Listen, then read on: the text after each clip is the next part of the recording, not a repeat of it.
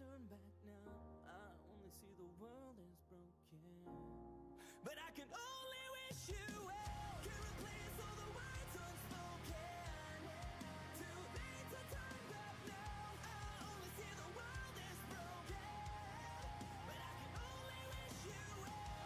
When I am the one ever been done. And I'm not about to let myself come undone.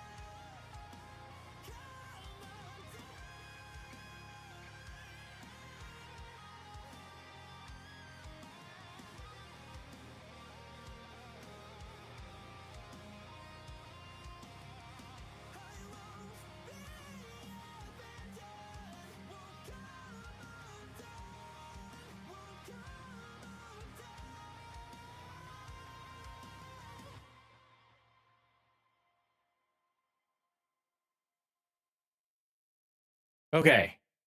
All right. Let's see here. Testing.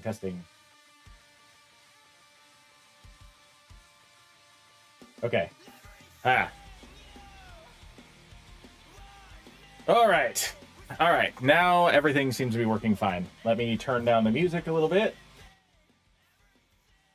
Had to find some DMCA free, copyright free music that I could use for this, because lately I have been getting hit with demonetization alerts over on all of my, like, not all, but a decent number of my nerdcore tracks and my nerdcore reactions. So I've decided to avoid using nerdcore stuff today, which kind of breaks my heart a little bit, because that's kind of what I'm known for. But, you know, whatever. Today is not focused on music. Today is focused on, I'm here celebrating my birthday and doing some Magic the Gathering pack openings, as I've been talking about. I have so many booster packs, more booster packs than I was expecting, because I pre-ordered a bunch of stuff and forgot about it, and then months later it all came, and that was kind of a shock. I was hoping that I'd also have the secret layers for the Spider-Man set here today, but unfortunately they did not ship in time. But you know, that's okay. We're gonna Steam, push forward without them. So I have, let's see, I've got, as you can see here, this is a pre-release box. It is open, but that's because I added 2 additional booster packs to it and some cards that I wanted to set aside specifically for the decks that I want to try and build with all of these. So each pre-release pack, anyone who knows about Magic the Gathering, has 6 booster packs in it. This one has 8 because I put 2 in there. I don't even know what the special holographic card is. I know that there is supposed to be one. I don't know what it is in this one. I opened it just to stick a couple extra booster packs and some random cards in there. I have 2 other unopened pre-release packs as well. So right there, that's what, 26 booster packs. I think 6, 12, 18, no, 20 booster packs right there.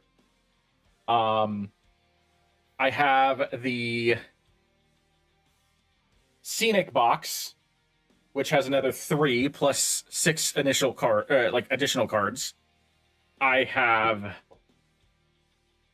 the bundle, which is another 9 booster packs plus a promo card and 40 lands.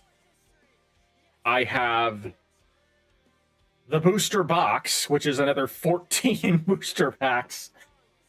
I have the Iron Spider Mary Jane, which has a promo card. I have the Battle Damage Spider-Man with its promo card. Oops. I've disorganized myself. And then I have several additional booster packs. And if we get around to it, I might interject these in between all of the other booster packs. But I also have 13 of these Ziploc baggy packs, each one having 100 cards in it, that were found at a thrift store And in addition to 13 of those, there are another 6 or 7 that were found at the same thrift store at the same time that are 60 and 50 cards. So I don't know whether or not I'm going to be opening all of these on stream. I'll probably open a decent number of them, but we'll see what happens, because the booster packs are the primary draw here. And I'll throw the Ziploc baggy packs in just as a way to, break up the monotony from seeing all the Spider-Man cards. But we're going to put the miscellaneous booster packs aside for now and focus on the Spider-Man ones, because those are the ones that I pre-ordered. Those are the ones that I am super excited to go through, and I am guaranteed to go through all of them on this stream. And depending on what happens, I'll probably end up trying to build some decks with them. I already have some decks started that are meant specifically for the Spider-Man cards, including one that's very heavily proxied. In fact, I can show you some of the proxies right now before we get into that. So I actually set these ones aside because I made them for my friend. But these are some of the proxies that I've created for Spider-Man, including Reconnaissance, which I most associate this with the Assassin's Creed set. But that I felt like was a really fitting card for Spider-Man. Impeding Webbing, which is a version of Ghostly Prison that I created for Spider-Man. Propaganda, because I feel like that feels very Spider-Man-like. Plaza of Heroes with our Lord and Savior Stan Lee and his statue from the Spider-Man 2 game. Towering Viewpoint, again from the Assassin's Creed set. Again, I felt like that was a very fitting Spider-Man card. And again from the Assassin's Creed set, Tranquilize, redesigned as Knockout Punch. So, those are a few of the examples of proxies that I have created that are in one specific deck that I have that's mostly Marvel themed. Yeah, that's a lot of cards, Delta, yes. Like I said, I kind of didn't pay attention to what I was pre-ordering. Hang on, I just need to check the chat box real quick, because I just noticed that I don't think it's alerting the way I want it to.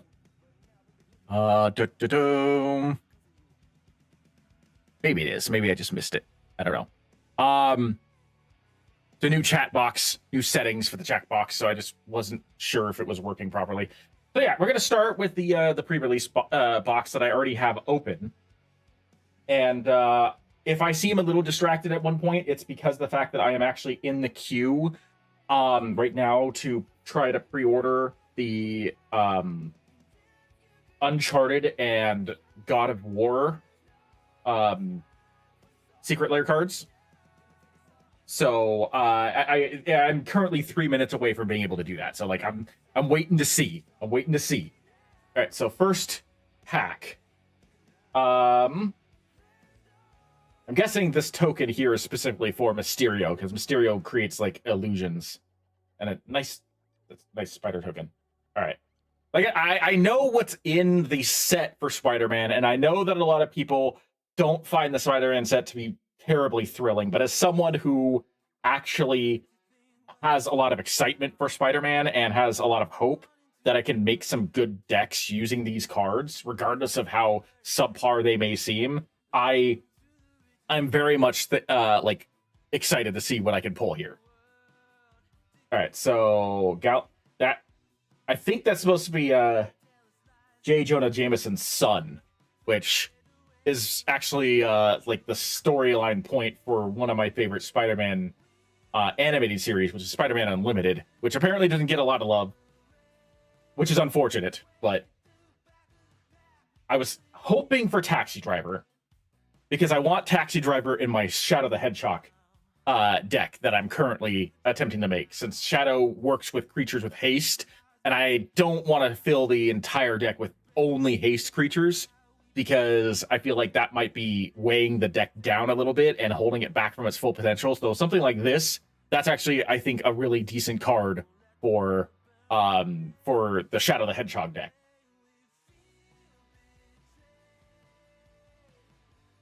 Put a +1/+1 counter on target creature you control, and it gets hexproof or destroy. Okay, that one again. Like, I feel like a card like that. I know a lot of people were ragging on the Spider-Man deck, but that is actually a pretty decent card. I feel like, especially for a card for a deck like my my Optimus Prime deck, which is a +1/+1 counter generator.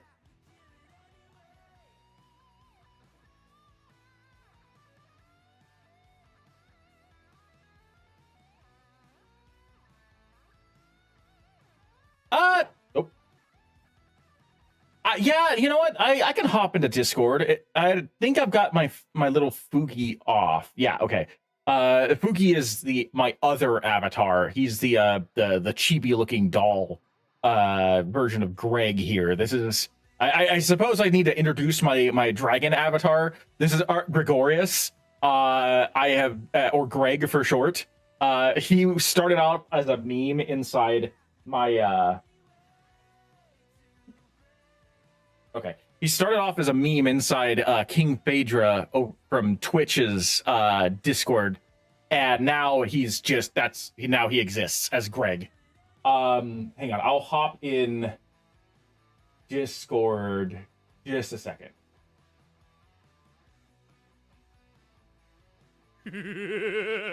Oh God. Okay, I am in Discord now. So if you want to hop in, I know this is not necessarily going to be like the most exciting stream, but I think that like I want to celebrate my birthday. I want to hang out with people, and I can't hang out with everybody.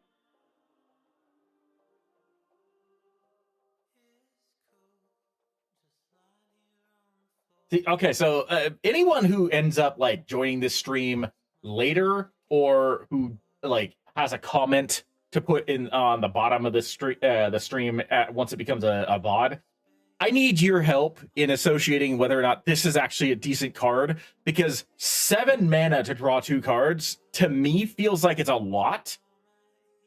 But because I've seen cards that are like less expensive that have the same effect, but this is on a creature and it can be used multiple times, so I don't know. Oh, You're talking hang on. Magic. Yeah, I'm doing a Magic stream. It's his birthday. It's my birthday. Happy birthday. Thank you. This is the people who are in the stream. This is Arc Delta and 6/1. Hi. Hello. Good morning. I just woke up. Where can I watch stream? Forgot. YouTube.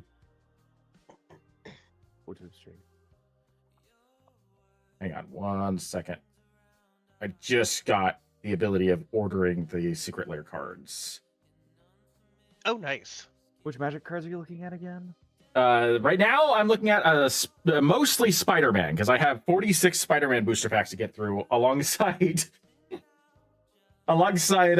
7 miscellaneous booster packs and 13 100 card packs that were picked up at a thrift store.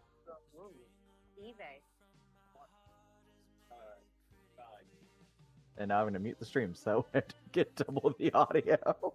Yeah, that would probably be recommended. Yep, I am as well. One moment. Which secret layer is up right now? I can't remember. They just released the PlayStation secret layers. Oh yeah, that's right. That's the one that they were doing next.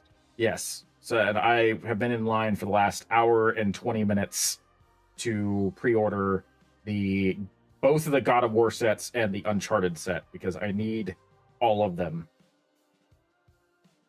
I'm actually going to need more than one Nathan Drake's, but I figured to start with that. Yeah, that's fair.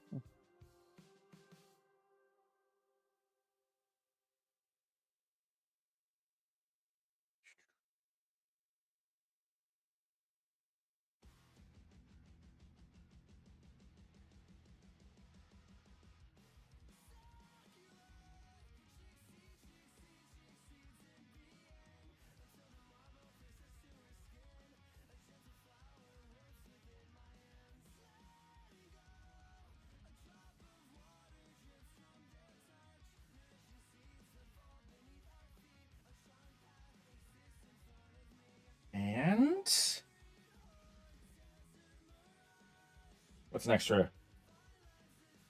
Okay, there we go. What's an extra $30 onto my credit card? Yay! Gotta love it.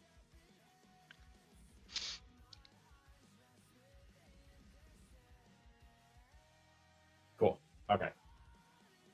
Now I can actually set my phone aside and focus. Yeah, I gotta rip some packs here. Yeah. News helicopter. I was thinking of. It's funny that this is I think one of the reasons why so many people hated the idea of the Spider-Man pack, because it felt like it was so rushed. Because they did things like bagel and schmear as a freaking artifact, which I think is hilarious, and it's actually a really good card. But I understand that some people wouldn't like to have a bagel and schmear in their deck. Or City Pigeon, which I think is actually getting reprinted again in the Ninja Turtle pack that's coming in January or February, which is hilarious to me because it's both these sets are in New York. So like if you combine the two, you basically just have a straight New York themed set. Magic is becoming the Fortnite of playing cards. You know, honestly, Becoming? it's been like that for a couple of years now. Yeah. Has it? No, Yeah, they have produced I knew so their many sets.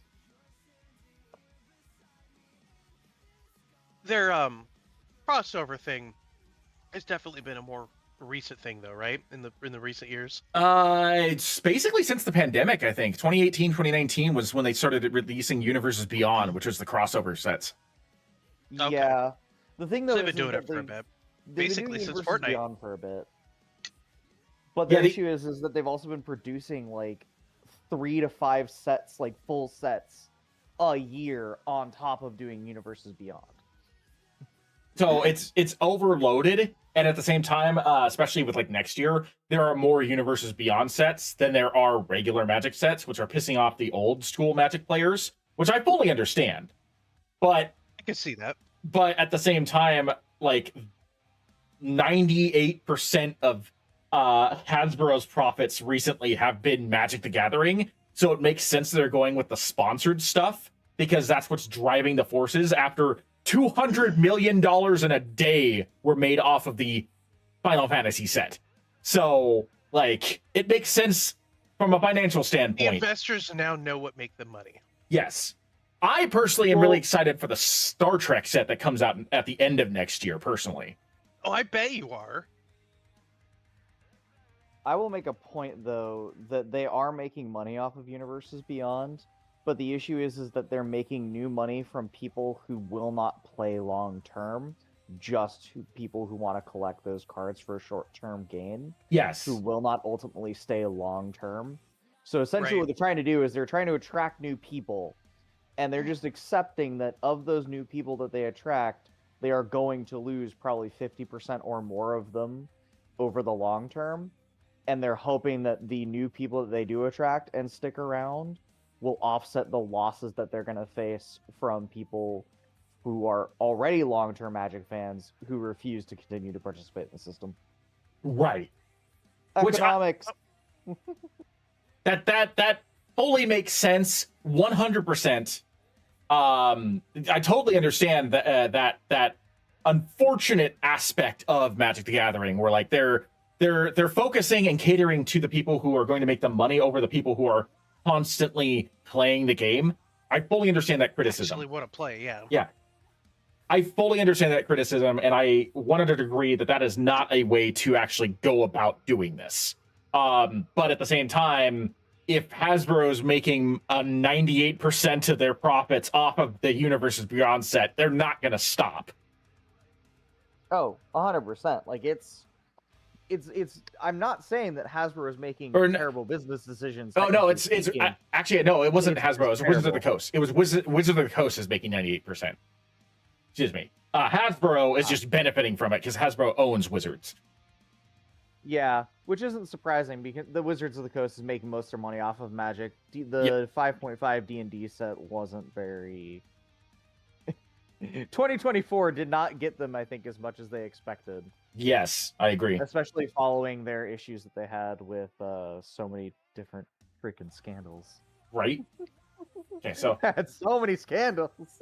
this is actually one of the cards that I was hoping for, because this is going to be a commander that I want to make for Miles. I want to get. I actually have a list. Hold on. I have a list of the cards that I want to pull from this. This was one of them, although I need at least one more copy of it, if I remember correctly. Where is it?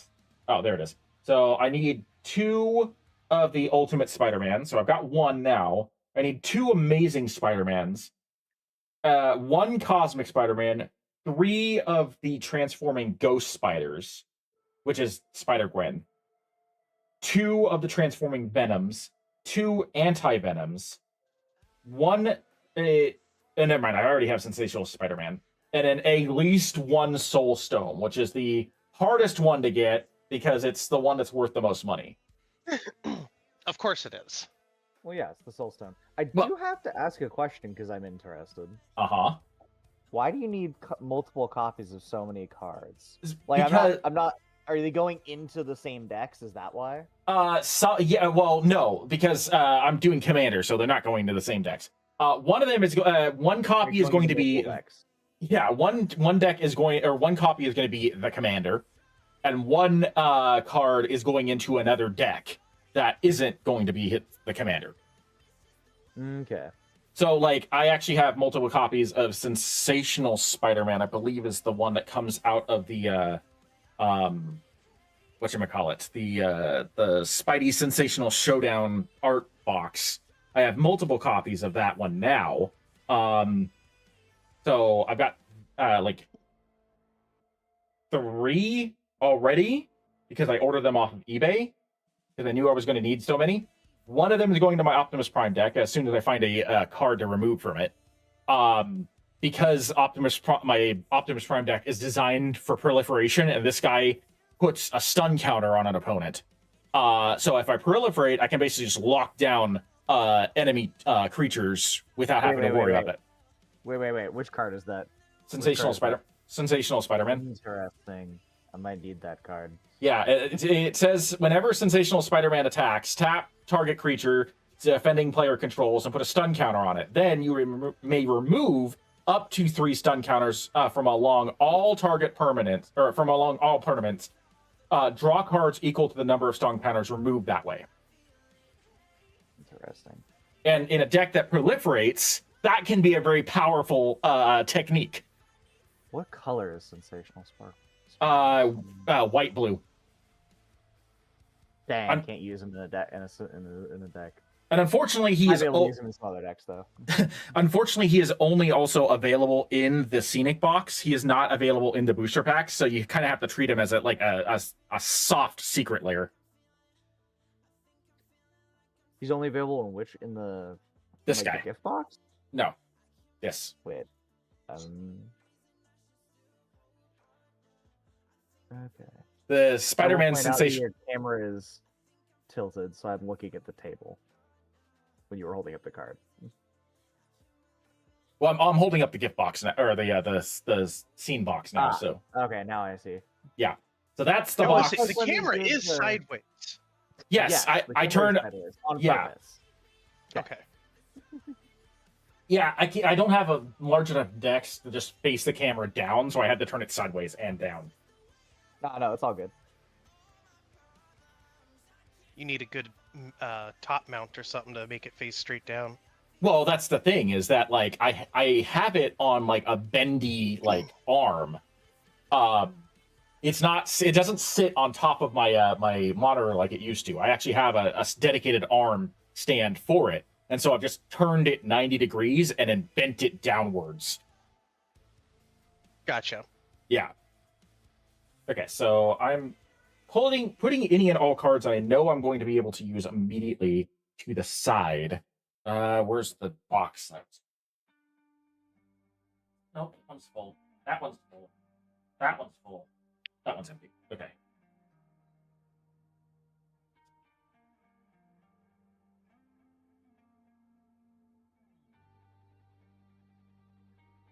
Although I did not get the 3 packs of Secret Layers in time for this that I wanted to get. I did end up scoring that secret lair, which is from the that's the only way to get that one is if you ordered like the big bundle that had all 6 of the secret layers, which I was not going to do because that was like $300.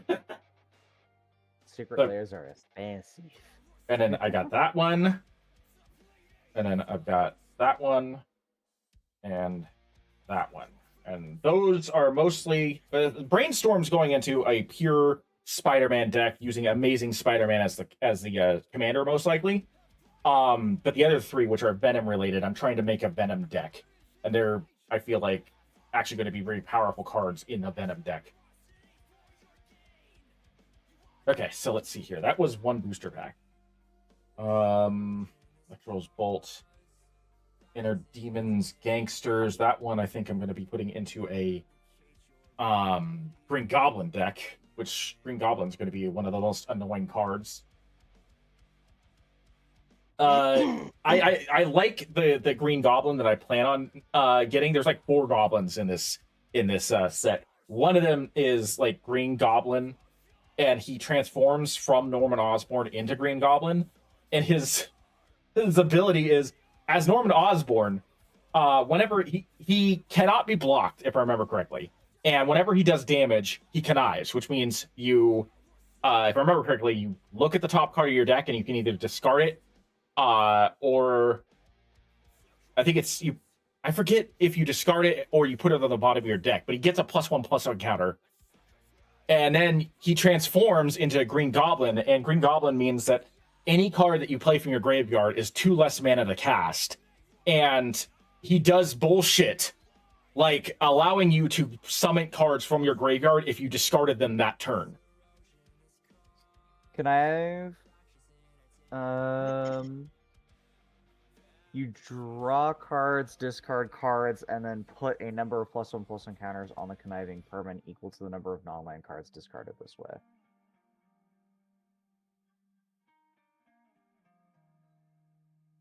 That is the definition of connive. Okay. So you draw, discard, and put a +1/+1 counter card on the non-land card. On a creature if a non-land card was discarded. So yes. Every time. So basically, the way you would build the deck is you would build the deck so that way you use that to discard cards constantly, buff up your commander, and then you would have, and then either I think you said he might have an ability, or you would have spells that allow you to pack cast from your graveyard. Yeah, his ability is he reduces the spells. He reduces creature spells, I believe, cast from the graveyard by 2, and whenever you discard a creature card, you can. That same turn, you can then bring it out of the graveyard by casting it for 2 less mana than it went into. Yeah, no, there are some funky mechanics you can do in Magic. I should know. I have a couple of decks that are ridiculous. We should play a game of Magic at some point, and I should show you my Hawkbull deck. It's ridiculously stupid. Robot counter, that's probably going to be very useful in my Eggman deck. Because Eggman is another bullshit card that allows you to play stuff for free. Okay, so Subway Train. Wait, you said Eggman. They have a Sonic crossover? For Secret Lair, they had a Sonic crossover, yes. Nice. Shadow is apparently one of the best black-red cards that you can get for a commander. Because he is in the pirate deck that I let you play with, although you didn't get a chance to pull him. If you had, he was, huh? If you had, he would have gotten super annoying, because if you cast a spell using like your treasure tokens, then it has the ability split second, which means I can't counter it.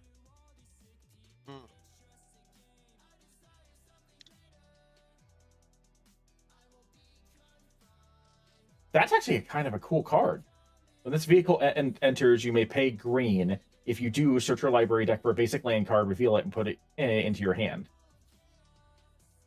It's One of the best things you can do with that is cards that allow you to blink.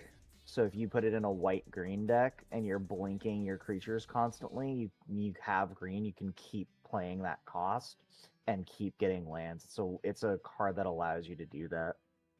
And since it's not technically a creature, it's a vehicle. Hmm. You don't even have to blink a creature. You can just keep blinking that card specifically, and as long as you have a creature available to crew it, you can crew it and use it as a blocker still at any point. Though because it's a 3/1, it's not going to block much, but it'll generally Yeah. kill most early game things that would trade.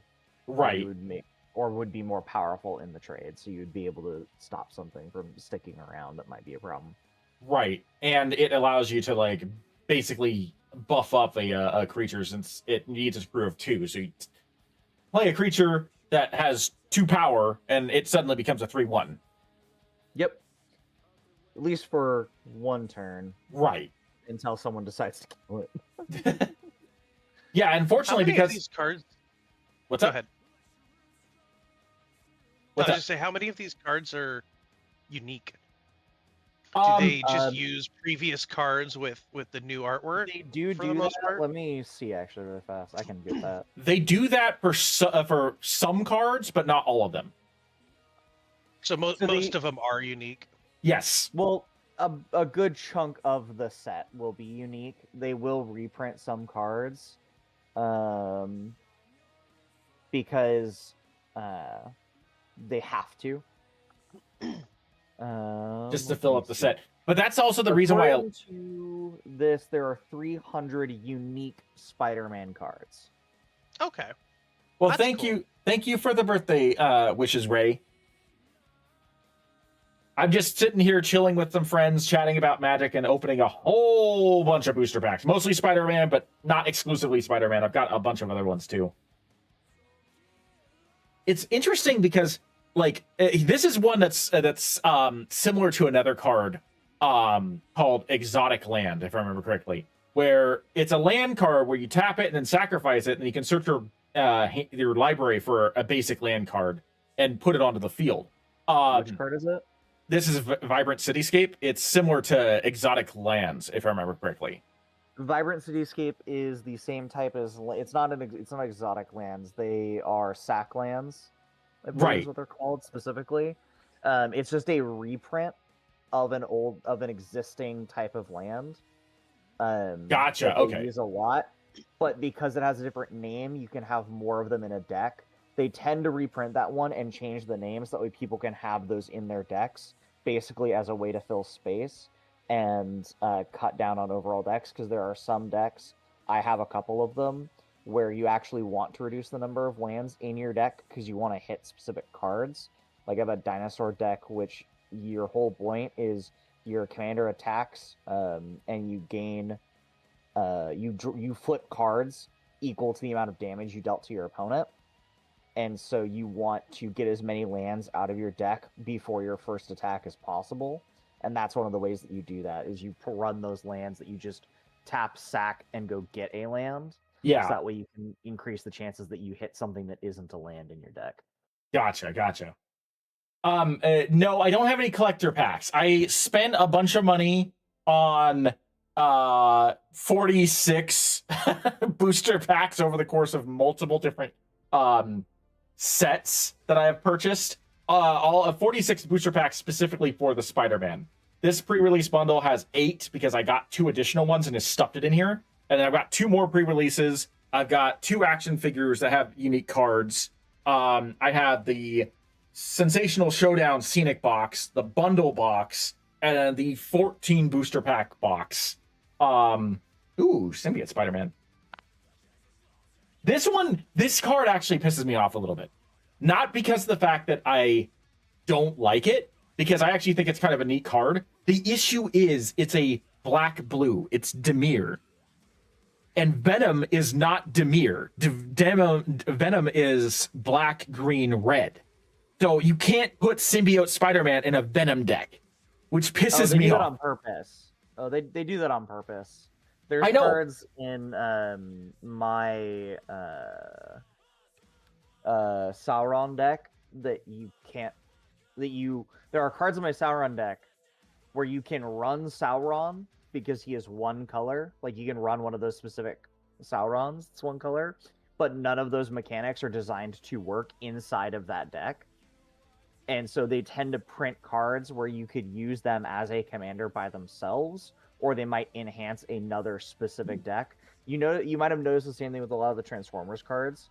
A lot of the Transformers cards are individually built cards that actually emphasize a different type of mechanic in a different type of deck, and don't necessarily work really well together. And they tend to put a lot of those cards in larger sets because of that.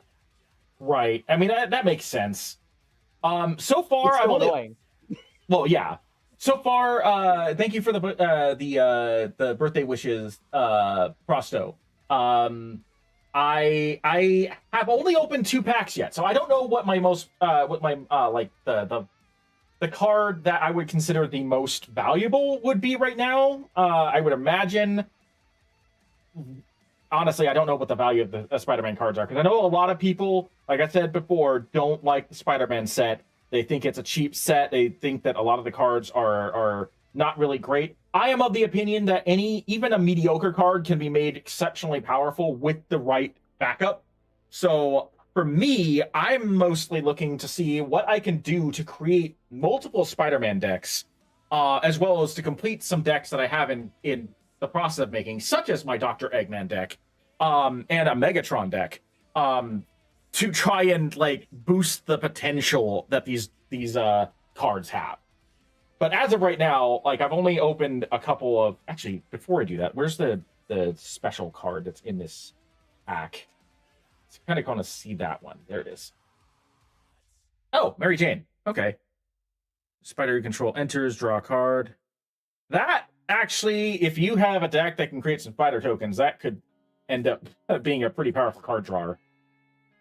What color is? This one is white green. There is a pure white one as well, but this one is white green. Okay. So it works. I have a couple of friends who have made spider decks that most of their spider decks are not do not have white in them. It's most funny. Spiders tend to be black and or green. Well, yes. The Spider-Man deck has spiders of all different colors now, though. So like, obviously. I had Spider-Man Web Slinger just a minute ago. That one is pure white. Then you saw Sensational Spider-Man, which was white-blue. Yeah. But yes, most of the spiders that I've found have either been black. I think I've found one red, one white, and then most of them have been green or black.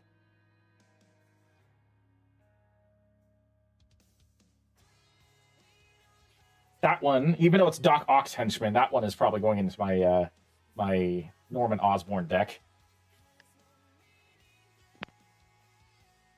Wish I understood more about Magic like you guys. I only played my first match like a month ago. Oh, nice! Fifth place. We'll make that. We'll change that. Yeah, I don't. Like I said, like I said, Prosto. I know that a lot of people don't value the Spider-Man set, and that has actually dropped the value of the cards significantly, which is great for someone like me who's on a budget. But I definitely know that, like, for some people, that's kind of annoying.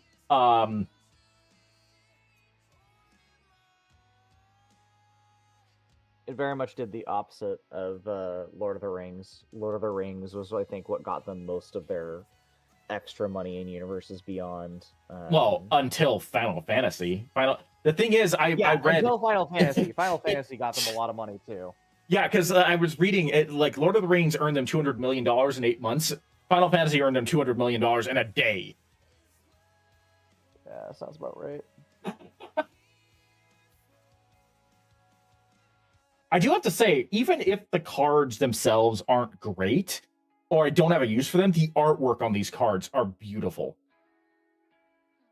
Yeah, they did some good artwork. Hot dog card. That's another one that a lot of people are complaining. complaining. Some of the cards they actually pulled out comic panels for. Mm-hmm. Most of those are going to be like the really hard ones to get, or they're in specifically the collector edition booster packs. Yeah. I mean, that's where they put a lot of that. They like the Transformers Shattered Glass cards were all in collector's boosters, which is why I have 0 of them. I have 2. I have Optimus Prime, which I use for my commander. I have multiple regular Optimus Primes as well, but I have Optimus Prime, which I use for my commander, and then I've got Prowl, I think. which I was going to put in my Optimus Prime deck and then ultimately cut him because I had a different idea. And see, this is one of those cards that, like, I know a lot of people ragged on a hot dog cart because the fact that it's like, oh, a hot dog cart, great, but it's like it's just a generic what is it mana rock that also gives you a food token so you can gain life with it. I actually think this is more valuable than some of the mana rocks they have out there. It's just kind of weird because it's a hot dog cart. The hot dog cart is, I wouldn't say it's better than most of them. It's definitely going to be one of the better ones on the 3 mana spectrum, but there's a lot of mana rocks that you can get for 2 mana or less that are a lot better. There's a reason Sol Ring comes in every single commander deck. Well, yes. Without fail. It is because Sol Ring is the best mana rock. And because Sol Ring is 2 mana, it makes 2 mana mana rocks better. Yeah. Because you can then Sol Ring into a mana rock, which I actually had a game where I played a land, Sol Ringed into a mana rock, then mana rocked. Then the next turn, I managed to Sol Ring, mana rock, land into like 2 more mana rocks. And I had like 8 to 10 mana by literally turn 2. That's was disgusting. Insane. Oh, it was. Literally, I didn't win that game, surprisingly, but everyone looked at me and was like, why?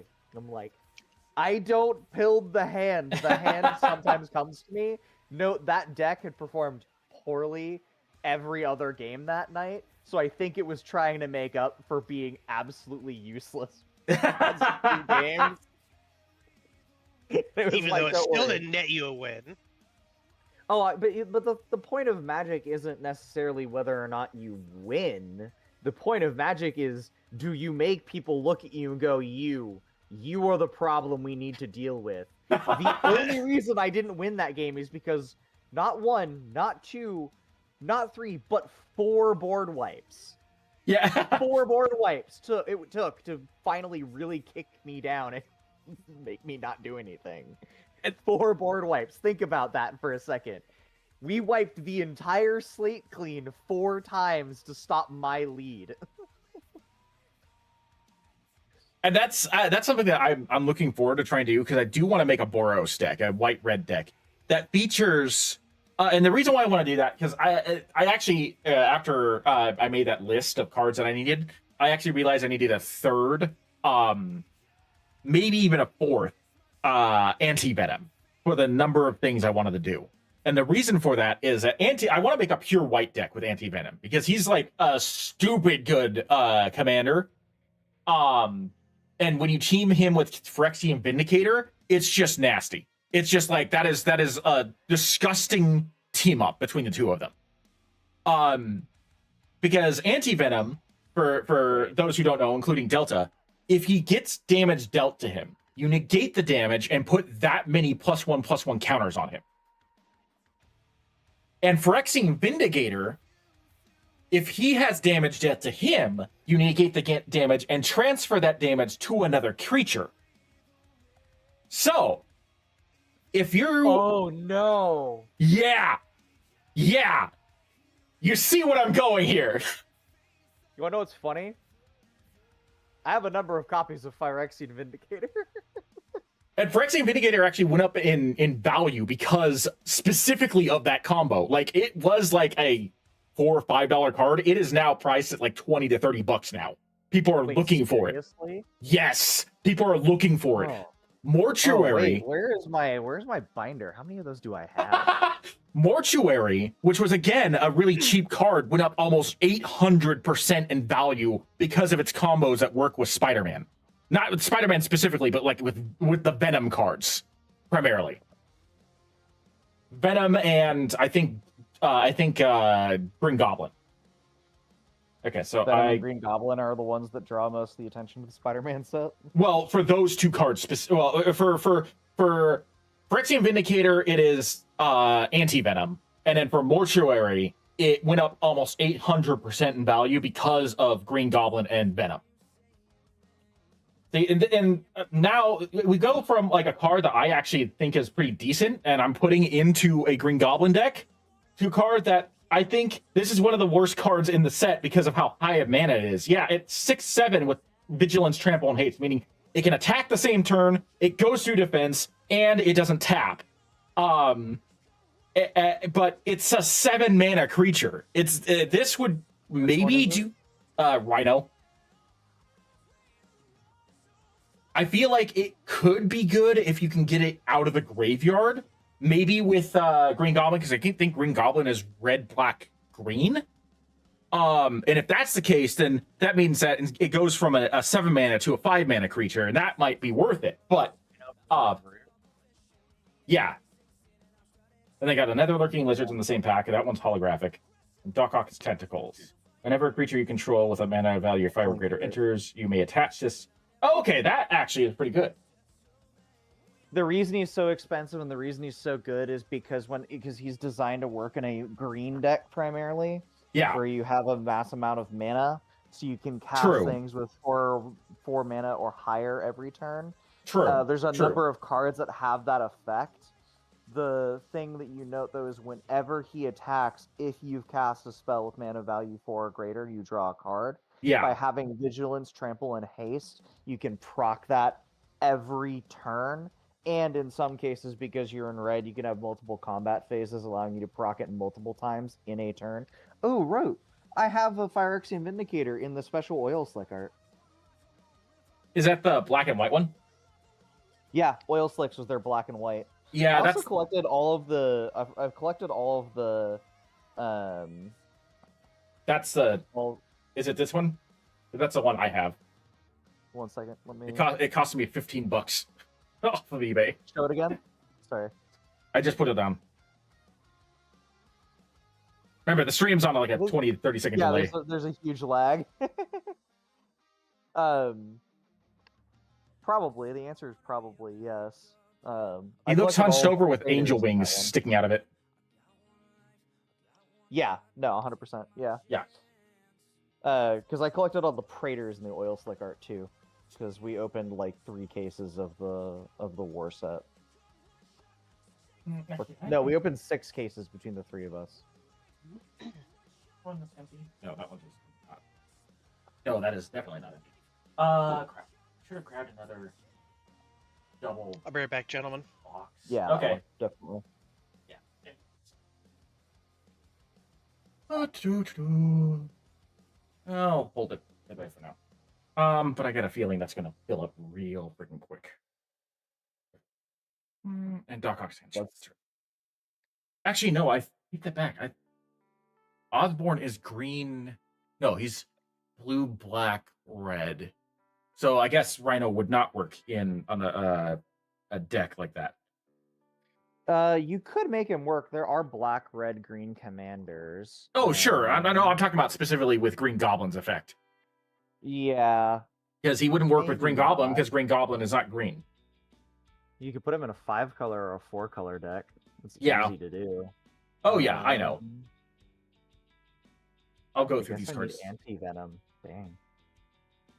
Yeah, see, but the thing is, I'll wait. Actually, I'll wait until Delph gets back because I wanna shock him with the idea that I have because I think you probably know what I'm talking about, but I want to describe it to Delta.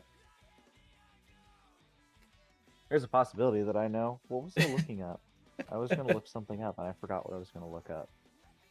Citizen... And ooh, that's a cool treasure token, actually.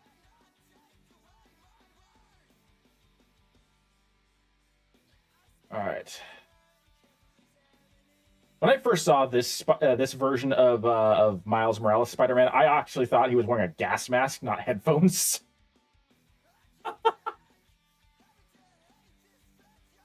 Another Inner Demon Gangsters. The other card that I want to grab, I don't know if I'm going to pull it, and I don't know if I'll have a full-on deck to use it with, is Mr. Negative. Because Mr. Negative has a nasty ability where, like, you can reverse your life points and one opponent's life points. You just trade life point totals, And if you lose life points, you draw as many cards as you lost. When you That actually, so that would be a great counter card for people playing life gain decks. yes, 'Cause exactly. there's been a couple of times where someone's been playing a life gain deck, and it's like the only way to kill them is via commander damage in a commander game because you're not going to be able to go through their ridiculous amount of health. So you just swap health totals. Yep. And taking damage to draw cards is actually really powerful, especially if you put in the correct number of rocks. Yes. And other things that say you have no maximum hand size. Mm-hmm. Because I will tell you right now, seeing a no maximum hand size card come onto the field makes you go, oh, wait a second. Yeah, what are they setting up? What's about to happen? Because once you have no maximum hand size, oh boy. Can things get crazy? Exactly. Okay, so there's one of the green goblins. Not the one I'm looking for, because the one I'm looking for transforms.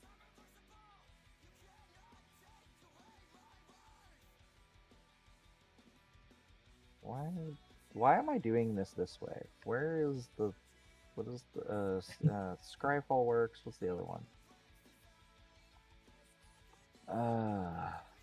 Target legendary creature gains menace until end. Oh, okay. So that okay, that makes sense because J. Jonah Jameson also gives creature menace. Okay, so daily bugle building, that makes sense. Got it. Got it.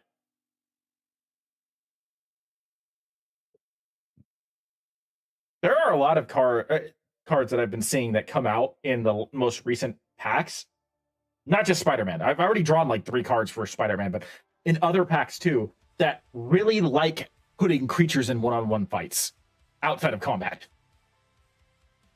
Yeah, fighting is a mechanic that is usually used as a way to eliminate something from the game via combat damage, because it is technically a combat damage, and there's a lot of there's a weird mechanic that some Magic cards have where they will say you cannot destroy this thing with anything other than combat damage. Right, yeah. So fight cards in the green category allow you to evade that type of protection, which doesn't seem like a lot because you don't see that type of protection a lot. Yeah. But because green cards are so large, fight just works really well in their decks because it lets you go, I have a giant Hydra that every time it takes damage, it gets more heads, i.e. more counters. So what I'm going to do is make my giant Hydra that I know is going to kill your thing and eat it for breakfast, kill your thing and eat it for breakfast, so that way I can get counters equal to the amount of damage that you do. Yeah. That pack actually had most of the cards in it were cards I wanted to use. They were talking. Oh, hi. Happy birthday. Thank you. I came into an interesting conversation. Oh, I know right. way too much about magic, and I have friends who know even more. Gotcha. But yeah, happy birthday, Alpha. Thank you. I forgot that I managed to get collective brutality in the Devastator art. Not sure what deck I'm putting that in yet, but it'll go in a deck eventually. Of course. That's how it always works. You always are like, I don't know what deck to put that in. Then all of a sudden you're putting in a deck. I got that one, and I forget what it's called. It's a red card that destroys X number of artifacts depending on how much mana you spend on it, and it's Rumble and Frenzy attacking the comm tower from Transformers the movie. I got that one too for a pretty decent price. That was only like $3 on Card Kingdom when I picked it up. And I put both the other version, or both the second Collective Brutality and the Rumble and Frenzy card into my Megatron deck, because my goal for Megatron is to use Mycosynth Lattice to basically turn everything to artifacts. Wait, Collective Brutality? Wait, show me that card again. It is. That's not an official art, is it? Yeah, it is. It was from Secret Lair. Okay, it's for Secret Layers. Yeah, it was the Secret Lair. It was from the Secret Lair Transformers set. Yeah. Didn't realize that they did a Secret Lair Transformers set. I think they did it at the same time the original Transformer set came out. I've got Dramatic Reversal in my Optimus Prime deck, which is, you know, when Optimus gets off the starship and goes to attack Megatron in Transformers the movie. Yep. And it's like that's the perfect thing for that. And then they've also have like when Optimus dies and passes the Matrix to Ultra Magnus, they have a green card for that one, but I don't remember what it does. And then they've got Rumble and Frenzy attacking, and that one's a red card. They've got Collective Brutality. They've got one or two other ones. All of them are artwork from Transformers the movie. All of the scenes from the Secret Lair was from Transformers the movie. Another Demon City Gangsters, another Selfless Police Captain, another Unstable Experiment, another Romantic Rendezvous, another Professional Wrestler, Spider-Bot, that's one that I wanted. Oh, you can't put Rumble and Frenzy in the Soundwave deck. That's depressing. I know. How dare they? The fact that Soundwave is incapable of being compatible with Megatron, in my opinion, is blasphemous, but, you know. Well, Soundwave is interesting because he's specifically designed to make a very unique type of deck that fits very well with those colors. Yes. Megatron is the opposite. I know. Megatron is designed to make a very different type of deck. So it's an awkward thing where it's like what they could have done that would have worked better is if they'd made a second Soundwave that was designed that could work inside of the Megatron deck. They needed to just because it was a limited set. They just needed to flat out just make a full on Transformer set. But to do that would have required them to make almost every single card double faced, and I don't think they wanted to make an entire set that was purely double faced. I know that they have done a lot of those. It's not just that. They didn't want to... I'm pretty sure that when they were doing the Transformer set, they didn't think they were going to have enough interest in Transformers. Well, yeah, because it was one of the first Secret Layers, I think. Or not Secret Layers, one of the first Universe Beyonds. Transformers was a Universes Beyond set attached to the Brothers War. Yes, which makes sense. Set, which is what they also did with Jurassic Park when they attached Jurassic Park to the Lost Caverns of Ixalan. And a lot of the time you see them do that, it's because they want to make those cards for Universes Beyond, but they know that individually they don't think that they can sell those sets for a large amount of money, which is why they started putting them in, like literally connecting them to a set. And Transformers was awkward because it really should have been something different. Not because I, as a Transformers fan, want more Magic the Gathering Transformers card. I do want that. But it should have been something different because it didn't... Because the only thing that connected it to Brothers War was it's artifacts. That's it. That was the only reason. Well, I thought it was also Transformers are artifacts. I thought it was also the thematic set of like the fact that Optimus and Megatron are now associated as basically like not blood brothers or Energon brothers, but like brothers that got divided in a war. That's why that was also an idea that they were going with, but it basically felt more like this is our set with a bunch of artifacts. Transformers are essentially artifacts as far as Magic is concerned, so here's the Transformers as well. Yeah. Because they didn't do anything to like really make the Universes Beyond to like properly integrate with that set. And they had the same problem with Jurassic Park. The Jurassic Park Jurassic World set was a small set launched inside of Lost Caverns of Ixalan. And while it works a little bit better because of the concept of the Jurassic Park and Jurassic World movies and the cards that they put in there, it still was the same thing of like, it's a really small set. It doesn't really actually connect to specifically Lost Caverns of Ixalan, other than, hey, look, dinosaurs. And as a byproduct of that, it's not super good. Like, a lot of those cards are interesting and fun, but, like, some of them just don't make sense. Like, Ellie and Alan is an interesting card.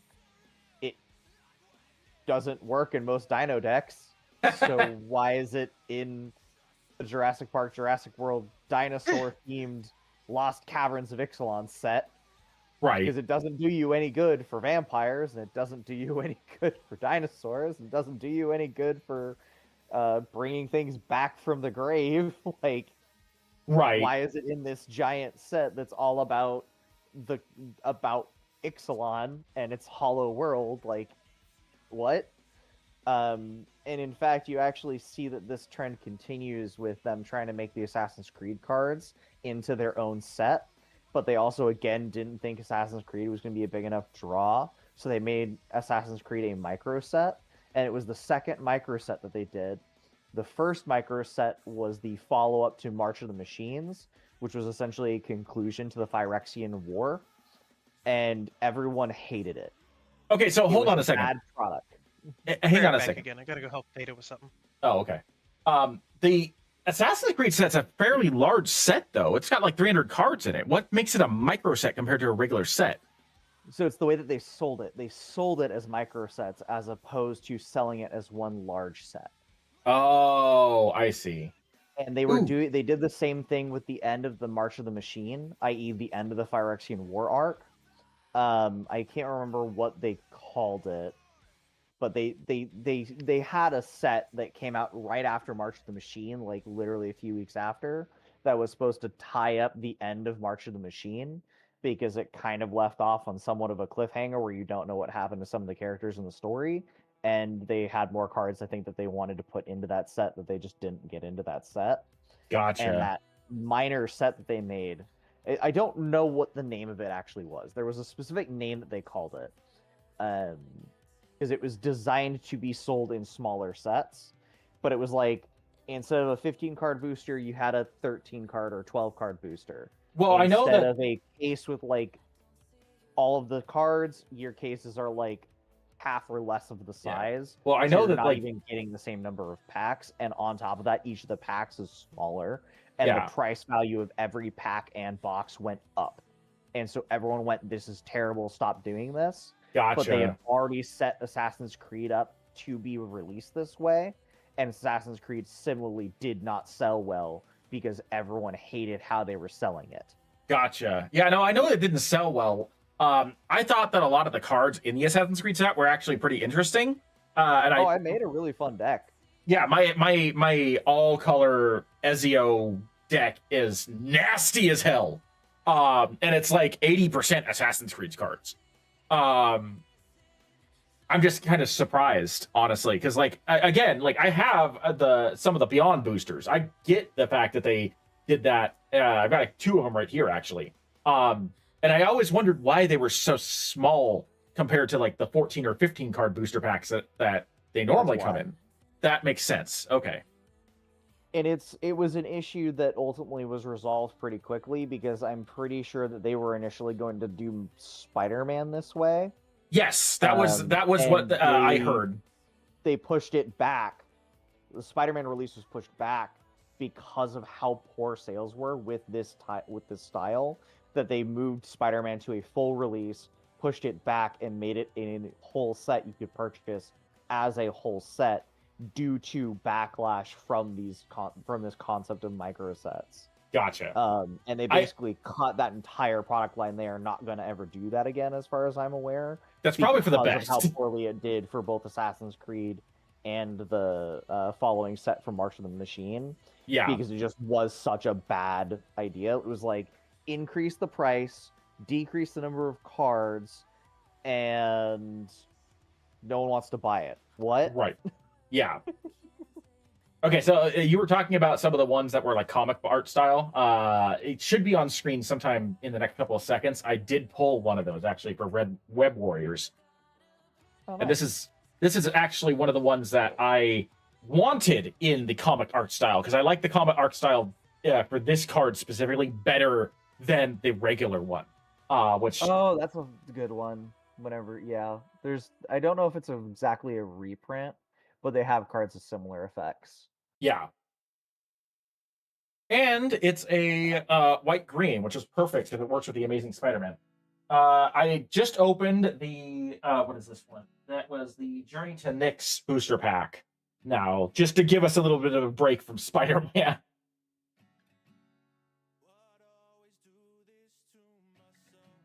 I've never opened one of these packs before, so I'm kind of like reading the cards and looking at them a little bit more intently than I was with Spider-Man, because a lot of the cards I've already pulled multiples of. Okay, so mill. Cool. That one's actually pretty nice. Interesting. Interesting. It's kind of expensive, though.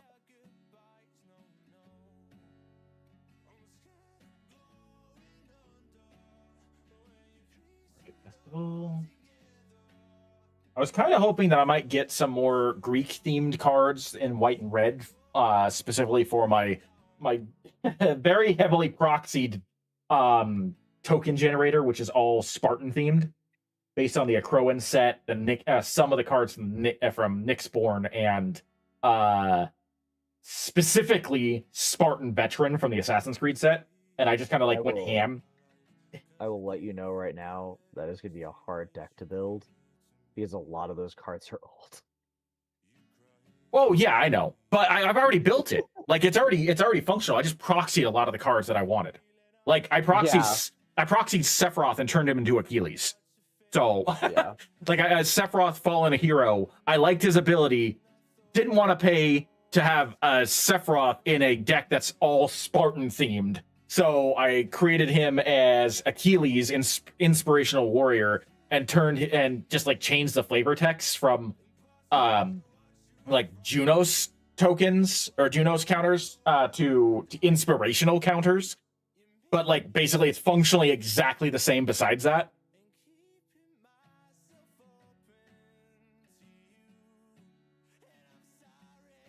The other one I wanted to create was like an Egyptian deck, because I know they've got some Egyptian style cards. Oh yeah. Compact.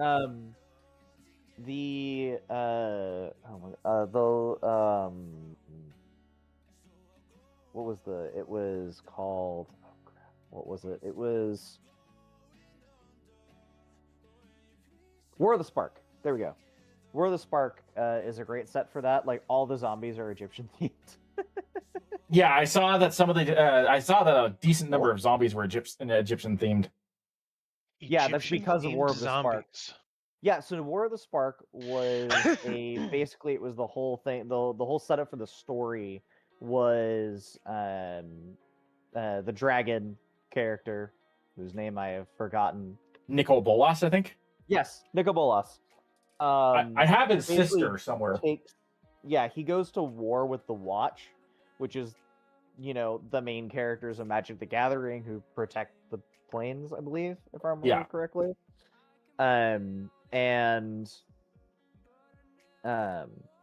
He basically takes the war to them, and his war is brought in the form of a giant zombie army. And so all of the red, black, red, black, and blue cards basically in that set, like most of them are just his zombie warriors doing things. Ha! Note, fun thing about his mechanic though is that his mechanic for that set, or not his mechanic, but the mechanic for the zombies in that set was called Amass, and it would have a number next to it, so it would be Amass X. Right. And Amass builds you a zombie army token. So you create one token equal with a number of counters equal to the X value of Amass. So a lot of zombies have the Amass mechanic. Oh, don't worry. I'm about to explain why this is broken and amazing. Well, I was just wondering because, like, I know that there's Amass zombies and Amass orcs, and a lot of the cards from the Lord of the Rings set are about amassing orcs, and I'm like, what the fuck does that mean? Amass orcs means create an orc army token. Guess what happens when you amass? Regardless of whether you're amassing orcs or zombies. What? If you amass zombies and then amass orcs, your zombies become a zombie orc army. If you amass orcs and then amass again, it becomes a zombie orc army. Yay, zombie orcs. That sounds... Do you know how many cards in Lord of the Rings give tokens like Death Touch or other abilities? There's a good number of them in the Sauron to help Sauron's orc army. Every single one of the most important and valuable zombies in War of the Spark has a mechanic that says grant zombie tokens flying, grant zombie tokens hexproof, grant zombie tokens death touch, grant zombie tokens over and over and over again. And because you can make a zombie orc army, my Sauron deck is now Sauron, Lord of the Dark, or whatever it is that his main name is, and he basically runs a zombie orc army because it's so much more powerful than just doing a straight zombie amass deck or trying to do just a straight Sauron amass deck. All right, so I got my first Venom. Nice. So, now that you're back, Delta, that reminds me. I was going to describe to you what I wanted to do with one of the with Phyrexian Vindicator and one of the anti-venoms that I want. So I wanted to make a red-white deck. I want to make a pure white deck that has both of those cards in there as well, with anti-venom as the commander, because anti-venom is a really nasty commander. Because the other thing is, in addition to negating damage that's dealt to him and putting that many counters onto him to make him stronger based on how much damage was dealt to him, he also has the ability of, when he's summoned to the field, I think he revives a creature of, I think it's like either a power or a mana value of 3 or less, and puts it back on the field. So he's a reviver, and he just stops attacks. But I want to put him in a white. The caveat is that you need exactly 5 white mana to play him. He's pure white. You can't use any other mana form. I want to put him in a red-white deck to combine with Phyrexian Vindicator and a particular card called Blasphemous Act. Blasphemous Act is a board wipe card under normal circumstances that when you play it, it does 13 damage to all creatures on the field. Boom! Now, you do 13 damage to Anti-Venom, and now Anti-Venom negates that damage and puts 13 +1/+1 counters onto it. But you're also doing that damage to Phyrexian Vindicator, which negates that damage and transfers that damage to a different target. So now you're giving Anti-Venom 26 +1/+1 counters. Oh, good lord. While eliminating literally everything else on the field. That's 13 defense or less. One swift motion. Yes. So you keep 2 decent, powerful creatures, make one of them exceptionally overpowered, and eliminate everything else. Cool. Remind me not to go against this deck.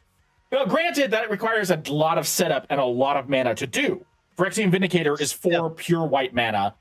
Anti-Venom's 5 pure white mana. And Blasphemous Act, I think, is like a 7 mana card that requires 1 red and like 6 other mana, if I remember correctly.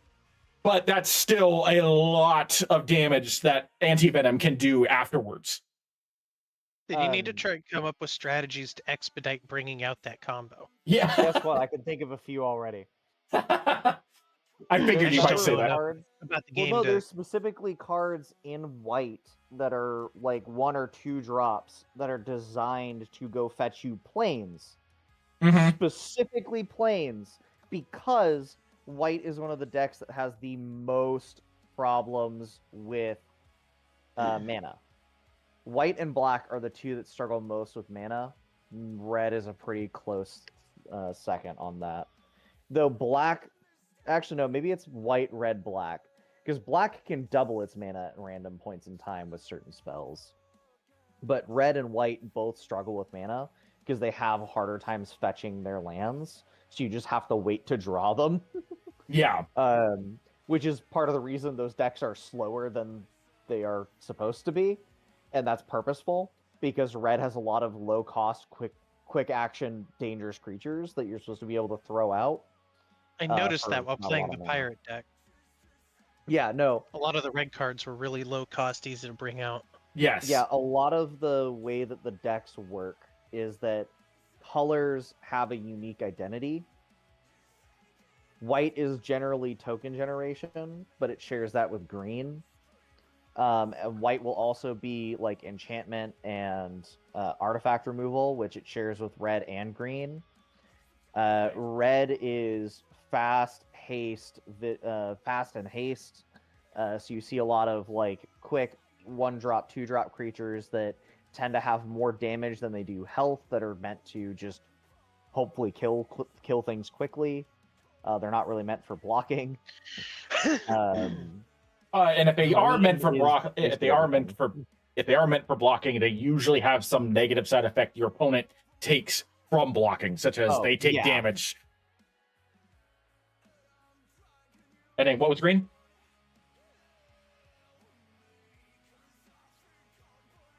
Six? Yes. What was green? I cut you off, sorry. Oh, green is... Green used to be, here is big mana, here is big creatures. But then green also got enchantment destruction and artifact removal, though artifact removal is less common. Then green also got reach.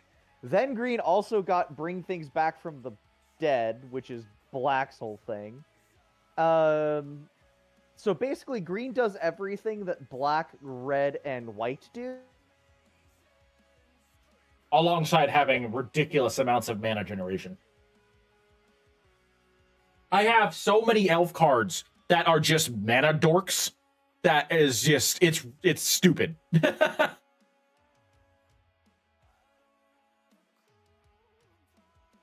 Don't need another swarm. Might need another one of those. Venomized cat. I forgot about Venomized cat.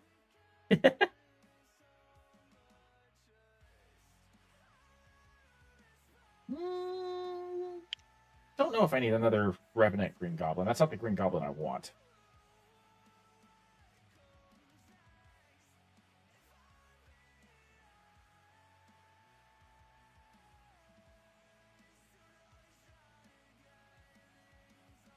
That is 2 Starling allies in one deck, but one of them is, or one pack, but one of them is holographic. So I'm going to take the holographic one. I might find a use for the other one later. That's like the 3rd Starling that I've gotten so far. No, don't fall over. Okay. To try and that's one of the whatchamacallits down. So I'm gonna put that to the side for recycling. I'm gonna switch over to opening the what is this? The damaged Spider-Man action figure. So I can get the card out of that one. Because that is in my Amazing Spider-Man deck. If I manage to pull Amazing Spider-Man, I really hope I do, because that card is like $20. So it'd be nice if I pulled one variant of that one, at the very least, to make that deck. I want this battle damaged version of, what is this, Spectacular Spider-Man in the deck. I think 6 either crashed or disconnected. Uh-oh. He did kind of suddenly stop talking in the middle of his sentence, I felt like. Oh. Okay, so. Is the box.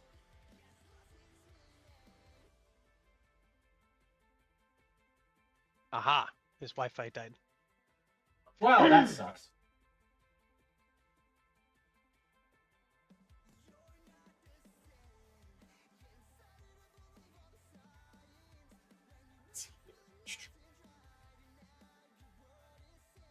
I'm very much looking forward. Welcome back.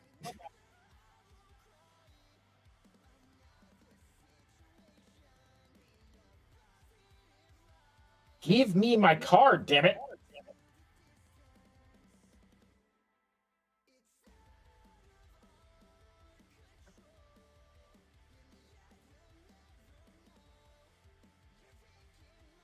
There we go.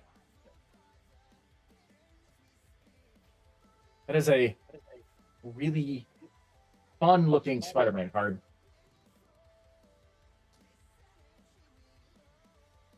I wish I had managed to had enough money to get the anti-venom action figure that is basically just Agent Venom, but white, with color reversed.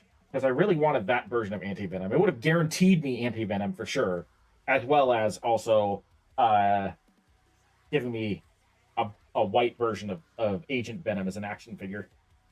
But these combo packs are like 40 plus bucks. So sadly, I did not have enough money for 3 figures, and I couldn't just justify getting 3 of them.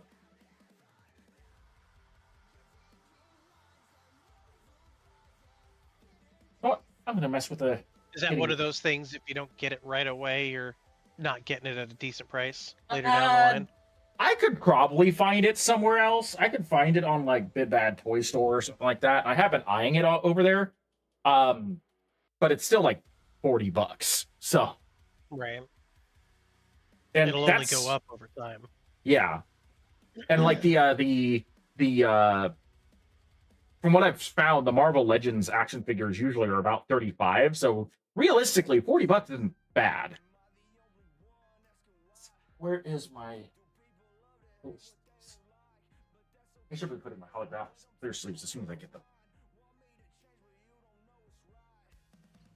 Someone needs to pull Six's string. He's not talking. Probably still trying to set up his computer again. Okay, there we go. Whoa. So that's one action figure out of the way. Let's get the other one. Oh. Get Mary Jane out of here. That is not what I want to do. Have my pocket sleeves go everywhere. Come here.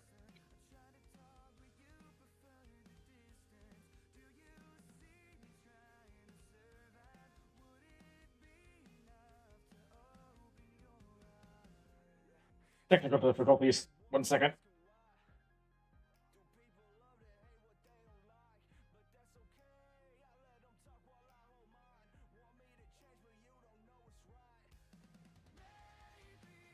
All right, do we have another? All right, my internet's back. Welcome back. Guess who forgot to put away the groceries? With no, refrigerated and frozen things in it. Oh no. Thankfully, the frozen thing was ice cream and everything was still cold. It didn't have like milk or anything, so hooray! Still, oops. Yep. That was screw up. Clear sleeves are now easily accessible.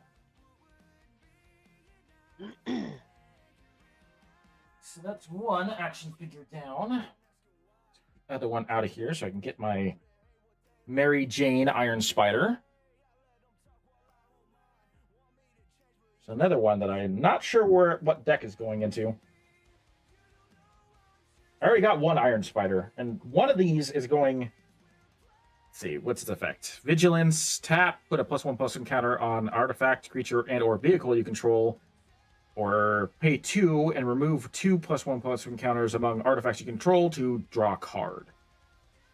Well, that is going into one of that is going into my Optimus Prime deck, and one of them is going to go into my Megatron deck, and one of them is going to go into my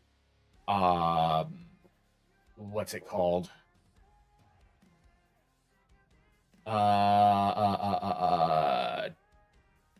Eggman deck. That's what I want to do. Eggman is all about artifact creatures, mostly robots and constructs, and vehicles. But Iron Spider is considered an artifact creature, and so therefore, I think it would be beneficial to put him in that. Or in this case, put her in that.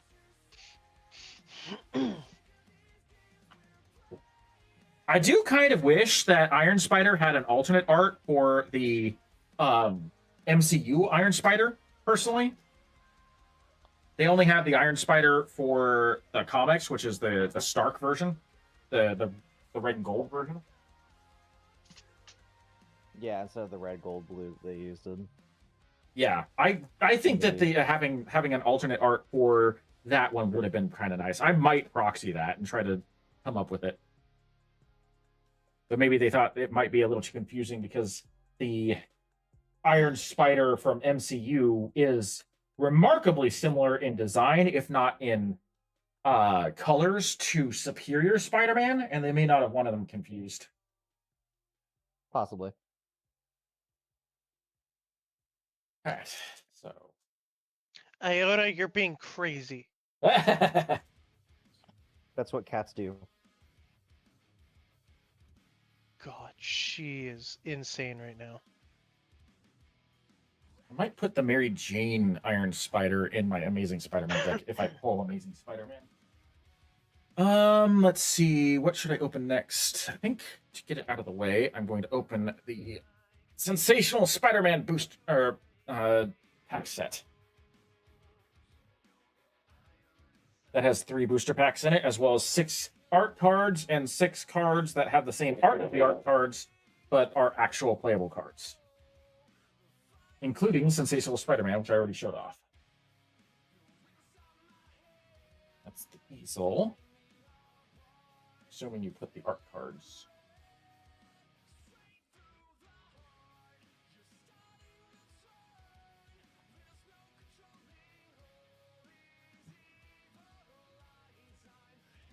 No.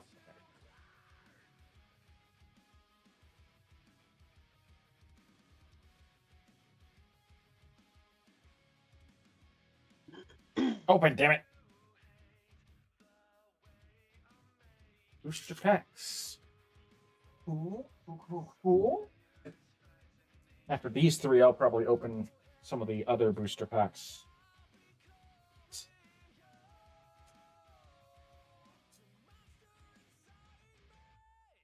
Ooh. Grasping Tentacles. And how many of those 100-card packs did you say you got? 13. And I have no idea what's in them. They're just completely random, and they were picked up at a thrift shop. So you got 1,300 cards. No, I already opened 7. I have 13 packs left. Oh, so you got 2,000. Gotcha. In That's a lot addition, of freaking cards. well, there's more than that because I also have like 6 or 7 packs that are 50 and 60 card packs. Why? Yeah. 100 cards for Delta, $10. Delta, welcome to the life of a Magic collector. You So are you will- saying when and if I do start collecting, 'cause I'm not financially ready for something like that now. I should probably buy a few of those like $10 100-card packs, something like that, just to stock up on some cards. I got this from Village Merchant. Like somebody just donated their cards to Village Merchant. This is not something that's normally sold. So what I Gotcha. would recommend doing, if you are interested in getting into Magic, start by building a deck you find interesting. Just pick a commander that sounds cool. Yes, and the reason I tell you this is because if you find a commander that sounds interesting and you build a deck for the commander, you can buy very specific cards. And the reason you want to buy very specific cards at first is because there are 2 ways to start collecting Magic. There is the financially responsible way that eventually grows into a lack of financial responsibility. And there is the financially irresponsible way, which only gets worse. Okay? Grows into gross financially responsibility. Yes, the financially responsible way, which eventually becomes irresponsible, is you buy for specific decks. Yep. And either you will get lucky and you will remain financially responsible by only buying for specific decks or buying when a deck needs an upgrade. Yep. Maybe every once in a while buying some extra cards or participating in drafts and getting cards that way. Right? But that's pretty much financial responsibility. Or it'll turn into financially irresponsibility where you'll start buying decks, like specific Magic decks, either that are pre-made, which is something that Wizards of the Coast does, is make pre-made decks. Yep. So you can buy those, or you will start buying sets. At the point at which you go, I will buy a box, you have become financially irresponsible unless you want at least 25% or more of the cards in that set. See, and that's the thing where like I started out as financially responsible. My entire Optimus Prime deck and like 2 other decks, like my Assassin's Creed deck, more or less, I bought the cards specifically targeted for those decks. Spider-Man, when they announced it, I kind of, even before they started releasing what the cards were going to be, I kind of just started pre-ordering things little by little. You just started nerding out on it. Exactly. Which, granted, a decent number of these cards I know I'm going to be able to use in some capacity, so I don't feel like it was a total waste of investment. But it was expensive. And then there's the financially irresponsible way, where you start buying cases and boxes of cards without any goal in mind, intending to let the deck appear out of the cards that you buy. And while that does work, I can tell you it does work. That's basically just going to a pre-release draft. Yeah, but the thing is that you can also just buy cases, and then you have a bunch of cards that you have extra. Yeah. For other decks. And the thing is that the reason I call it the financially irresponsible way is because it often means you didn't start with a vision. Yep. And by not starting with a vision, you can't target down what you need, and so you end up with a bunch of cards that you might not use or might not have a place later on. Like, I have an entire case of Magic cards that just doesn't get opened anymore. And it's not because they're bad cards. It's because I don't use them in my decks, because I have either other cards that are better for them, or because I have started to narrow in and become slightly more financially responsible. And so instead of buying boxes of Magic cards, a la what Alpha did, I go specifically for buying only the cards that I want, or proxying the cards that I want for very specific decks. And then I will proxy upgrades for those decks when I want upgrades, as opposed to going out and purchasing cards. Part of that is, admittedly, I don't like supporting Wizards for being a company that has and does some things that are fairly reprehensible. The other reason is also just a byproduct of, we were talking about earlier, there's so many sets. I am not spending $200 every 3 months to have access to all the things that you made. That's insane. That's too much money for me to be spending every 3 months. And the way Magic is going, it's going to start to be a set every 2 months or a set every month. And it's either just for people that'll pick which sets they want, or the hyper enthusiast that wants all of them. Yeah. Yeah. Which is, it gets expensive.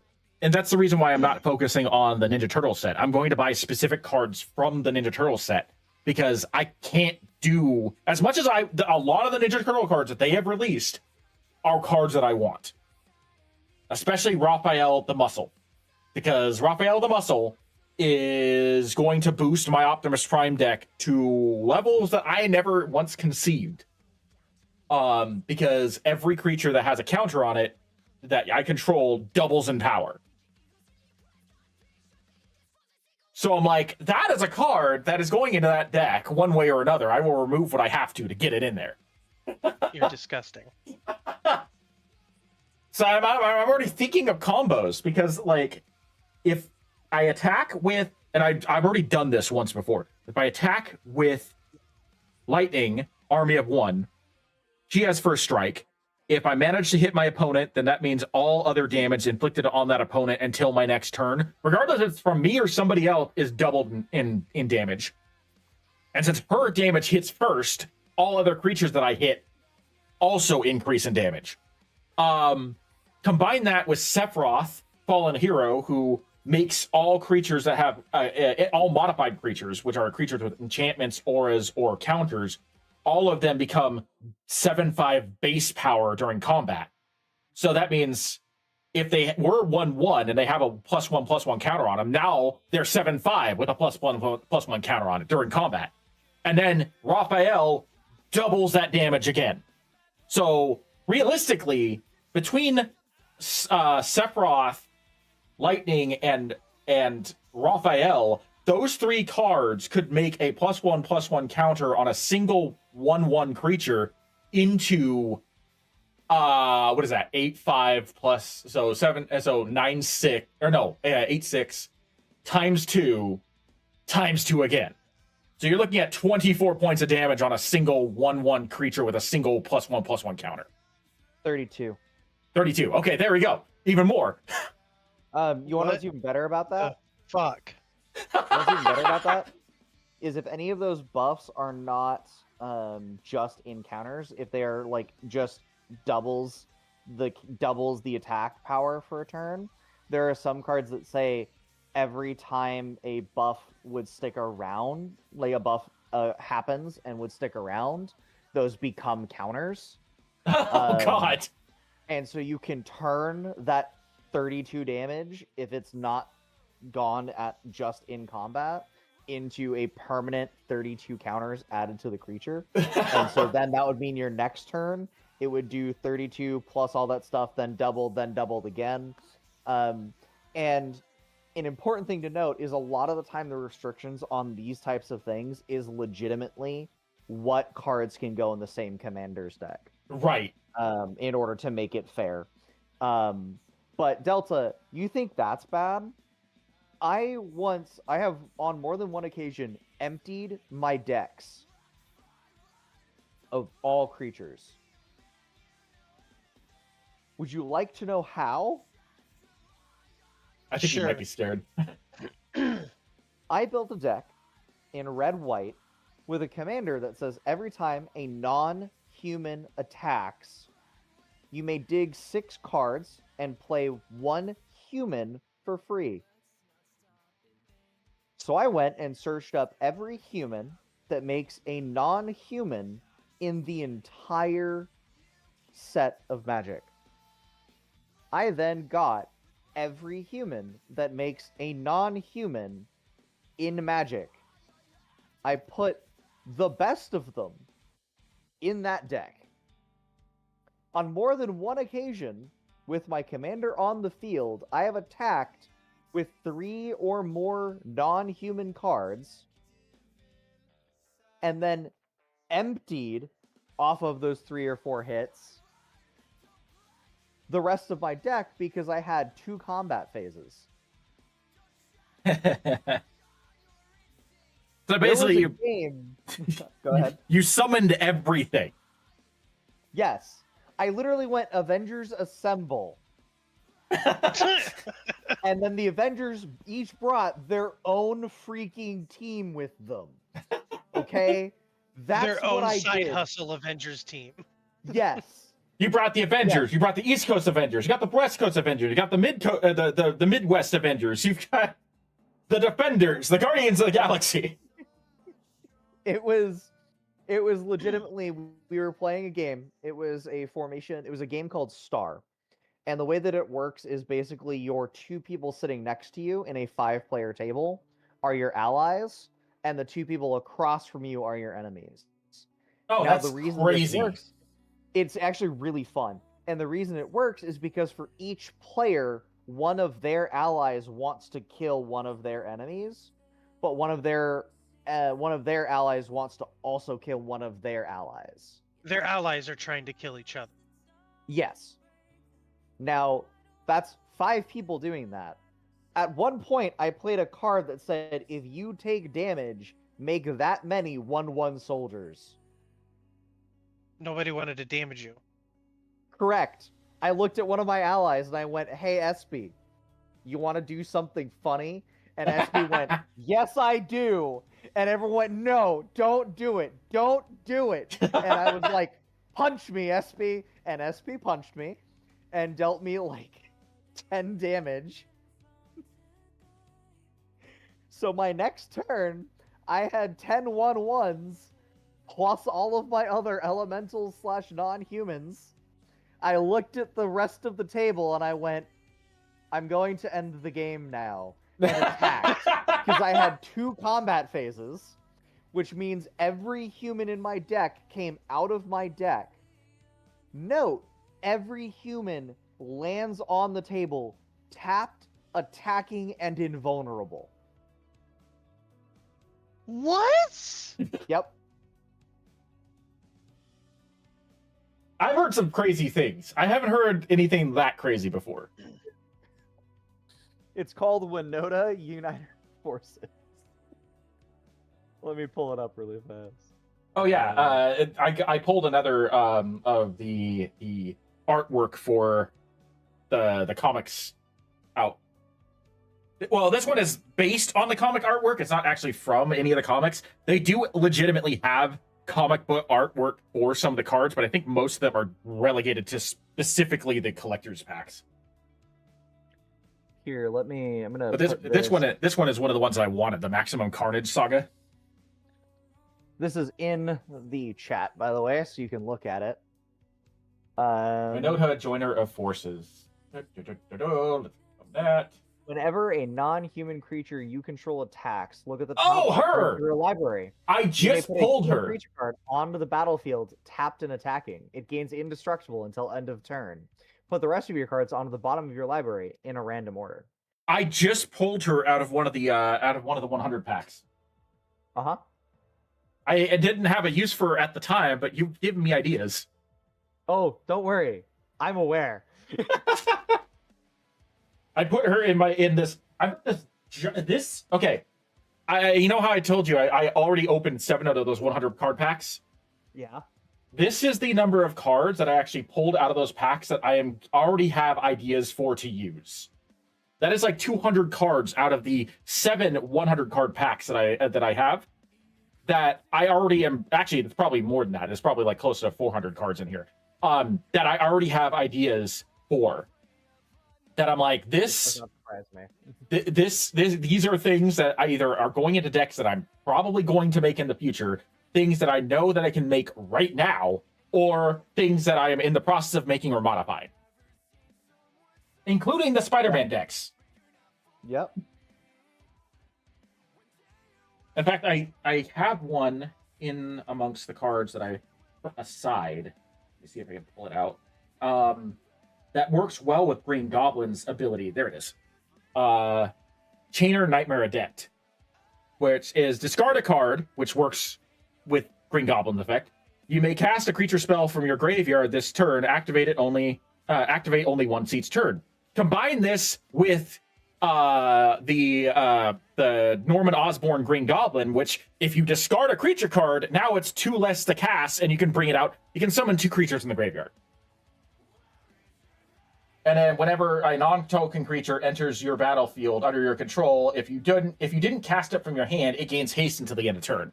So, but this card combined with the Norman Osborn Green Goblin transformation card is a nasty combo, because now all the creatures you're bringing from the graveyard have haste. Yeah. Have you ever seen the Master Multiplied? Yes. In fact, I've been eyeing a Deadpool proxy for that, because I want to make a Deadpool deck, just pure proxy cards with Deadpool, the actual legitimate Deadpool as the commander. As Deadpool's a fucktard in this game.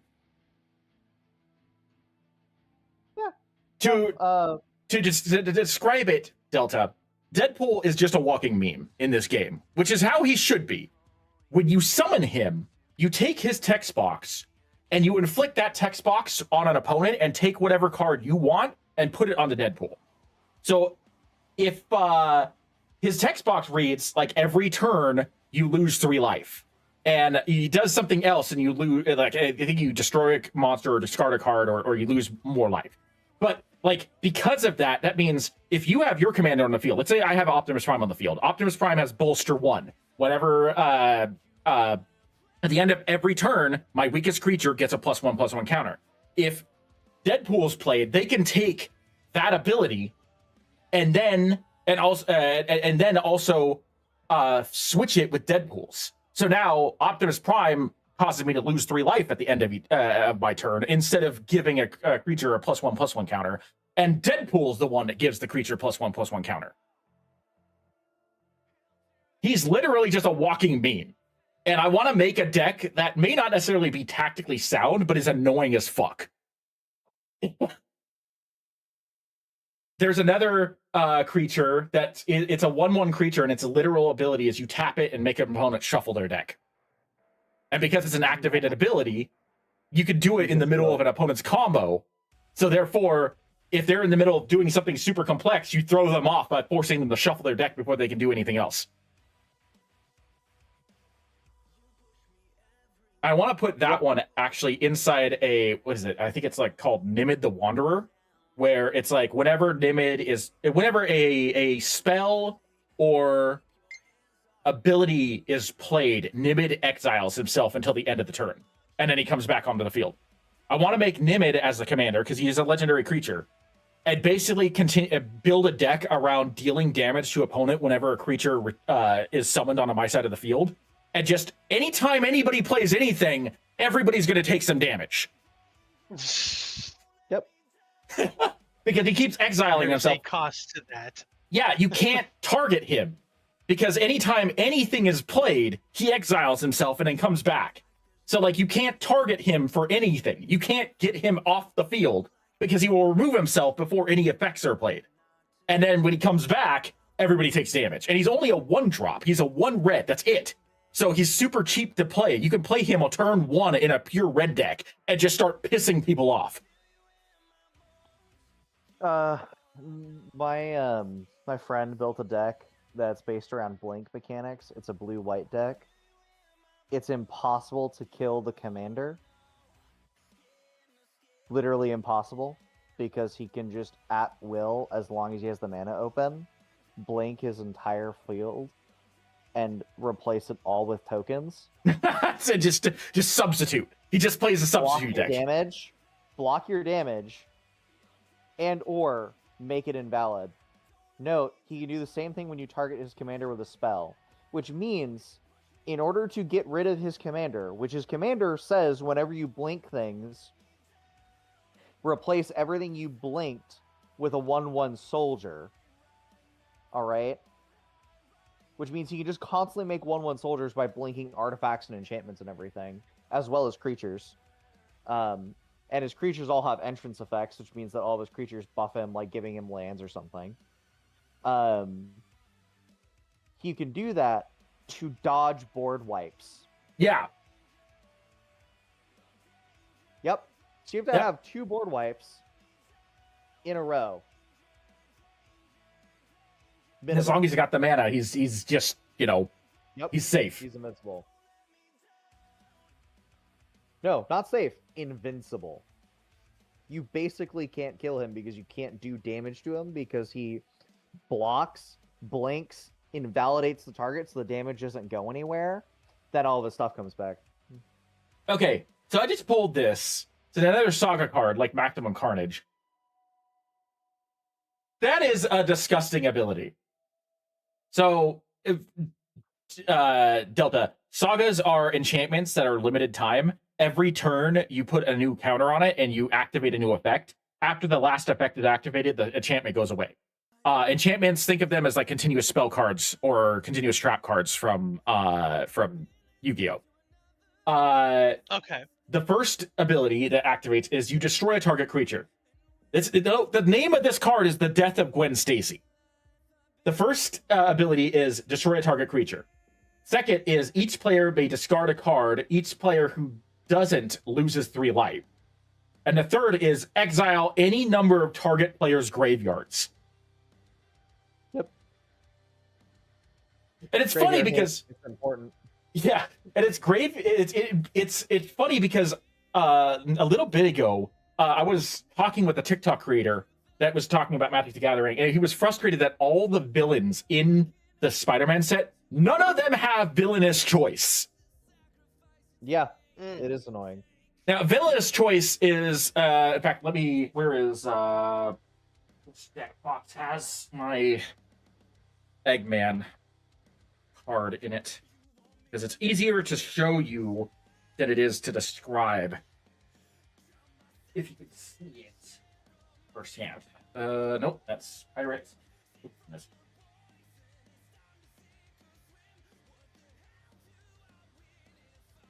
There it is. Okay, so Eggman has villainous choice. Also, conversely, Eggman is not listed as a villain, which also kind of pisses me off a little bit. Okay, so Dr. Eggman. he has flying. At the beginning of your end step, draw a card. Then each opponent faces a villainous choice. That player just wait. Did Eggman come from a secret lair? yeah. That's because almost every secret lair card is not a unique card. Secret lair cards generally tend to be reskins of other cards. No, the Sonic the Hedgehog ones are purely unique. Yeah. Okay. Yeah. So he's a human scientist, legendary creature for blue, a blue, a black, and a red. He has flying. He's a 3/6 creature. At the beginning of your end step, draw a card. Then each opponent faces a villainous choice. That player discards a card, or you may put a construct, robot, or vehicle card from your hand onto the battlefield. So basically, you're choosing the lesser of two evils in your particular situation. Do you want to keep cards in your hand, or do you want me to start summoning things for free? Yep. Shit. The villainous choices are literally, like, one of my friends built a villainous choice deck, and it's just like, please, why? Literally, like, get rid of the no. You have to get rid of the commander as quickly as possible. See, and that's the thing. Like, choose your own adventure. Choose your own way to die. Now, going back to the death of Gwen Stacy, my argument was one of the Green Goblins should have featured villainous choice, and that villainous choice would have been to do like whenever he inflicts damage to the player has a villainous choice. They destroy a creature of my choosing, or they do something like mill 3 cards or mill 4 cards off their deck. And the reason for this is to force them to choose: do you save the bus or do you save Gwen Stacy? I feel like it would be better if they did the tram and MJ, but yeah, I get your point. Yeah. Well, it's because of the fact that Green Goblin a little bit more iconic. Well, yes, I know, but Green Goblin is tied to the death of Gwen Stacy because he forces Spider-Man to either save the bus or save Gwen Stacy. When Spider-Man chooses to try and do both, Gwen dies. So that's why I'm saying you choose one or the other. Do you save your one of your creatures, potentially something that could be very powerful? But note that if you don't, I'm the one who destroys it. Or do you lose cards off the top of your deck, which for some decks might be a benefit, but for most would actually be a detriment. Okay, this is actually a card that pisses me off.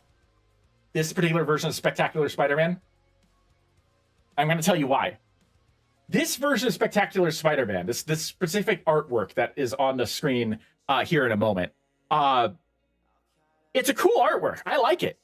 But this is the one that they chose to put in the collector's edition packs with different costumes. And they have like 7 or 8 different costumes. And most of those costumes are really cool looking. It's same pose, same artwork, same everything, just different costumes per Spider-Man. Like they have the Fantastic Bag Man when he was with this Fantastic Four and was wearing a bag over his head. They've got Armored Spider-Man, which I'm pissed that they never made an actual card. Because the black and silver armored Spider-Man suit from like the 90s Spider-Man anime is one of my favorite costumes. Each one of those alternate arcs from the collector pack is like $1,500. Whoa. Yep. And it's actually how much one ring costs. Oh, yeah, I know. But like that's the thing is that like the card itself is a pretty decent card in terms of power. It's one of the reasons why I wanted that specific one it's one of the reasons why I wanted that one from the action figure. But like to make this card be the one that has all those alternate artworks, all the artworks are the same but just different costumes. And because of the marketing ploys that they initiate, it's $1,500 per artwork. It's like that. I've got a grievance against that. Yeah, nope. Screw that. That's hyper enthusiast money right there. Right? Yep. They did the same thing with the fucking chocobos. In the Final Fantasy set, there's one particular artwork of a chocobo, and they have like 7 different color chocobos. Each one is like $2,000. They just because they were exclusive to this crazy value. Yeah, this because is why people started. This is why people started proxying on a regular basis. Yes, and it's like the thing is, the Chocobo is identical regardless of what you're getting. They just happen to all be different colors, and if you wanted to collect all 8 colors, the main yellow one is like, I think like $10, maybe less than that. But like and it's mostly that high, not because it's a good card, but because the scalpers got the Final Fantasy set so hard that a lot of people collected it just to collect it and not to like resell it or anything, and so it's harder and harder to find that set. Yeah, Final Fantasy is probably just a big IP to collect for, whether you're a fan of Magic or not. Yeah, and that's the other problem, is that like that set has some of the most powerful cards in Magic right now. And so a lot of those cards are now limited in availability because they were taken by a lot of scalpers or collectors, and not a whole lot of people managed to get to play them. There's fewer in circulation, which inflates the price. Exactly. Sure. Oh. Ooh, I thought I closed my stream. Don't do that. I bumped my mouse, and I thought I closed my stream. So what I'm hearing is all the Final Fantasy cards that I'm holding on to that I may or may not sell are going to be more valuable the longer I hold on to. Yes. Like the Sephiroth card that I have, Sephiroth Fallen Hero, that one is, I think, like a $15 card. Same with Lightning Army of One. That one's a $20 card. Unless some of these collectors start selling them and they get back into circulation. The BB card, like the BB or people who lost so much money when they banned cards. Oh my god. BB Orinator, from the, I think that's how you pronounce his name. That card is a ridiculously powerful commander because the stronger he is, the more mana he generates and the more damage he does to his opponent when you tap him. It's a really powerful card in and of itself, but like because of its rarity and the fact that like there aren't very many out there, he's like a $60 card.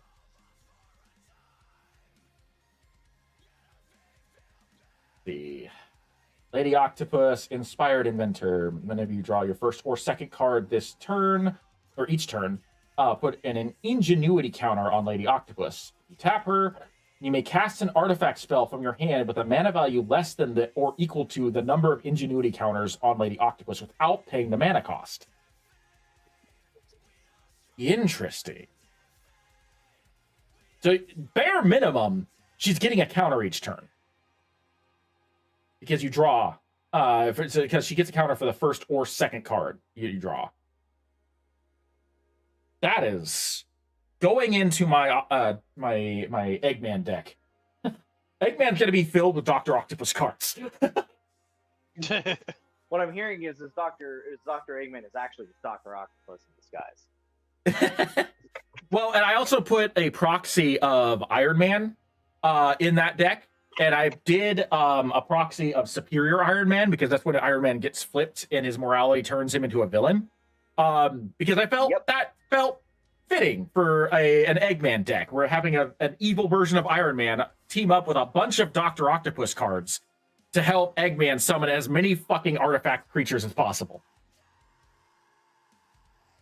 And That seems legit. And of course, I have Shadow in there just in case I start summoning a ton of artifact, mana or tokens.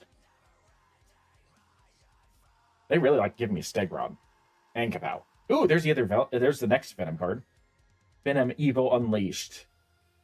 Tap 2 and exile this card from your graveyard. Put 2+1/+1 counters on a target creature. It gains Death Touch until end of turn. Okay. I mean, that's not great, but it's not bad. Sigma says happy birthday, by the way. Thank you. You use that to save something. That card mechanic? Well, it's activated only as a sorcery, so it's not like you can activate it during combat or something. It's not an instant, but you can still use it to save something, because if there's something that they would want to kill, right? As an you could cast that, say, during your first main to save something, or to give yourself the ability to basically force them into a certain course of action. True. You would do. The other thing that I am actually kind of disappointed on with this deck, because I already know, like I said, I know most of the cards in the Spider-Man deck. I'm surprised they didn't put Kingpin in this deck. I realized that when I pulled Tombstone. Because Kingpin is one of the most... What's up? They're probably going to do Daredevil. I mean, I know they're doing a separate Marvel Heroes... I know they're doing a separate Marvel Heroes set next year, like mid of next year. But that just sounds like it's a generic Marvel set. It doesn't sound like it's anything focused. And Daredevil would have to be like a limited time thing because there aren't enough characters that Daredevil fights that are exclusive to Daredevil to make a full set out of it. Most of the things that Daredevil fights, other people fight regularly. Yeah, so what they do is they add Daredevil and those things as a set, where it's just generic Daredevil is a part of the MCU or a part of the Marvel universe. Part of the Marvel set? Yeah. I mean, yeah, that would make sense. It's just frustrating because Kingpin, yeah, he's associated with Daredevil nowadays. Definitely a little bit more so, I think, because of the Daredevil TV shows. But he was predominantly a Spider-Man villain, and he's like, if you're growing up in the '90s, you mostly know him to combat Spider-Man. Do you remember the first Daredevil movie, which generally most people don't speak of, was Kingpin? Oh, I know. The Daredevil TV show was Kingpin. Oh, I know, but I'm talking about like... but they've definitely made a push for Kingpin to become one of Daredevil's main like rogues galleries, for lack of a better phrase. I suppose so. Maybe they started targeting Kingpin with Daredevil because after Kingpin got completely humiliated by Spider-Man when he almost killed Aunt May, they kind of like started pushing the idea that, oh, Kingpin's probably now afraid of Spider-Man because Spider-Man almost killed him in prison in front of everybody. Don't mess with Aunt May. It's really simple. You almost made a hero kill. That's how bad you are. I got the transforming Green Goblin. Nice. I would point out, Marvel's whole no-kill rule doesn't really exist. Marvel heroes kill. They just have the gentleman's agreement of like, we only kill in very specific circumstances. Well, nowadays it's like you find Marvel heroes. Legit is like Punisher is one of the ones that's like, no, I don't give a shit. I'm killing them all. Well, I mean, nowadays Marvel heroes kill by proxy, and I think that started with like the first Iron Man movie when Obadiah Stane died. Like almost all the Marvel movies, and nowadays into the comic books too, most of the heroes aren't killing their victims outright or killing their villains outright. They just happen to die through circumstances because of the battle with the hero. Oh, so what I'm hearing is I don't have to save. It's like I can't kill you, but I also don't have to save you. Exactly. Yeah, that sounds about right. I mean, it's a thing that like humans as a whole want heroes to be heroes, and they're very much going for the, well, they can be a hero, but the villain still has to die, kind of a thing. I think it's also a response to the number of people that ridicule like Batman. I'm going to switch over to an Assassin's Creed deck because of the fact because a lot of people ridicule Batman because of his no kill rule. Well, they ridicule Batman because his rogues gallery is insane. Well, yeah, I know. This is the thing. It's like you ridicule Batman in that same sense because of the fact that the Joker clearly can't be helped. But so why does the Joker get to live? Right? Well, but the thing is, you can argue that with Spider-Man. You can argue that with Spider-Man because, like, there's always that famous, like, you can interchange Spider-Man and Batman in their rogues gallery and virtually nothing changes except they get better at fighting their villains. Yeah, I mean, the difference is that Spider-Man is normally a young adult. People give a young adult a little bit more leeway on having those kinds of thoughts and trying to be more optimistic, and it's always clear that Spider-Man is one of the most optimistic characters in Marvel, whereas Batman is very much the I have been hardened by the world around me, I don't care anymore or more accurately, that's Batman what also comes shows from off to a people. much deeper, darker setting. Yeah, like it's also a deeper, darker setting. So there's very much this like suggestion of like, okay, you're clearly in a dark place.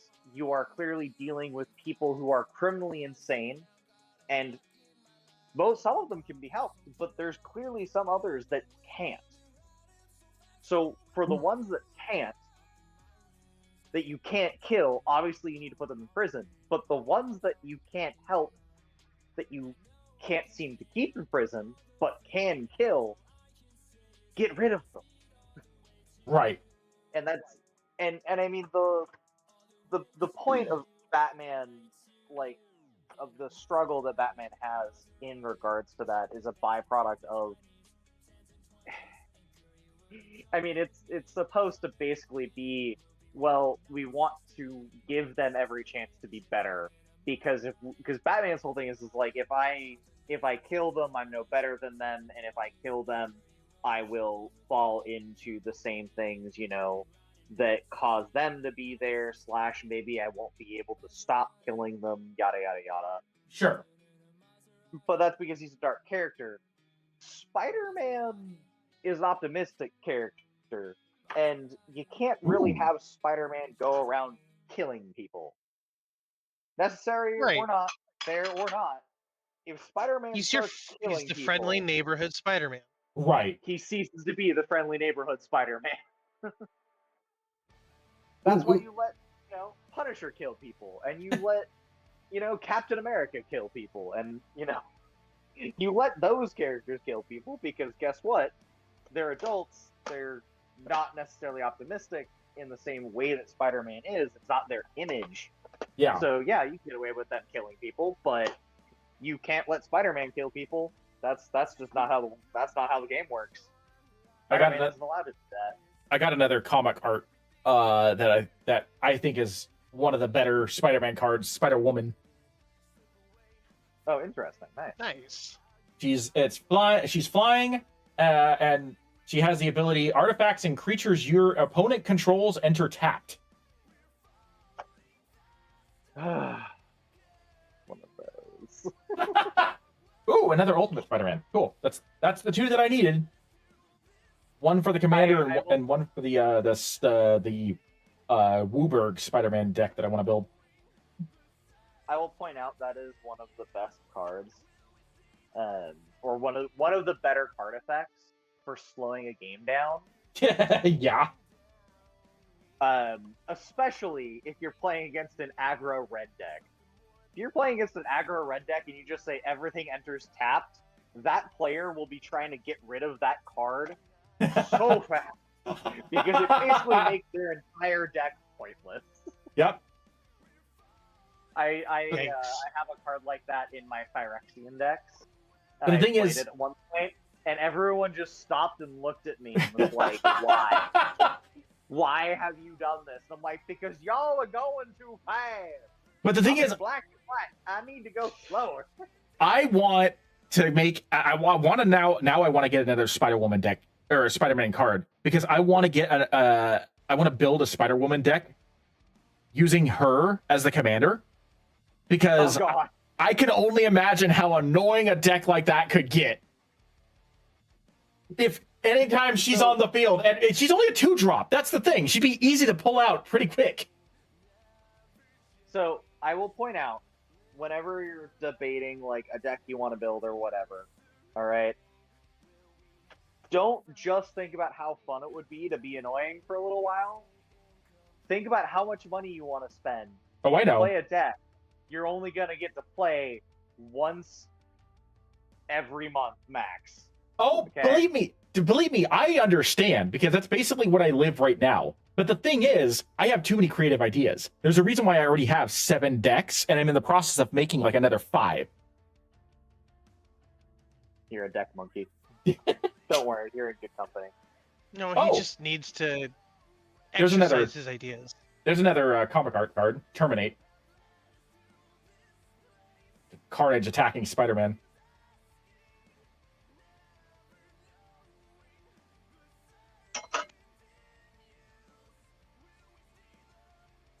That's actually was making me wonder, did anyone see the other Venom movies? Were they any good?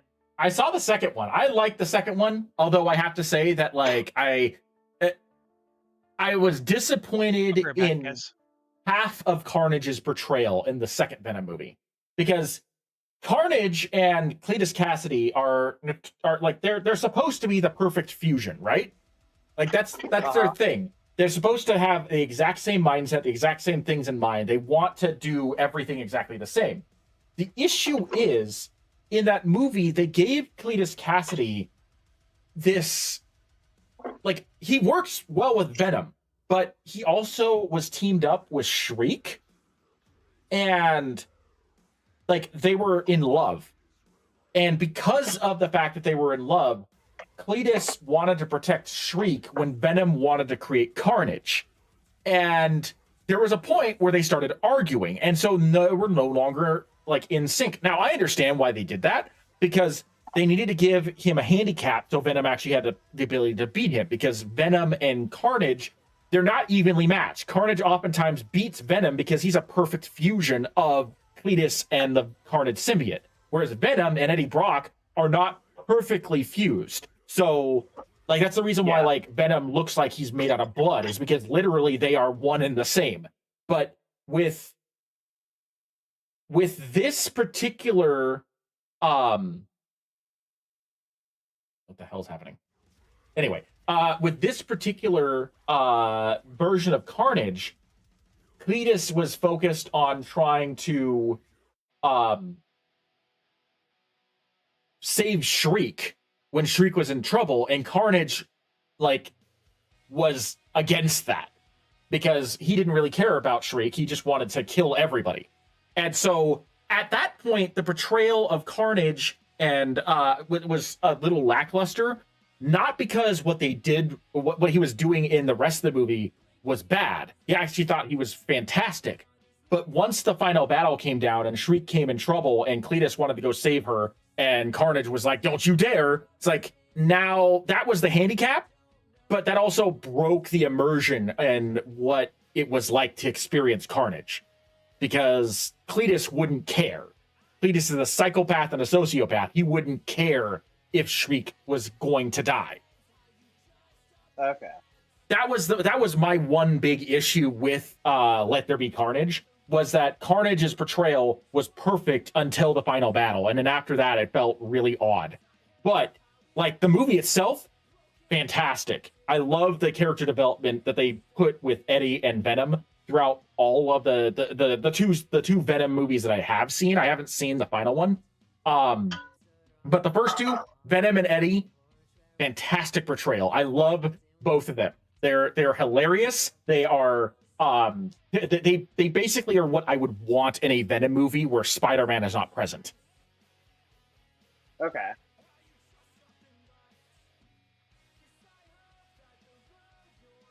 Yeah, I saw the first one and I was like, oh, I actually really enjoy this. And then I just never really got interested in seeing the next two. Yeah.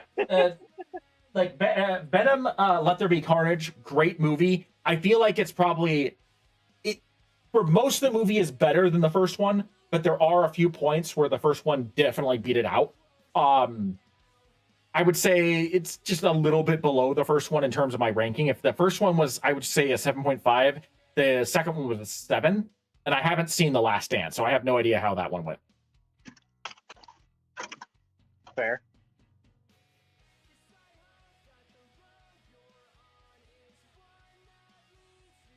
I think I finally refroze my ice cream.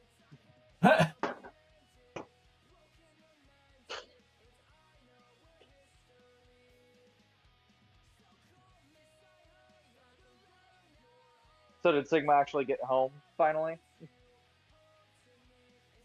I have in Illinois apparently. Oh, interesting. I was gonna say I have no idea. I don't think he's here right now. Ah, that would explain why it's been so quiet. Or more accurately, why we've just been continuing to have this conversation with absolutely no interruption. Right? Don't think I need any more of those guys. Spider-Man Infestation I do want. Sudden Strike is a really good one. I don't need to find Or, yeah, maybe I do get Antivenom and I find a white deck to play. I forgot they put Spider-Mobile in here. That's another one that... Spider-Mobile? Yes, one of the Spider-Man actually has a spider car. And it's a Oh, decent... I know that. Yeah, they put the Spider-Mobile in here. It's like it's an artifact vehicle with trample. Whenever this vehicle attacks or blocks, it gets +1/+1 until the end of turn for each spider you control, and it requires a crew of 2. It's a 3/3 artifact vehicle. But the one thing that I am disappointed in, and I'm not going to be shy about it, is they didn't give us the Japanese Spider-Man and his mech.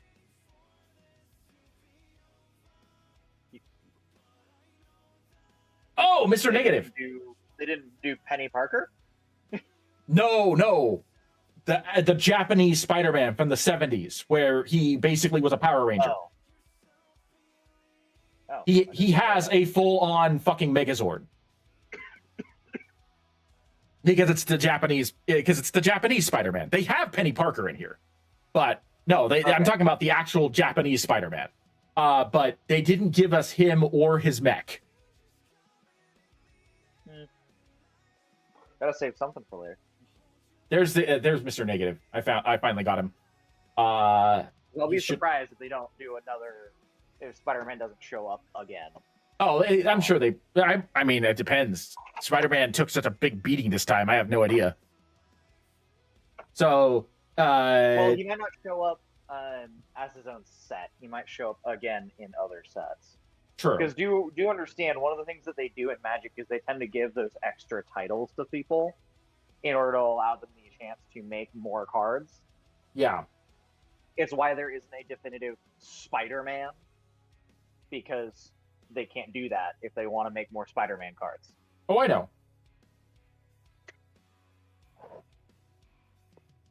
So, Mr. Negative, I finally pulled him. He has Vigilance and Lifelink. He is a 7-drop, 1 white, 1 black, and 5. A 5/5 creature. Vigilance and Lifelink. When Mr. Negative enters, you may exchange life point totals with a target opponent. If you lost life this way, draw that many cards. And because he has lifelink, you can probably make that up. Yeah, so he doesn't actually lose you life then. No. When you lose life from switching with opponent, then you draw that many cards.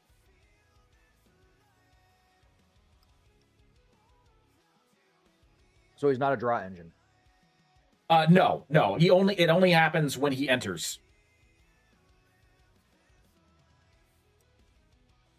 But that doesn't mean you can't build a deck around him that is a draw engine deck. You could, yeah. And with the lifelink, that means that you can gain back that life. I would thought about teaming him with Astarion.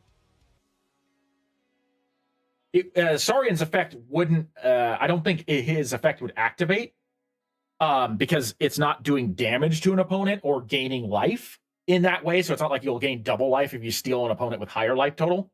But I feel like the Astarion would still be a pretty decent benefit for a Mr. Negative deck, specifically to be able to gain life through lifelink, because he doubles the amount of life you get through lifelink, or through any life gaining abilities. If he can go into a life gain deck, Astarion goes into a life gain deck. Yes. Really don't like risky research. Though I think there are better versions of Astarion. I think there's only the one that's helping you gain life. Oh, well, yeah. Not better versions of Astarion, but you know what I mean? Right. Creature enters, target creature you control connives. I'm getting a lot of mechanical mobsters. I've got so many mechanical mobsters. I think that's like the 5th or 6th one I've drawn. Raging goblinoids.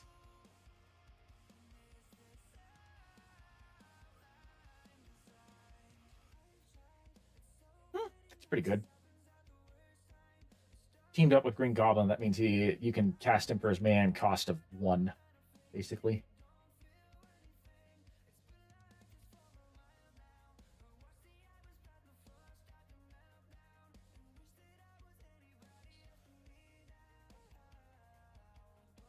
This is a creature that I am conflicted about, Moreland.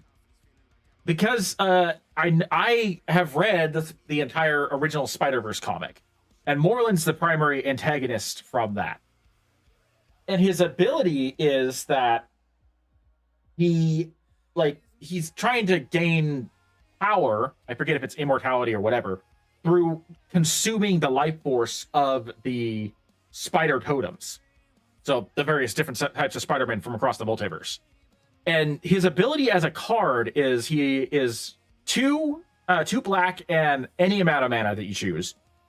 He has lifelink, and he enters with X +1/+1 counters on him. Normally it's 2/1.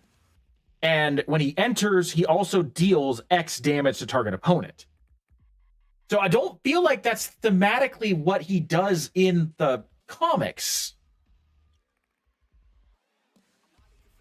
I mean, it's a good card regardless.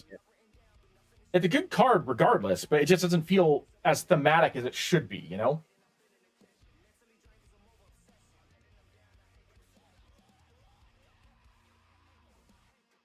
Also, I keep getting this notification on Discord where it says Spotify playback is paused when transmitting audio. So I'm really hoping that my stream isn't affected by that. That's just for Discord only. It should be stopping audio you're hearing. So for instance, if your stream is playing in the background and you can hear the audio from your stream, as an example, if you are talking, it will pause whatever you're hearing. Like whenever I listen to music, it pauses my music if I am in voice chat and Gotcha. I get too loud when I'm singing or something. Gotcha. Or it hears the music, it pauses it because it's like, oh, I know that you're doing something else. I am pausing your things so that way you can hear the chat that's going on. Gotcha. All right, I need to turn that setting off. I don't like that. I am going to be right back. I'm going to put this onto a be back soon. Just as I got back. Yeah, I'm going to take a quick break and use the restroom and get something to drink and whatnot. And I will be back in probably about like 5 minutes or so. Okay, sounds good. Okay. Yeah, sorry about that. I just had to take care of something there, so I'm back now. Don't worry. Delta and I will keep everyone entertained. Indeed.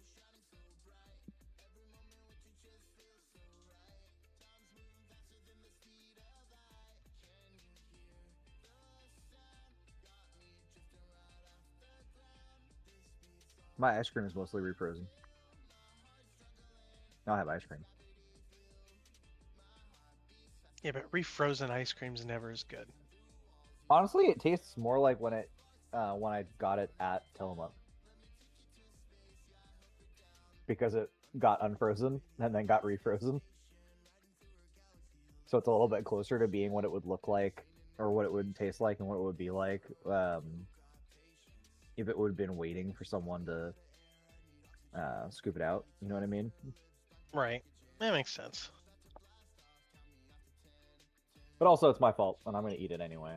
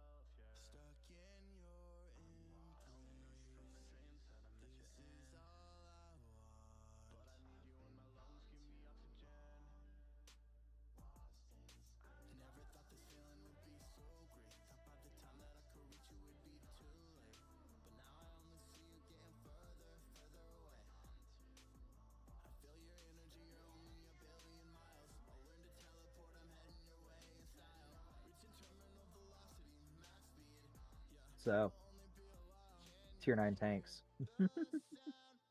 They exist. Yes, they do. They're in a very different position now than they used to be with tier 11 tanks out. Tier 9 tanks. We used to be the second best. Now we're third. Well, that used to be kind of their thing. It's like you could play tier 9s and know you'll never match with anything 2 tiers above you, And now you can't do that. and still have the chance to match with things 2 tiers below you. Yeah. But tier I 10s got are tier 10. kind of now in that position. Yeah. Honestly, though, I do find that I like the tier 9s. Tier 9s are probably, I think Sigma pointed out at one point that tier 9s are probably the most balanced tanks in the World of Tanks, and I don't blame them. They're the most balanced, while at the same time also kind of being some of the most diverse. Mm-hmm.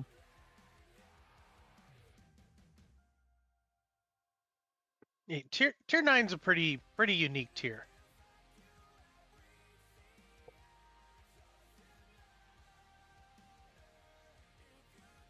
I don't think there's any tank line that doesn't have its main characteristics in play by tier 9.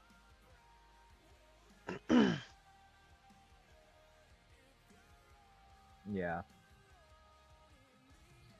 If I had to say it, tier 7 is where you start to get where tanks are supposed to be going. Tier 8, you generally get the key design that they're supposed to have. Tier 9 is kind of the perfected version of that key design element in terms of like balance and variety. And then you have tiers 10 and 11. It's the improved. If your improved version, then you're perfected in tier 10, and tier 11 is just going to be boosted because they'll all have new unique effects that nothing else has. Mm-hmm.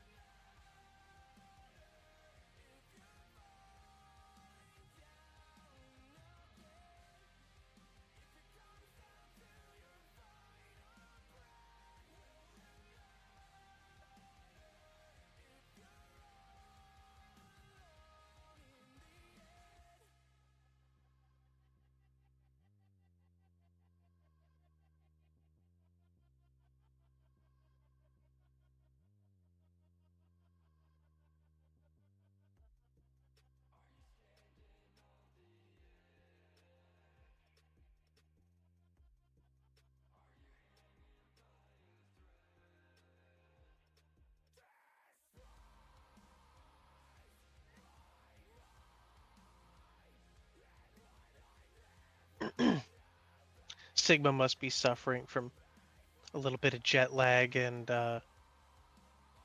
sleep deprivation. Probably. I know it's only an hour difference, but that makes a difference. And he didn't get home until like after midnight. Oh, really? It was a long drive because he worked yesterday. Oh. And then after work, I think before or after work, he packed up, worked, came home, and then made the big drive home, all in the same day. Okay, I'm back. Welcome back. So Sigma's like, bro, I must be brain lagging. I've keep playing like I'm drunk. I'm like, you text like you're drunk.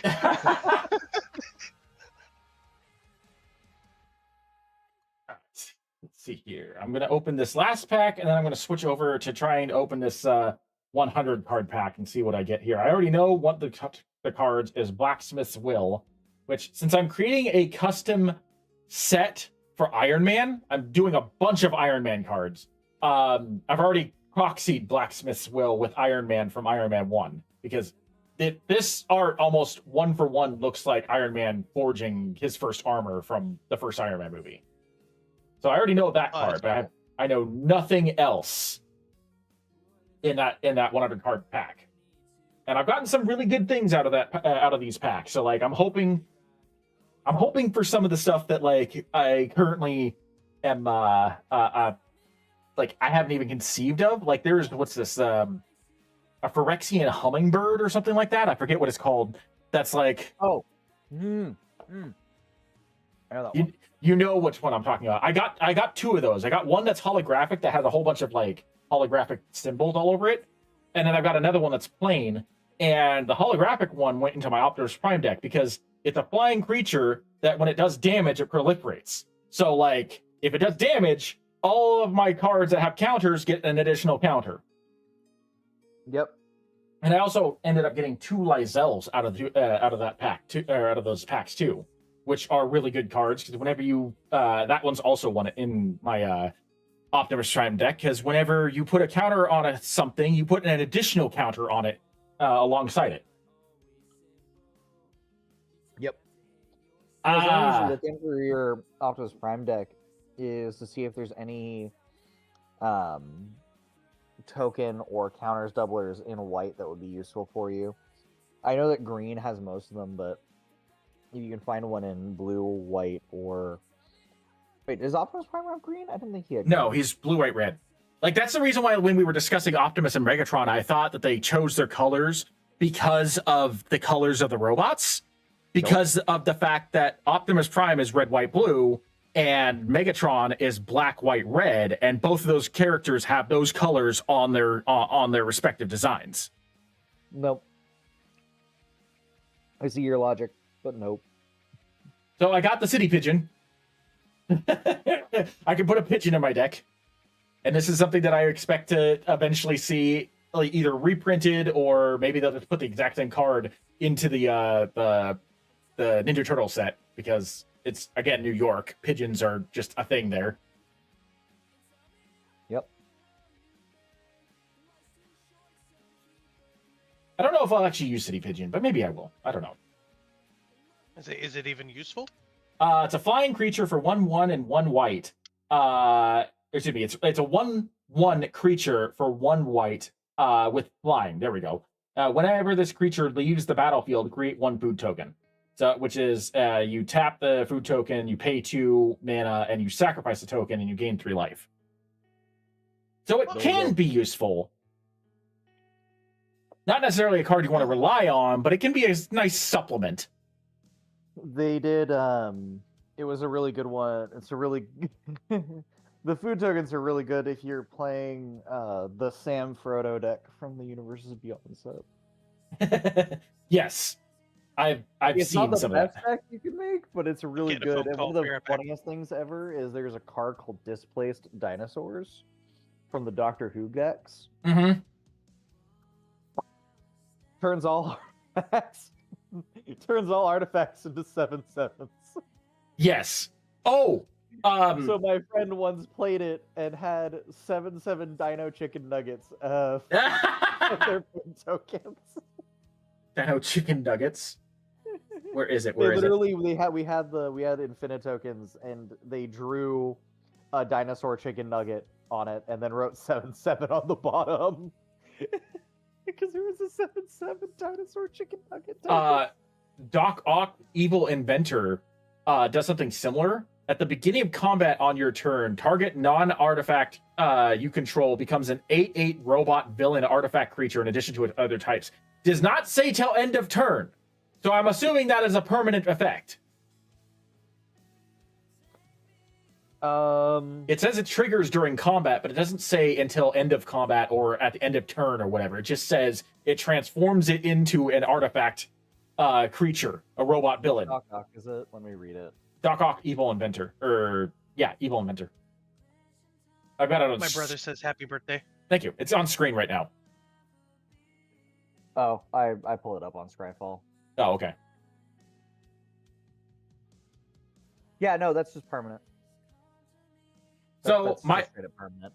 yeah, so my Soul Ring is There's some attacking pretty you cool for 8. artwork in this set. Yes.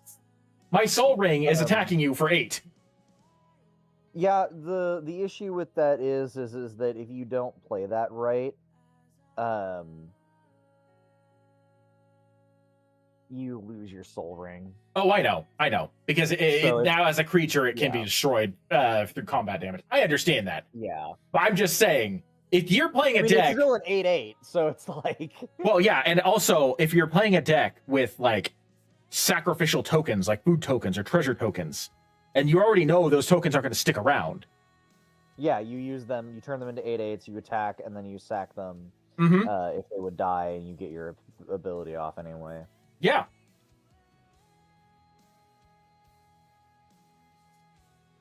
Scarlet Center, discard a card if you do. Oh yeah, this Scarlet Spider. There's 2 Scarlet Spiders in this deck. You've got Kane, and then you've got the other one. I can't remember what his name is. Kane. Both of them obviously are clones of Peter Parker. Because Peter Parker has so many clones, he may as well be fucking Jango Fett.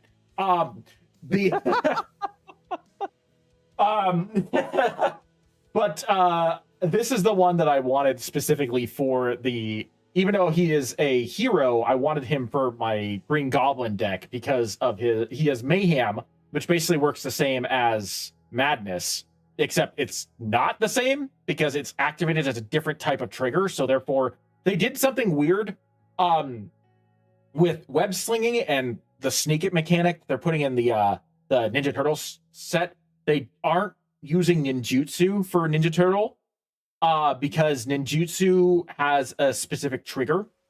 And so they're replacing it with sneak, which basically has the same effect, but does not have the same weakness that ninjutsu has. So... Which is hilarious because ninjutsu did not need a buff.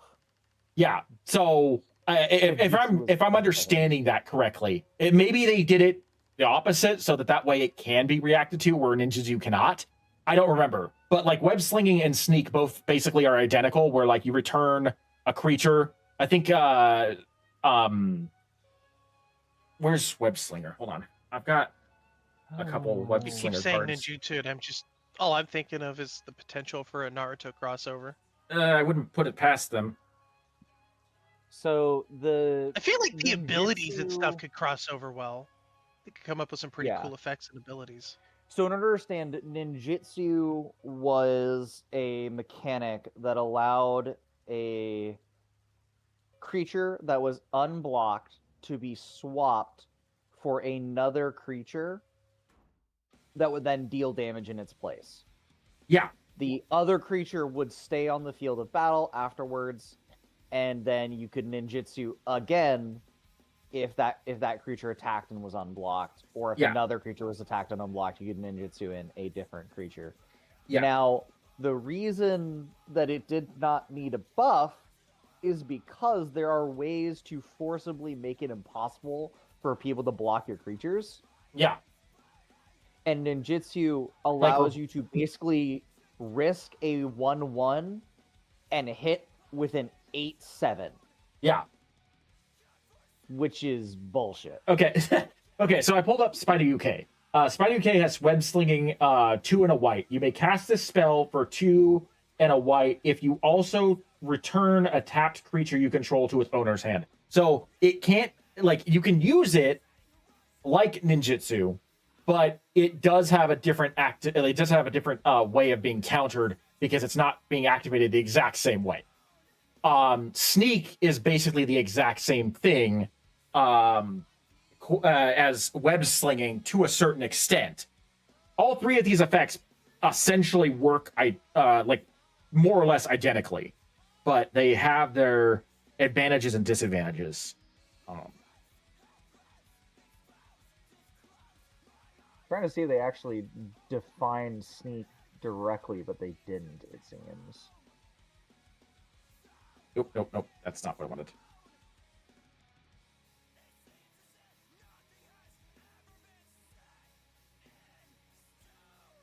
That's not what I wanted.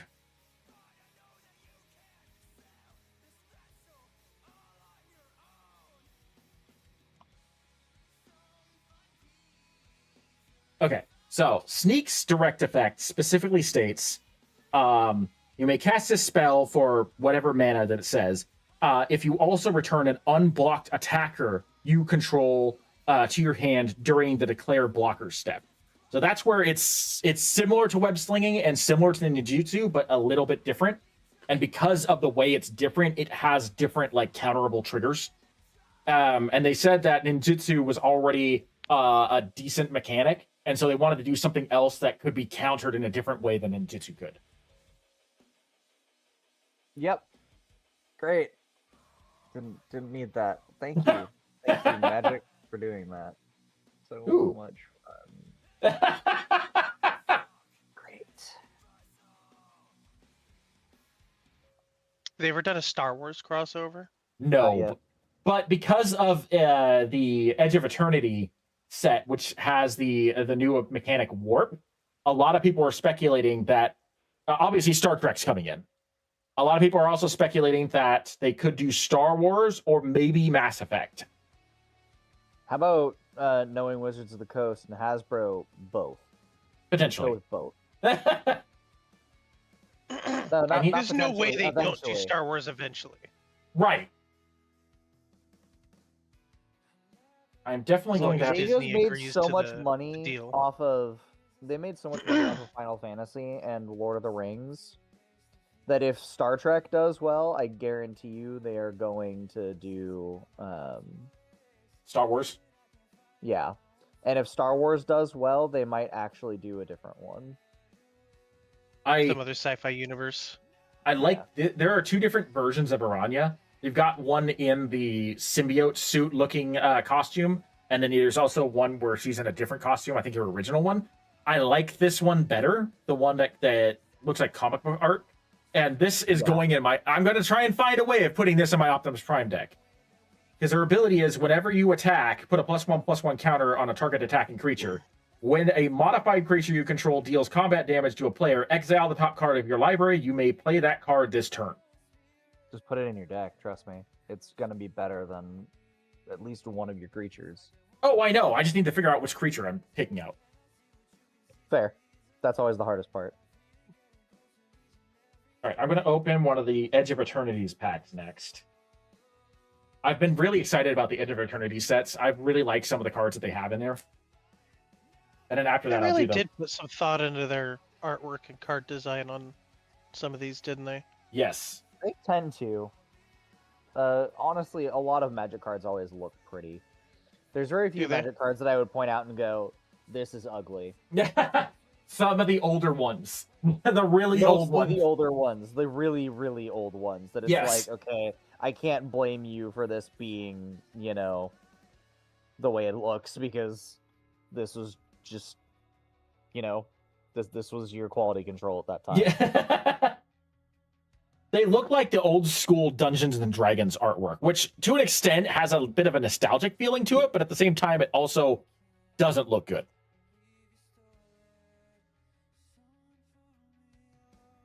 So this is actually a creature that has the warp mechanic, which I'm sure that Star Trek's going to be using. The Edge of Eternities is known for two things: one, the warp mechanic, and two, starships. Starships are different from vehicles because starships can actually be used as commanders, which can be really powerful.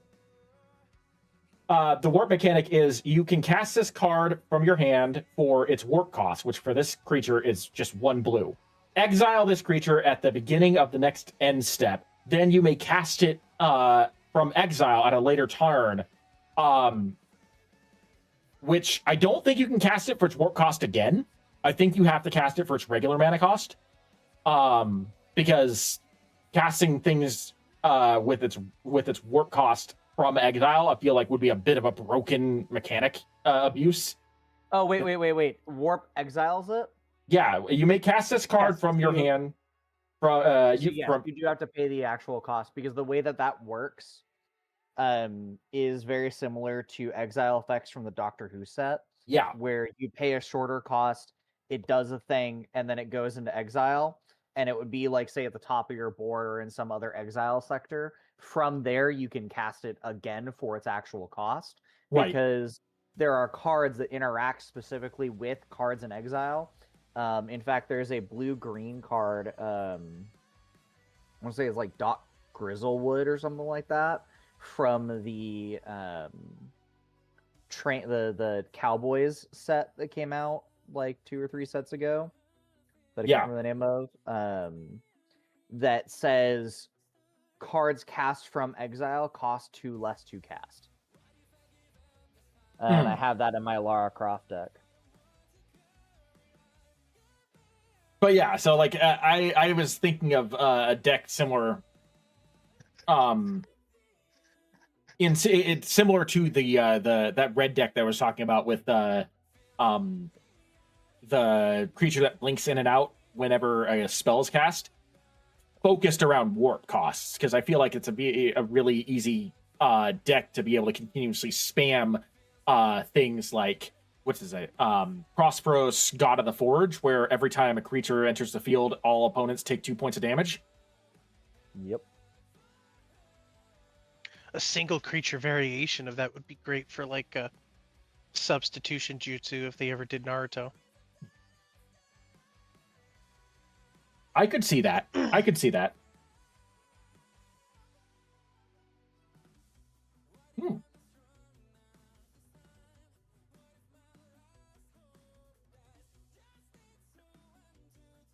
The real question is if they do Star Wars, what do they end up doing with it?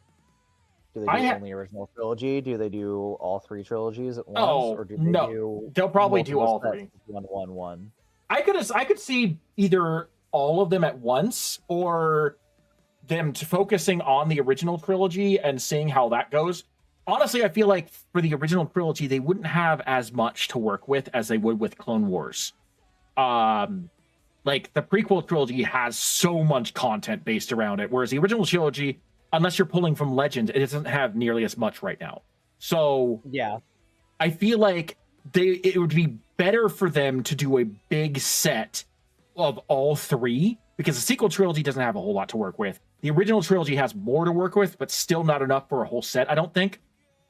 And then the prequel trilogy, High Republic, and Old Republic. If you go Old Republic, there's a ton there. Anything before the original trilogy, there's so much content. Yeah. Byproduct of them having content still being made for them prior to Disney's purchase and post Disney's purchase. Exactly.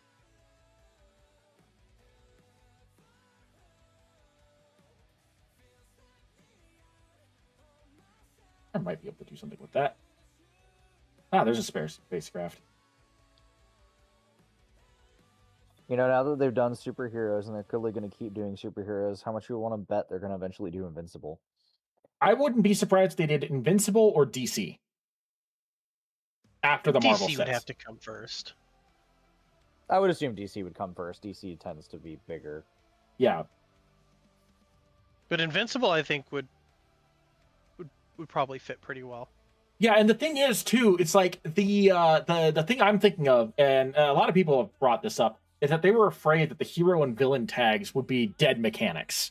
Because prior to the Spider-Man set, you only had 7 heroes and no villains, which is one reason why I wish that Dr. Robotnik was a villain. You had what was it? Captain America, Iron Man, Deadpool, Wolverine, Black Panther, Storm, and who's the last one? There's one more. Wolverine? No, I already said Wolverine. Captain America, Iron Man, Deadpool, Black Panther, Storm. Probably one of the secret layer ones that I can't remember. No, they're all secret layers. That's the thing. Before Spider-Man, all the hero cards were secret layers. But my point is that, like, you only had 7 of them before Spider-Man. And now you've got Spider-Man that brought out a whole bunch of heroes and villains, some of them lackluster, some of them pretty good. And then you've got another Marvel set coming out. But after that, what happens with the hero and villain tag? Is it going to become a dead tag? Or are they going to capitalize on that by the fact that there are other comic books out there like DC or Invincible that could use that tag? Hell, even Star Wars could use it, really. Potentially. You Depends could also on... use it in a lot of places. In fact, you could even make an argument that heroes could be used to denote something being a more powerful version, similar to how they have legendary. Yeah. Though hero is, I believe, a type, not. It's a in subtype. order to It's a make sure- subtype. Yeah, it's a subtype. So you could probably start using it in other places when they do sets. Like it Yeah. would work with The Hobbit. It would work with Star Wars. Yeah. And I can see them. That's the other thing too, is that like I could see them using the hero and villain subtype with the fact that like there are heroes and villains in every type of story.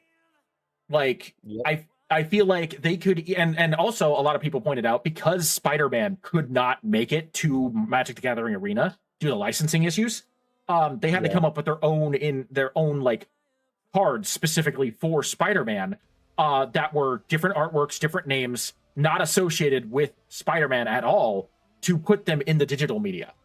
So if that's the case, they could make heroes and villains of Nyx or heroes and villains of Duskmourn or something like that, where like they're using the hero and villain tag responsibly for cards that already exist in Magic the Gathering. Yeah, updating existing cards with hero and villain tags that could really use a little help or something like that. Yeah, because there are a ton of Jace cards. There are a ton of Elspeth cards. Most of them are planeswalkers, but there are a few that are legitimate creatures. Those creatures are oftentimes used like they are the heroes of their story. It would make sense to use them for hero tags. And like creatures like Urza, if I remember correctly, Urza's not necessarily a good guy. He could potentially be a villain, you know? All right, so this is the one of the 100 card packs that I got. Completely random, bunch of different cards from different sets. Have no idea what's in here. So I'm going to take a really hard look in a lot of these cards. I wish that I like Blacksmith's Skill. This would be a really good card in the Dr. Robotnik deck if it wasn't white. Dr. Robotnik is black, blue, and red, so I can't use that in there. Most of their villains are always going to be black, blue, and red. That's what they make most of the evil decks. Well, of course. Although it is white, and so is Megatron, so I can put this in the Megatron deck. True. Speaking of Megatron, I'm That's seeing another a one really that would cool be- Megatron Beast Wars cosplay. Oh, did I send that to you? No, I just Oh. found it scrolling through the internet. Oh, okay, because that popped up on my TikTok.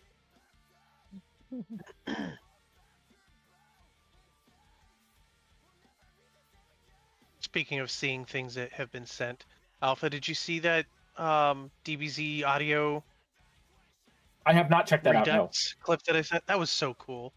Someone just redid the audio from a fight scene from the Broly movie. Ah, I see. This card would actually work well with some of the Spider-Man cards, because a lot of them say if you cast something with a mana value of 4 or greater, that I can just start spamming freaking Thopter artifacts.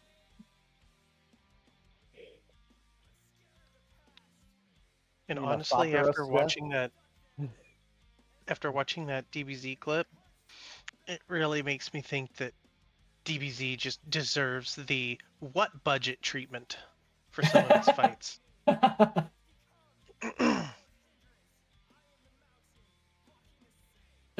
I don't care about any of the dungeons. Oh, you should care about dungeons. But I don't have anything. I have a ton of cards that talk about going to dungeons or completing dungeons, stuff like that. I don't have anything to trigger that though. So I'm like, I don't. Yes, you do.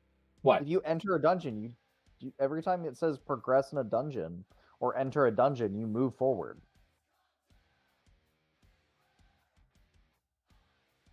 Well, I guess I just don't understand the mechanic.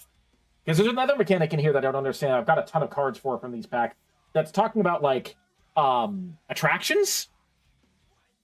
I can't explain attractions, but the dungeons and the Undercity. The Undercity is specific to Baldur's Gate, but the dungeons is an interesting thing. So the way the dungeons work, and the Undercity by association, even though it's slightly different, is basically every time it says enter a dungeon or make progress in a dungeon. And let me actually look this up to make sure that I'm doing this right.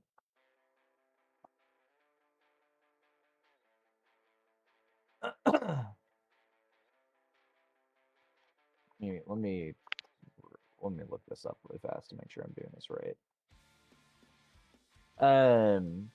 So Dungeons is a type of card introduced by the Forgotten Realms. The Undercity is a continuation of that with Baldur's Gate, but is different. So dungeon cards are like plans or conspiracies. They're something that is outside the game that you don't technically interact with, unless you have an effect as an ability or a triggered ability, yada yada, that causes you to interact with it. Okay. And the way that it works is it'll say venture into the dungeon. You will select a dungeon and you will put a token that represents which room you're in. Okay. Every time you venture into the dungeon, you venture forward, and every room has an ability that you can proc. Okay? Upon entering, that you get to use. When you complete dungeons, you get a reward for completing a dungeon. A great example is the Undercity is one I know really well. The first one in the Undercity is go find a land. Just go find a basic land card. Okay? You progress through the rest of the dungeon, getting cards, counters, yada yada yada, because there's two paths with like 3 options or whatever, and it's like five or 6 rooms. Okay? Once you complete it, you get to what's called the Throne of the Dead 3. Upon getting to the Throne of the Dead 3, it will tell you to take 10 cards off the top of your deck and select one creature from among those 10 cards. It gains these abilities for this. It gains like hexproof, lifelink, yada yada, and you play that card for free. The other 9 cards get shuffled and put to the bottom of your deck in a random order. Interesting. Okay. So dungeons are actually really powerful, and there's actually dungeon delving decks, like specifically a design for dungeon delving that has been done. My friend has 3 of them, or is it 4? Where it's really important. It's an interesting mechanic. It goes really well with other things. I definitely would recommend keeping an eye on it because it is important. I will have to keep that in mind then, because I honestly had no idea. Yeah, you have to purposely be trying to do it for it to be good, but it's also never a bad buff for other decks as well.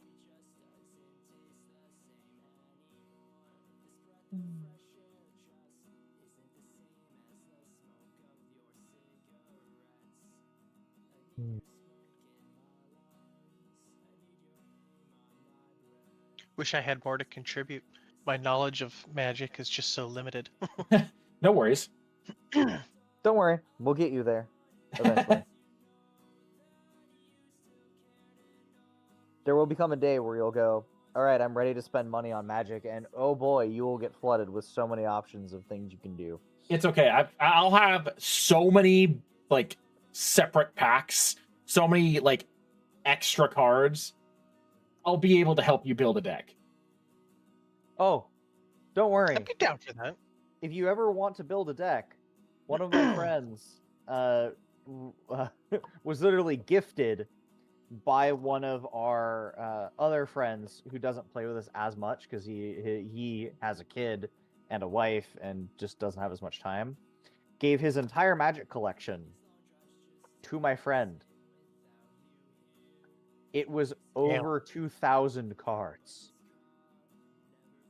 It was like what? It was literally just, you know, those like boxes that they show you when you go to a comic book shop, like the big long boxes of comic books. Yeah. Right, and those white boxes.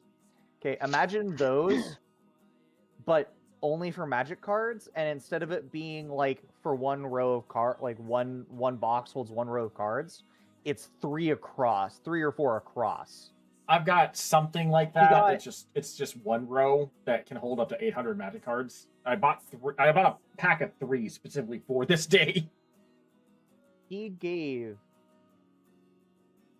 5 or 6 of those to my Damn. friend, not including the other boxes of Magic cards, just of those. This is a person who literally bought and sold Magic cards as a part of their business, like side hustle business. Okay?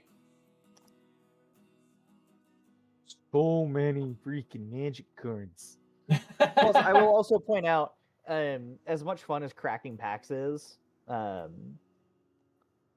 will always point out that it's not a bad idea to buy proxies, honestly. Oh yeah, no, absolutely. That's Proxies is just better in almost the only thing you shouldn't buy with proxies by like literal numbers is lands, because lands are more expensive via proxy. yeah. But also if you don't buy them via proxy, you just have to handle whatever lands you have access to. Yeah, So, unless you're doing something like what I do with like Plaza of Heroes, which is my personal favorite land. That card is normally like a $5 card. I can't buy that in bulk. basic lands only. Yes. Basic lands is the caveat to that. The only thing you shouldn't buy unless you really want to is a basic land. Everything else, it's always cheaper to proxy it. Mhm. There's very few cards that are worth so little as lands to make it worth it to not proxy it, Yeah.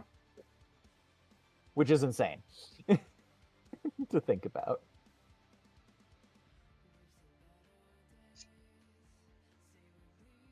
Also, completely unrelated side note,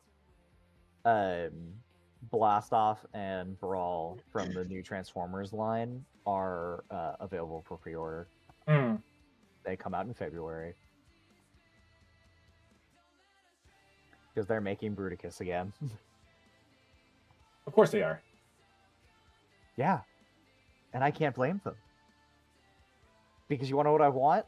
A good Bruticus. You want to know what I haven't had? A good Bruticus. They haven't given me a good Bruticus, okay? I just want a good Bruticus. That's all.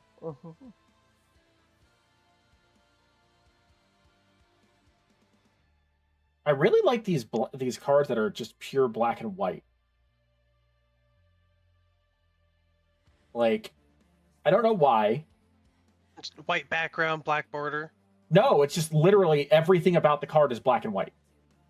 Oh, Oh, gotcha. Wait, which one? Let me see. Like I've got one coming up here in just a moment.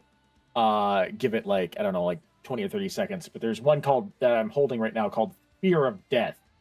That's just, it's got color around it on the area around the art of the card, and the mana color itself is blue, but it's like the art and the here it is on the screen now. The art and the text is just pure black and white. I've got a lot of these. Okay. So that's just a special art style. So almost every set has its own special art style. Yeah. That is from Innistrad. Innistrad did basically kind of almost like negatives with its like complete flipping of how it did that. So it's like black instead of wherever you would have white, you would have black, and wherever you would have, or like wherever you would have color, you have black, and wherever you have bright white or shadow or something, they do white. And it was a very specific style that they did for a lot of Innistrad cards to make Innistrad look and have a fun style. It's the same concept with the oil slick artworks that they did for the Phyrexians. Right. And the like shattered glass for the Transformers, like it was specifically done to give just a different style and look to those cards. I really like those cards. They look really good. Yeah, I've got a bunch of them. I've got a bunch of them. Also, turn into a pumpkin. It's very thematic for this for us being in Halloween right now. Yes, and it is. Hard evidence. Create a 0/3 blue crab creature token, and then investigate. Why? Like, why is hard evidence crabs? Because everything evolves into a crab. Sorry. Fucking crab joke. theory. Okay, but there's a there's a person who makes comics about swords. It's called The Sword Logic, I think, if I remember correctly. And one of the comics is an evolution sword to make the enemy be the most powerful enemy it can ever be. And stabs like this powerful looking enemy. He's like, finally, our battle will be legendary. And he stabs it. It goes up, like the next panel is it having this like really cool buff looking form. He's like, yes! And then the next panel, it pops into a crab and drops its sword. He's like, always! Why? Not again! I'll be right back. Oh, that's a nasty card. Counter target spell unless its controller removes his or her graveyard from the game.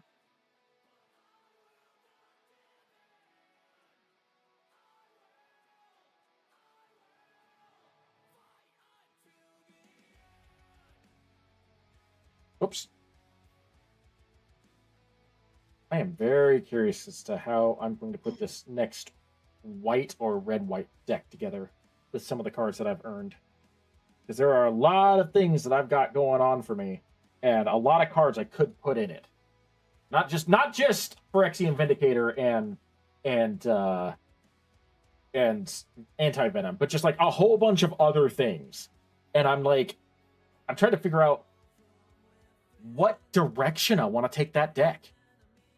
Because obviously, if I'm using what's his face, Anti-Venom as a commander, that means the deck should center around like either negating damage, summoning creatures from the graveyard, or generating +1/+1 counters.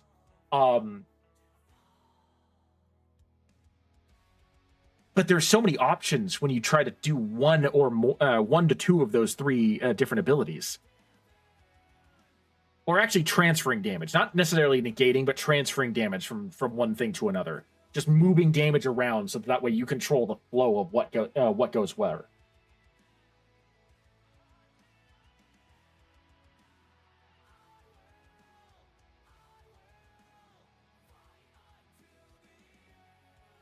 If you control 3 or more creatures of different powers, which will go. Oh, okay, yeah, sure.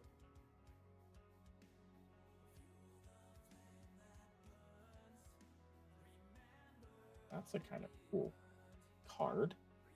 Enchanted creature gets +1/+1. When enchanted creature leaves the battlefield, create a 1/1 white spirit creature token with flying. So if it dies, you basically bring it back as a ghost.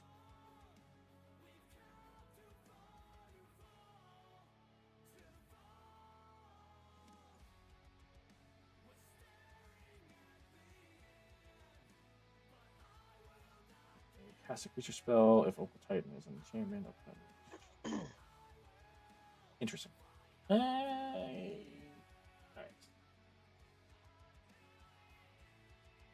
I've looked through half of this 100 card stack, and like, I've got a bigger stack of cards I want to keep compared to cards that I want to get rid of. That's a good sign. It is.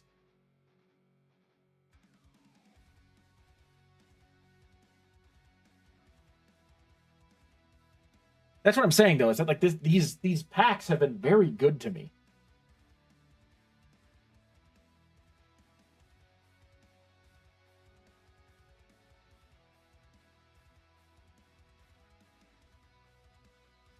And a lot of the ones that I don't want to do is just more a matter of like, I don't want to keep them because I currently don't have a use for them, or I feel like they don't fit the decks that I'm trying to build. Right.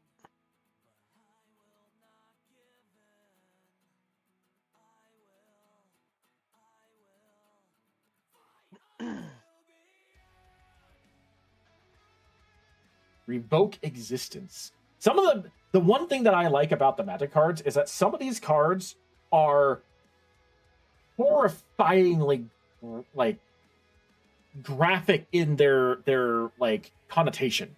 Like revoke existence, you're literally erasing something from reality. Like you could have said that in any other way, but instead you decided to basically just say you don't exist anymore. Right. Pretty brutal. Like your availability to exist is no longer valid.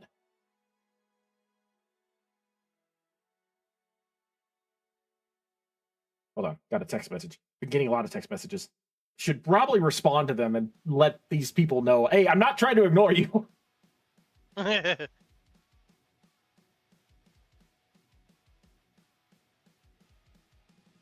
Just a little preoccupied.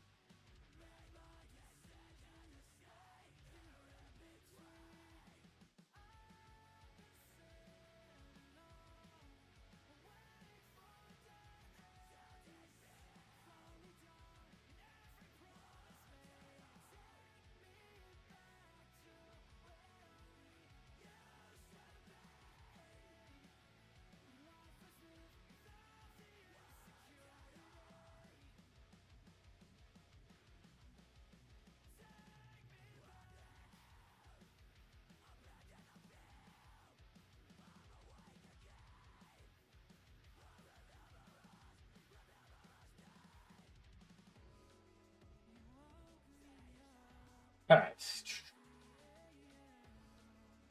I feel like there's better cards out there than that. That was like a 1 and a white to give him first strike. I think that would be better.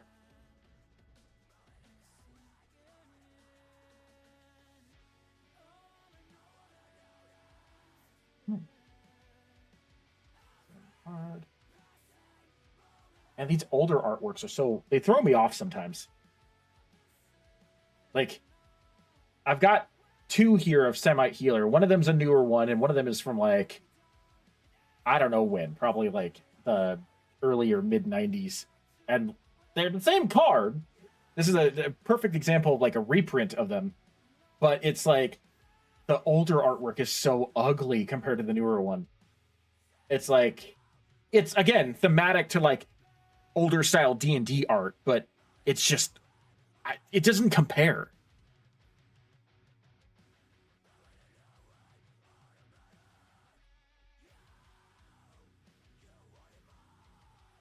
Also, yeah, some it of the, still has that. It definitely has that old school hand drawn quality. yeah, and like it's not even a matter of the fact that I don't like it, because I do appreciate the fact that it is a pretty decent piece of art. It doesn't hold up a candle. Its age definitely shows compared to the newer one. Also, some of these older cards have really weird wording. Like this is the reason why there are so many keywords in Magic the Gathering, is because there are so many older effects that can easily be summed up with just a single word. Like, target creature cannot be blocked by a creature that's by any less than 2 creatures. Like, that can be a little confusing to understand. But you say this creature has menace, same effect, just as one word. In order to be blocked, that creature needs to have 2 or more blockers assigned to it. Like, that's a much easier way of wording it. Right. I return from the depths beyond. Welcome back. Oh, Jesus Are we Christ. going to speak with Dracula accent now? That is a... Oh. Power Sink is a nasty card. Counter target spell unless its caster pays an additional X, which it's 1 blue and X. So however much you pay, your opponent has to pay that same amount in order to stop this spell. If they don't, tap all mana producing lands that player controls and remove all mana in his or her mana pool. Whoa, wait, where is that from? I don't know. It's an older card. It's on. It'll be on screen here in a second. It's called Power Sink. Is that 1 word or 2 words? 2 words.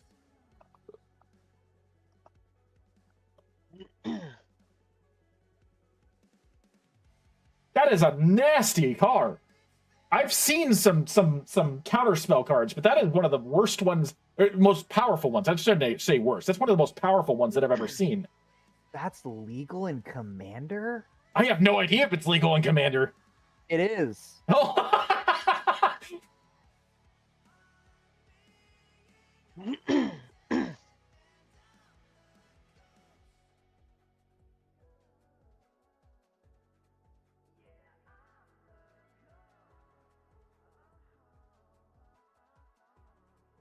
Ooh.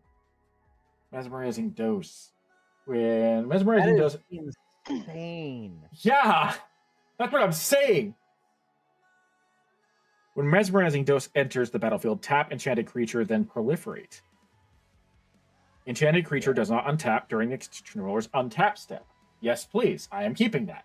That is going in something. Of course, it's going in something. Ooh, there's another one. Cathar's Call. That's another one of the ones that's in the black and white art style.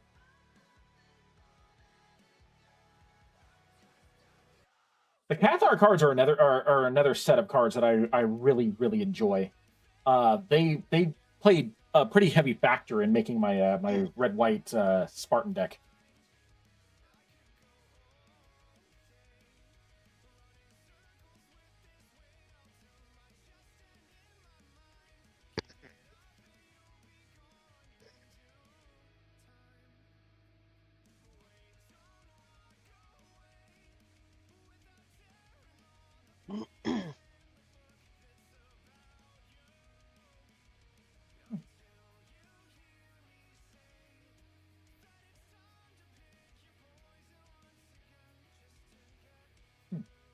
Okay.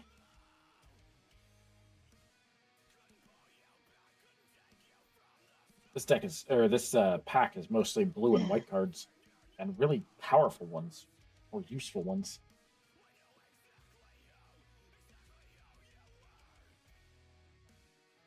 Yavoni Trapper?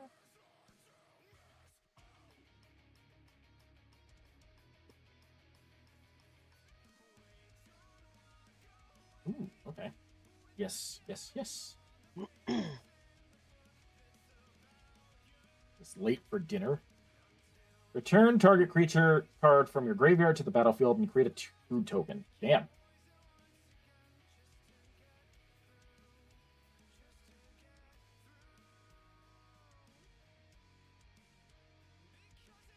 Tell me, what... okay, so I've actually been curious about this because, like, ever since I like first learned how to play Magic, one of my favorite cards was like the old school Phyrexian Hulk. And I understand that the Phyrexian cards didn't really have much of a theme or anything. They were just random cards thrown into random like sets up until the actual Phyrexian set come out, or the actual like area where Phyrexia starts comes out. What is the lore behind the Phyrexians? Okay. So there's this guy named Yawgmoth. Sounds like a League of Legends character. Huh? Sounds like a League of Legends character. I don't know. Point is, there's this guy named Yawgmoth. And he basically... Yeah. You know what? You want to know why it sounds like League of Legends? Kog'Maw. Okay, wait. Let me like look this up really fast because I'm not gonna. It's hard. All right. Basically, the gist of it, if I'm gonna simplify this down as much as I can, okay. The gist is that Yawgmoth lived on this world that was being like torn apart by war. Okay. I think. Okay. He eventually develops this oil that basically turns people into living machines. Is that why some of Right. the Phyrexians have like oil counter abilities? That is why oil counters was their main ability in that first set. Gotcha. Was oil counters and proliferation. Gotcha. Because they were toxic, proliferation, and oil counters in their first set, which was set on New Phyrexia, which is what the plane became called after he took over. Gotcha. So he made all of these Praetors. Okay. All of these Praetors were basically the main. He made these 5 Praetors, one for each color, and each Praetor was essentially like in charge, for lack of a better word, of like handling things. But they all hated each other, so they went to war with each other after Yawgmoth was gone. Or they came to power after Yawgmoth was gone, and they were all at war with each other. And then this little bitch named Elishnorn showed up and went, white is the best color, and it's superior to all of you. I'm going to fuck you all up now and win. So Elishnorn does that. And Elishnorn forces all the Praetors to work for her. Okay? Machine Mommy then decides, no, we're going to invade the multiverse because we are the best species. Machine Mommy? That is literally a name people have called her. That is not a joke. Elishnorn does that by basically using Phyrexian oil to complete someone. That is Compleate. Okay? A person who has been completed is someone who has been infected and transformed into a Phyrexian by Phyrexian oil. Okay, then. Okay? So Elishnorn starts completing the planeswalkers of the Watch. Okay? Then invades the multiverse. She's winning. Okay? Hardcore winning. Because the Watch has been partially completed, and those that were completed are fighting those that weren't. And she completes Nissa, Jace, and Vraska, and a couple of other Ajani, like these big names in the Watch. Like some of the main characters of Magic get completed. Oh, yay, Okay. yay. So basically everyone is fucked. Okay? They have taken over, like, they took over Call Time enough to complete the World Tree, which then has become their ultimate engine of war, because it allows them to invade every plane simultaneously. And you would think no one can invade all planes simultaneously. That's just not possible.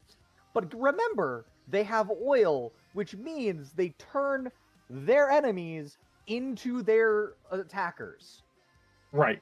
You need less Phyrexians to show up on a plane to transform a bunch of people into Phyrexians to fight their war for them. Okay?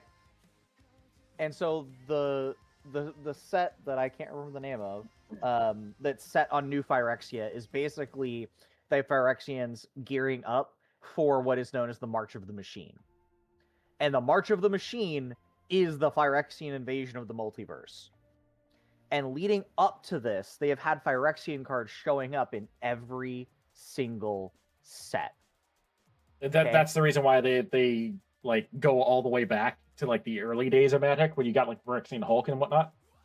So Phyrexian Hulk and the early versions of Phyrexians were essentially the prototypes created by Yawgmoth. Gotcha.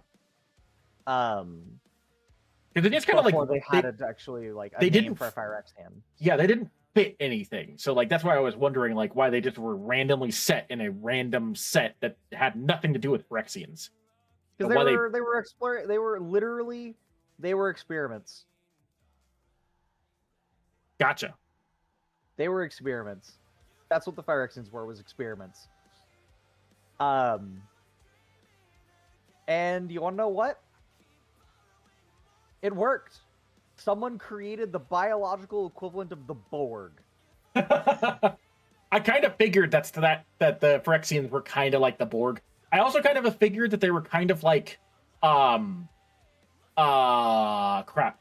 Ket from Mass Effect Andromeda, where like they used techno-organic materials to augment individuals into like their own like species and soldiers. Yeah, kind of. But the point is, is that the Phyrexians are basically the Borg, and no one I could love that. stop them I love that. until someone merged with and destroyed the World Tree. I love that. There's a member of the Watch, and I think it was, I can't remember the name of the character right off the top of my head, who lived in a tree. Like, they literally have to be connected to a tree in order to be alive. And there's this really great story before they screwed it all up, where basically the last standing members of the Watch, who, note, have been fighting the Phyrexians now for a while at this point, both from within and without, basically make a last-ditch, we're gonna gamble play, all or nothing, to try and destroy the World Tree and end the Phyrexian invasion and kill Elish Norn. And they succeed. Literally right before Elish Norn is going to basically have won on every plane ever. Jeez. Yeah. Machine Mommy was very good at her job. Apparently. That was literally her one job, was complete the multiverse.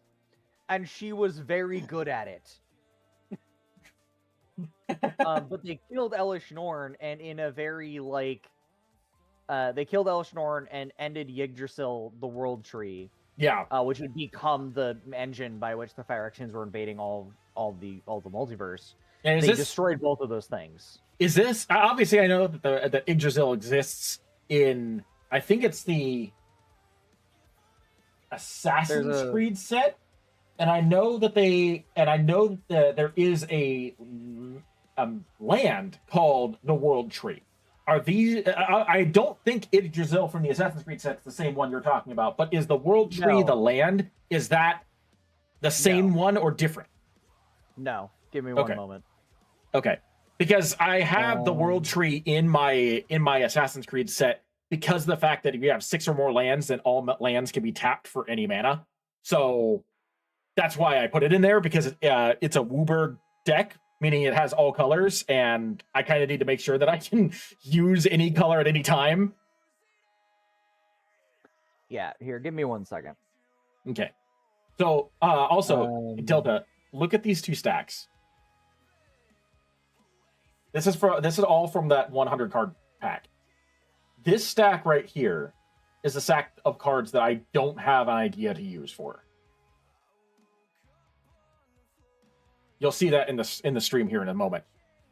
But like the what you're seeing on screen here in about 15 seconds or so is that one stack, the smaller stack, is the stack that I am not going to use. And the stack that is much, much larger is the stack that is all the cards that I have some kind of plan for. Wow, that's impressive. All for $10 on that one? Yes. So here, let me give you an explanation for how big this war was. Okay. Besides their starting plane, which they renamed to New Phyrexia, they completely conquered 5 other planes. Okay. They then managed to invade the rest of the multiverse, which was 1, 2, 3, 4, 5, 6, 7, 8, 9, 10, 11, 12, 13, 14, 15, 16, 17, 18, 19, 20, 21, 22, 23, 24, 25, 26, 27, 28, 29, 30, 31, 32, 33, 34, 35, 36, and 37, it looks like, planes. Okay? 37 wars all at once. And that they're is winning. That is a lot of multitasking. They are literally living machines.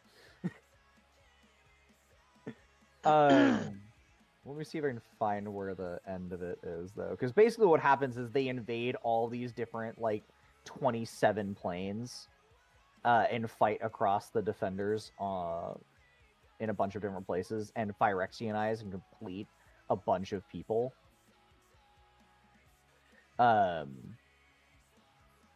And it's basically just the heroes are just taking L after L after L, constantly. 37 different wars. That's like that kind of like number and scale and whatnot is like a Warhammer 40K type of bullshit. Yeah. Well, when you're literally the Borg, I get you it. I can get it. Warhammer 40K as much as you want. I get it. I get it. I do. I'm just saying that that's like Warhammer 40K numbers, which is ironic since Warhammer did end up becoming a set. Oh. Urabrask is the only living praetor that remains of the 5 praetors. All other four were slain. But basically what happened was that they were using the tree to invade the multiverse. And it was renamed Realmbreaker because it was the engine by which they were invading the multiverse. And the person managed to use the tree to erase New Phyrexia. Oh, that's just rude. Which means, in the aftermath, but at the same time, still it kind of Phyrexians, because they were on every plane at that point in time. right.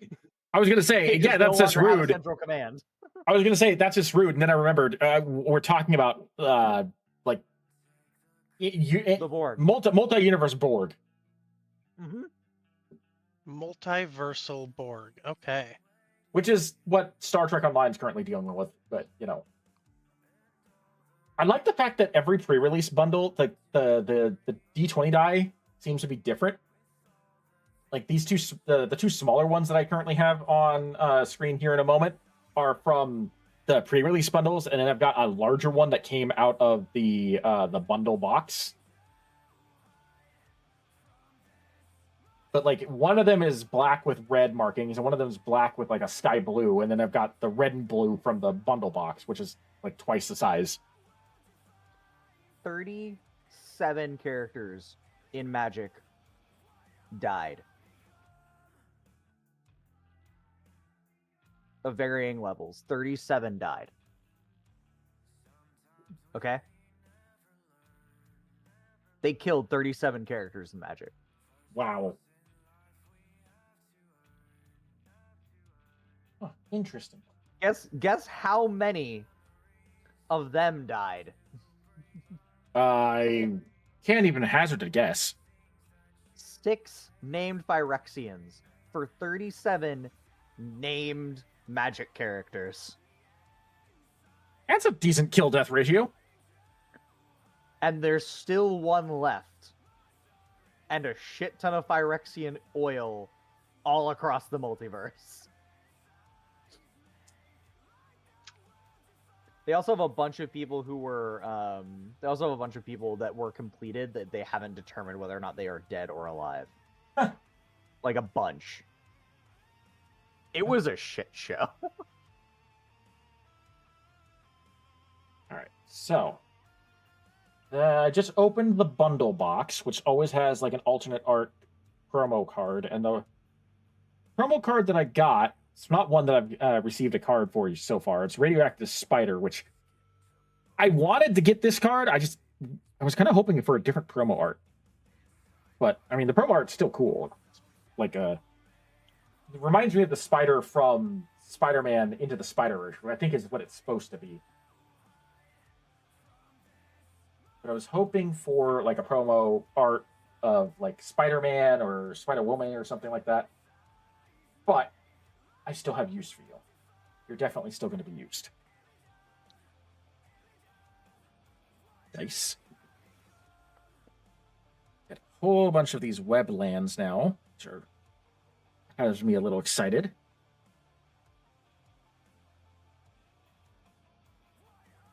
Oh, I see. They only gave me 5 web lands, and then the rest of them are regular lands. Okay. I see. Here's the description of Elish Norn. Elish Norn led the Machine Orthodoxy, the name of the Phyrexian faction. She was an arrogant master manipulator who devoutly believed in her rhetoric and did not like to be questioned. A theocratic dictator who designed monuments in her image. Although she worked with the other Praetors, she wanted to be the one leading the charge. Elishnor designed grand plans for all of Phyrexia and wrote the Argent Etchings, scriptures for her followers. Sounds She's like a literally bitch. the Borg Queen if she was devout.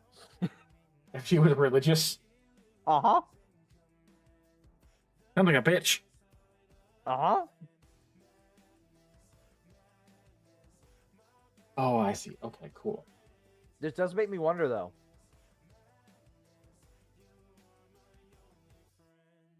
If the Borg and the Phyrexians got into a fight, could the Borg assimilate the Phyrexians I before don't the know. Phyrexians completed the Borg? I mean,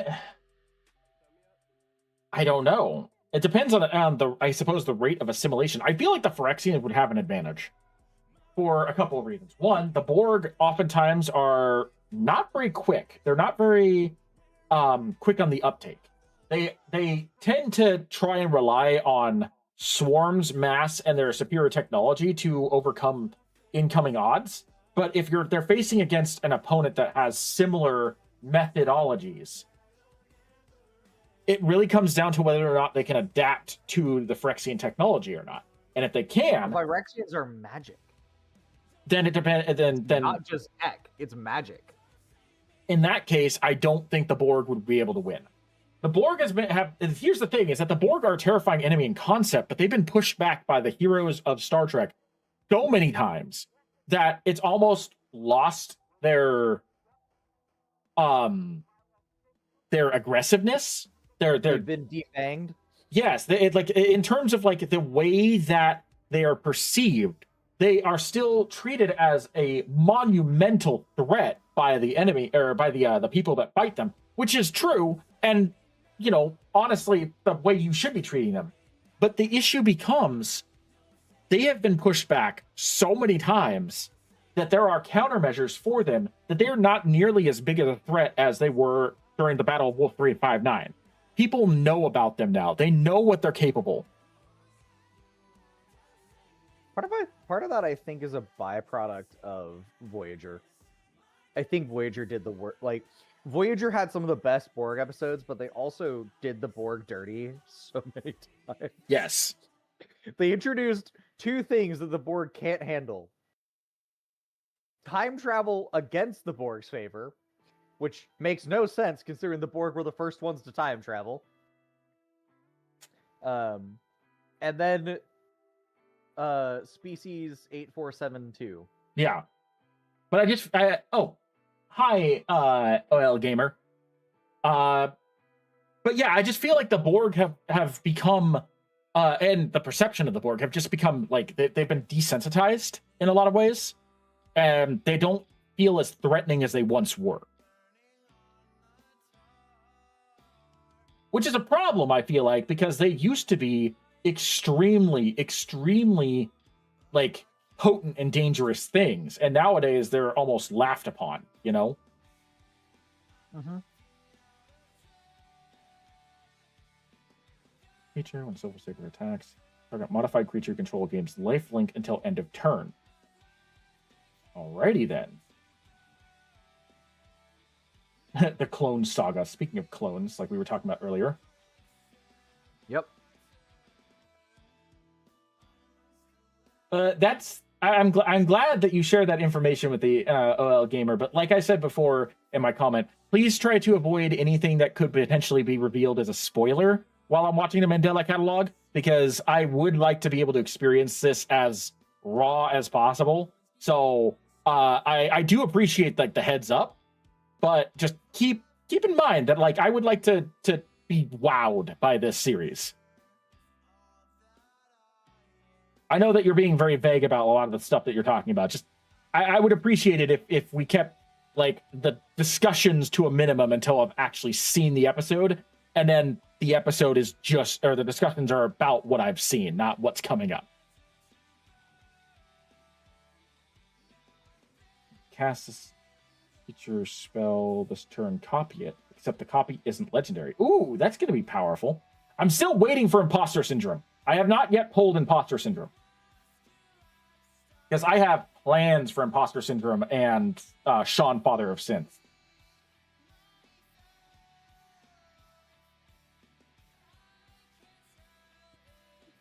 Interesting. About time I got Spider Sense. Ooh. That's a nice and shiny Spider-Mobile.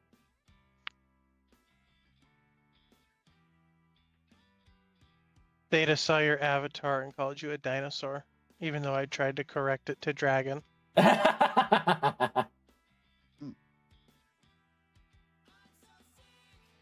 She's like, it's a dinosaur. Nah, he's a dragon. He's based actually on character creation for Baldur's Gate. I made him in Baldur's Gate 3 and then had wings added to him. I can understand why she'd think he was a dinosaur, though, because the Dragonborn from Baldur's Gate are very heavily referencing... One of them is referencing, like, monitor lizard, and then the other three are dinosaurs. You've got a Velociraptor head, a T-Rex head, and I want to say, like, an Allosaurus head, and then you've got a monitor lizard head. I'm sorry, for what? For the Dragonborn in Baldur's Gate.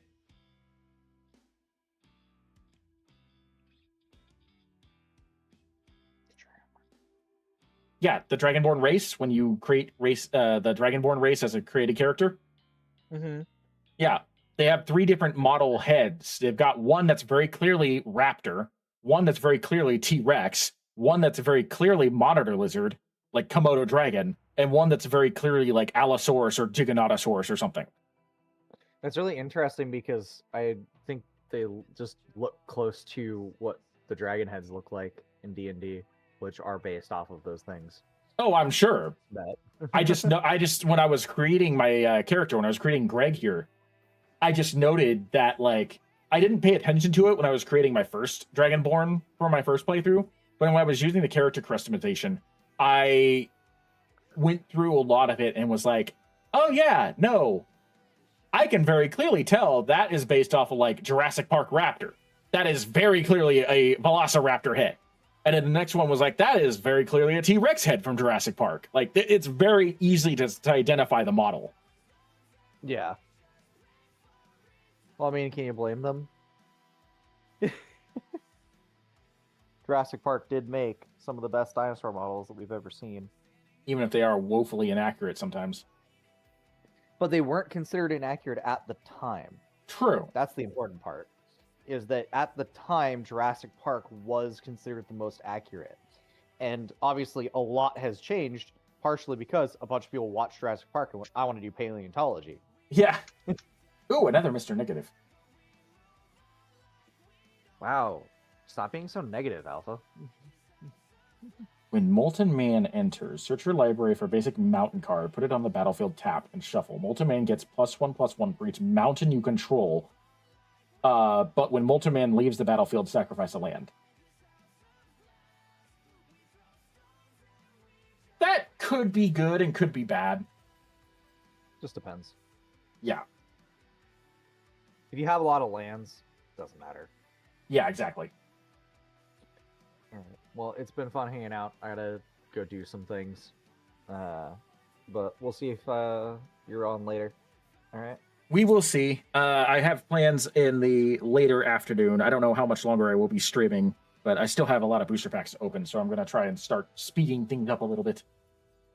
Fair enough. All right. Catch you later, Alright. 6. Catch you later. Take care.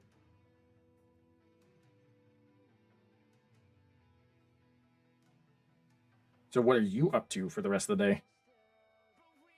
Oh, just playing a little Orcs Must Die on the side, and then here in about 30 minutes, I gotta go and start getting ready for work. Aha. Yep, I work 3:30 to midnight, so. That makes sense. They're really giving me a lot of stag I'm still bombs. here for another 30 minutes or so. Okay.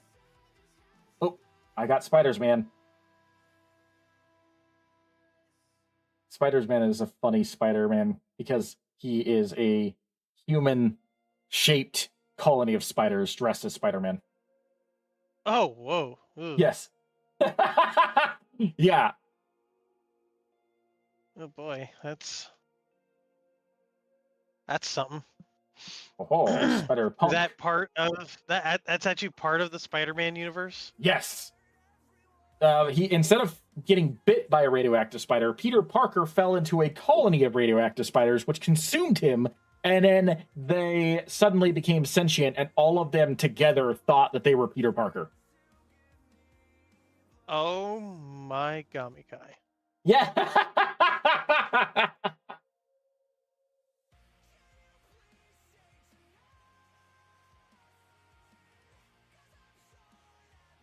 I'm actually out of room in the deck box that I set aside for this. I was kind of hoping, like I said at the beginning of the stream, I was hoping that I was going to get my secret layers for the Spider-Man cards, because one of the secret layer packs is a bunch of cards that look like the front page of a newspaper from the Daily Bugle.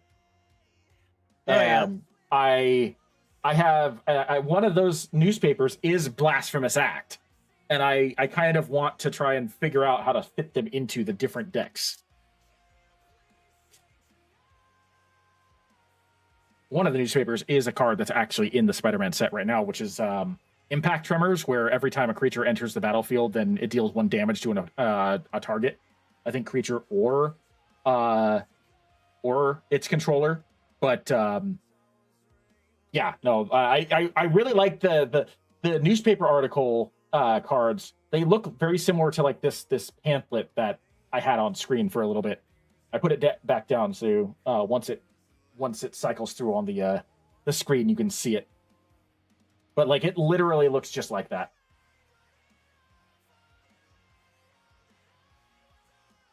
Ooh, there's another Doc Ock. That one's obviously based off of Spider-Man 2.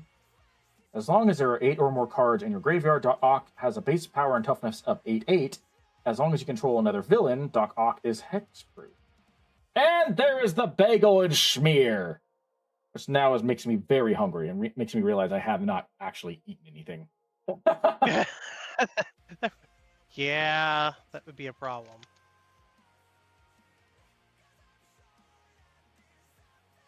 Chameleon, Master of Disguise. You may have Chameleon enter as a copy of a creature you control, except it has the name Chameleon, Master of Disguise.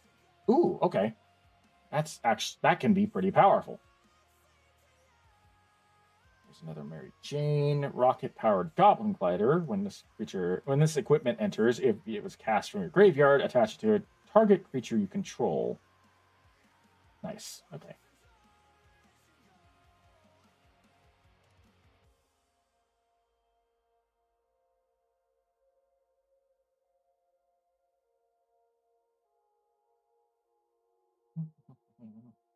Glad I opened the bundle box. I just ran out of room in the box that I was using for all the cards I want to keep. It's true.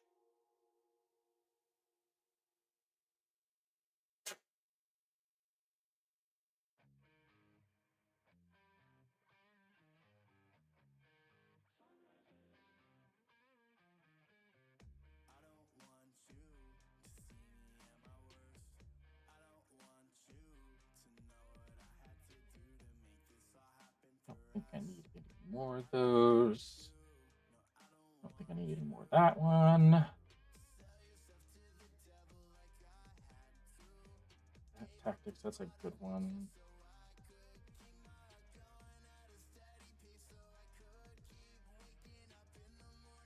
Now that I've gotten out of the pre-release sets, I'm getting a lot of new cards. I don't know if this pre-release sets. I don't know if the pre-release sets were specifically designed to not have some cards in it, but I figured that they all were the exact same booster packs. But maybe they specifically put pre-release specific cards inside the pre-release set, so you didn't build a deck that was too overpowered. Right. Which I suppose would make sense. Because the way this pre-release sets are supposed to be is you're supposed to, when you go to the event, you get one of these, and using the cards and maybe additional booster packs that you get at the event, you use those to construct a deck. So I suppose it would make sense if a lot of the harder to get or more powerful cards were not in the pre-release booster packs, even though they look identical to the regular play boosters. But I could be wrong. Maybe I'm looking into that a little too much.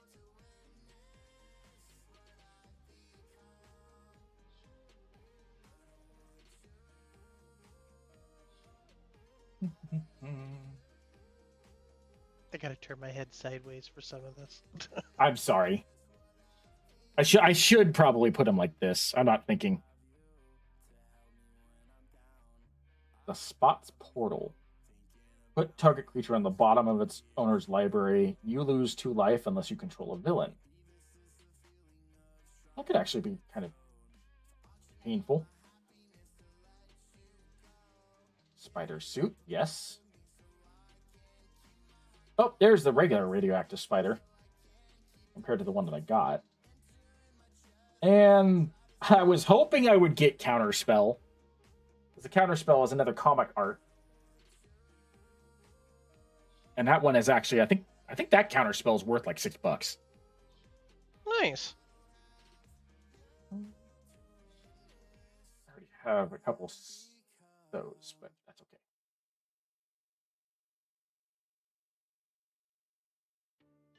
In general, Counterspell is considered one of the like must-have cards if you're running a deck with blue in it. But if it's got a cool artwork like the comic art, then it matters a lot because it can go from like being worth like $1 to being worth like $10, $20. That's a significant difference. Exactly.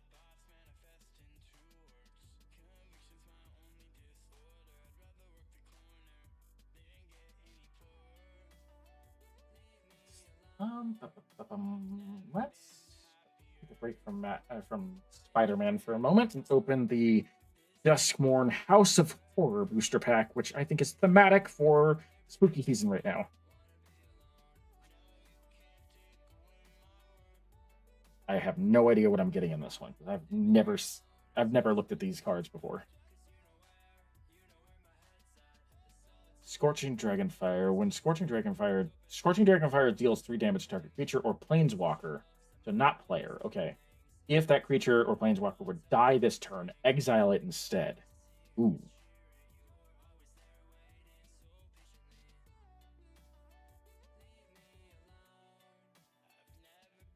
As an additional cost of this spell, sacrifice a creature or enchantment, exile target creature. Ooh, I could find a use for that in my Venom deck. In fact, it kind of looks like a symbiote, a very decrepit-looking zombie symbiote. There we go. Better on screen. Possessed Goat. Discard a card. Put 3 +1/+1 counters on Possessed Goat, and it becomes a black demon in addition to its other color types. You know what? I'm going to keep that. I don't know what I'm going to do with it, but I'm sure I can figure something.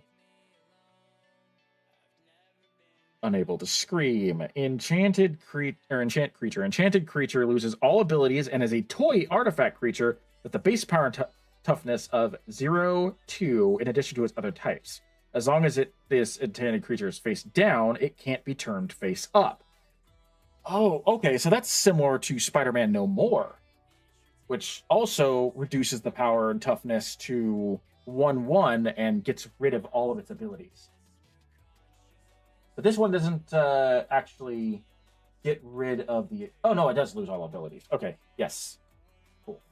There we go.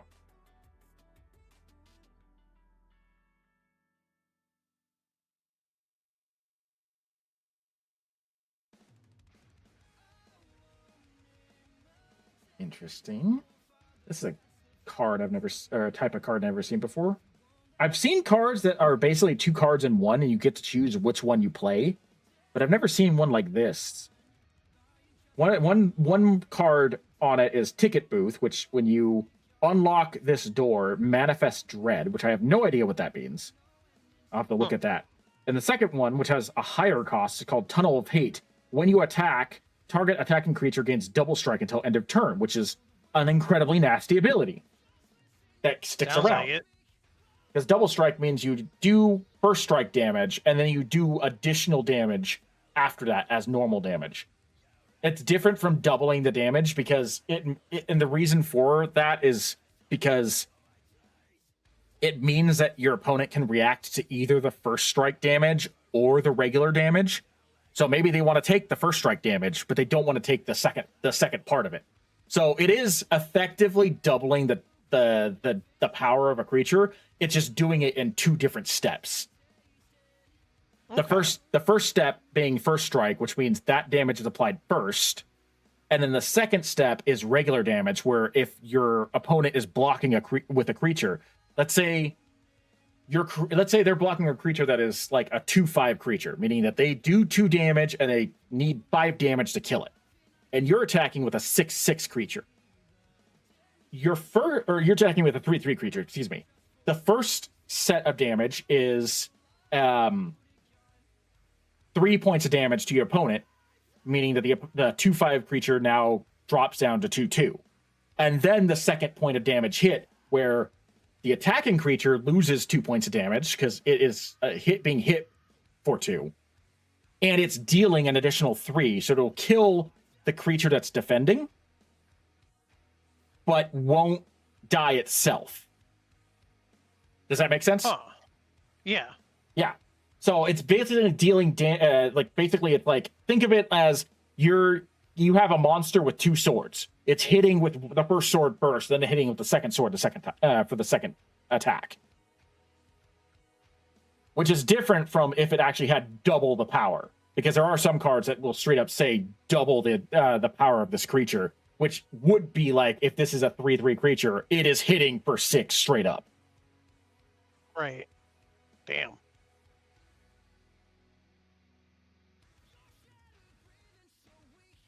Like, the end result basically is the same if nothing stops it, but there is the possibility of the second hit being stopped or the first hit being stopped through, like, a counter ability or something like that. Or maybe your opponent has something that says, if this creature would be hit with damage, stop the first set of points of damage that would be inflicted upon this creature. If you're getting hit with double strike, that means it stops the first strike damage, but the regular damage still goes through. Whereas if the creature was just doubling its power, then all the damage would be stopped. Magic can be very convoluted and tough to understand sometimes. Very, very nuanced. Yes, it is very nuanced. There are rules for rules for rules for exceptions.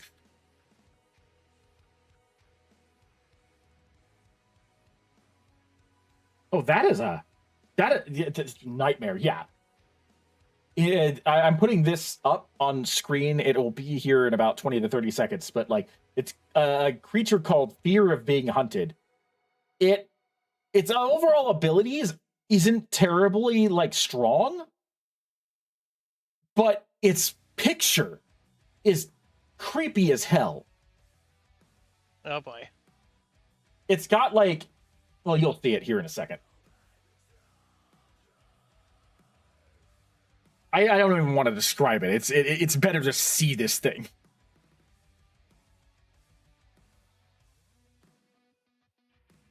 There it is. Should be on screen now. Whoa. It's like a human skull split in half with like teeth inside where the brain would be.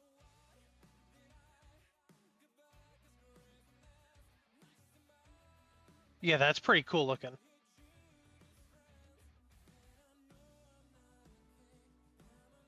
Another one of these rooms. When you unlock this door, turn target creature power mana value with 3 or less from the graveyard to the battlefield. That's actually pretty good. And in hospital room, whenever you attack, put a +1/+1 counter on attacking creature. Also really good. Oh my god. Defiled Crypt. When 1 or more cards leave your graveyard, create a 2/2 black horror enchantment creature token. This ability triggers only once each turn. that could be good for my Norman Osborn deck. When you unlock this door, return target creature card from your graveyard to your hand. Also good for my Norman Osborn deck, because I'm discarding cards a lot. Central Elevator. When you unlock this door, search your library for a room card that doesn't have the same name as a room you control, reveal it, and put it in your hand and shuffle. Okay. At the beginning of your upkeep, surveil 1. Which means you look at the top card of your deck, and if you can either put it back down or you can put it in the graveyard. You win the game if there are 8 or more different names among unlocked doors of rooms you control. So that is a card that's more based around trying to build a deck for unlocking rooms and dungeons. Trapped in the Screen. When Trapped in the Screen enters, exile target artifact, creature, or opponent, or enchantment opponent controls until trapped in the screen. Oh, okay. I've got plenty of cards like that. But I like the theme of that one, so that's definitely a horror-themed card, so I'm going to keep that. Interesting that it's a white card, because normally white is associated with, like, good stuff.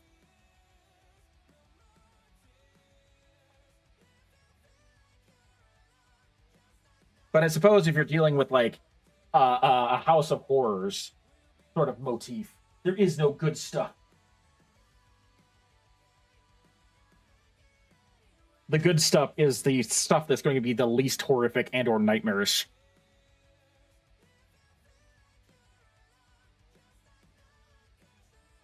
Alright, next Spider-Man pack. Food token. Don't need any more swarms. May as well keep the spider manifestation. I'm back. Oh, welcome back. That was quick. This thing that I had to do did not take as long. It was stupid. A company sent me 3 letters and spammed my stepmom over calling to vote on their rebranding. What the hell? I was like, I literally spent 9 minutes on the phone with them, and I'm like, that included, by the way, time it took for it to ring in. And I was like, so this changes nothing. Yes. It's a rebranding. Yes.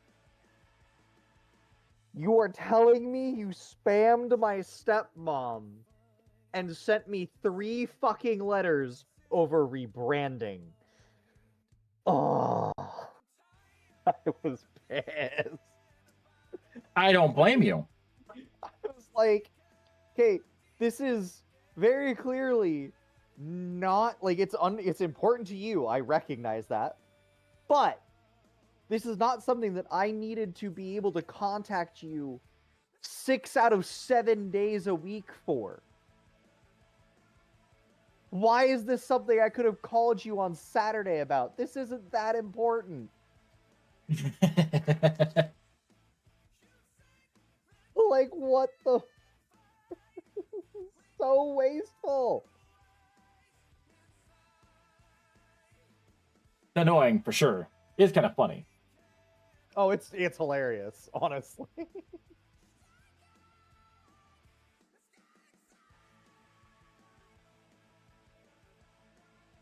Actually, no. You know what? I could probably use another beetle.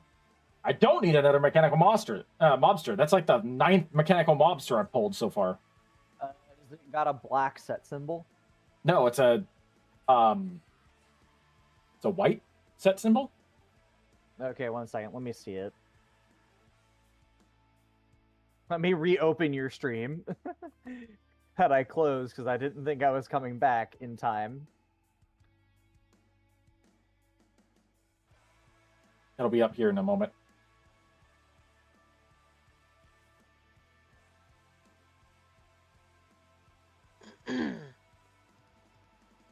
I like this Spider-Gwen, but that's not the one I need. Okay, so it's actually silver.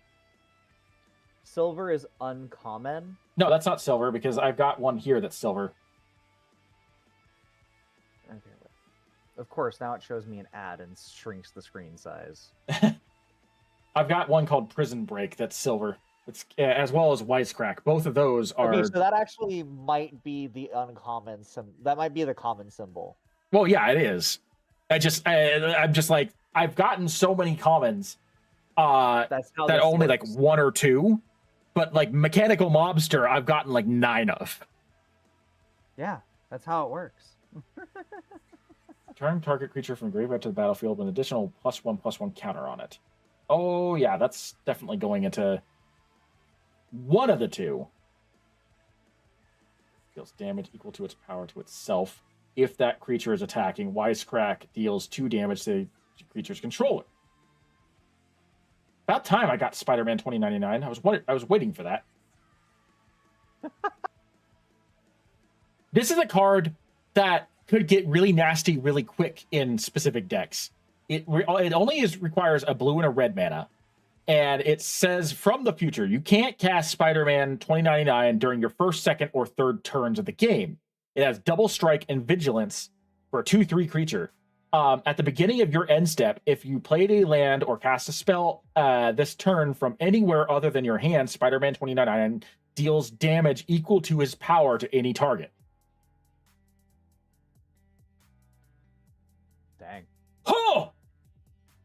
Soulstone! You pulled the Soul Stone? Yep. I see it. Nice. I can see it still right now. I wasn't even looking at that. I was reading Spider-Man 2099. The Soul I can Stone. see it on the screen. The Soul Stone, like as a normal card, I don't know the difference between the hollow and the non-hollow version, but as a normal card, this is because they've got 4 different versions, 4 different artworks. They've got this one. They've got one where Thanos is holding it on the Infinity Gauntlet. And then I know for a fact they have one that has no text whatsoever. And I think there's a 4th one. This one that I pulled, which is the only one I think I can pull, all the other ones are in the collector packs, is worth $65. Damn. Yeah, it doesn't surprise me. The one with Thanos is worth approximately $400. The one that has no text whatsoever is worth almost $1,700 the last time I checked. Jeez.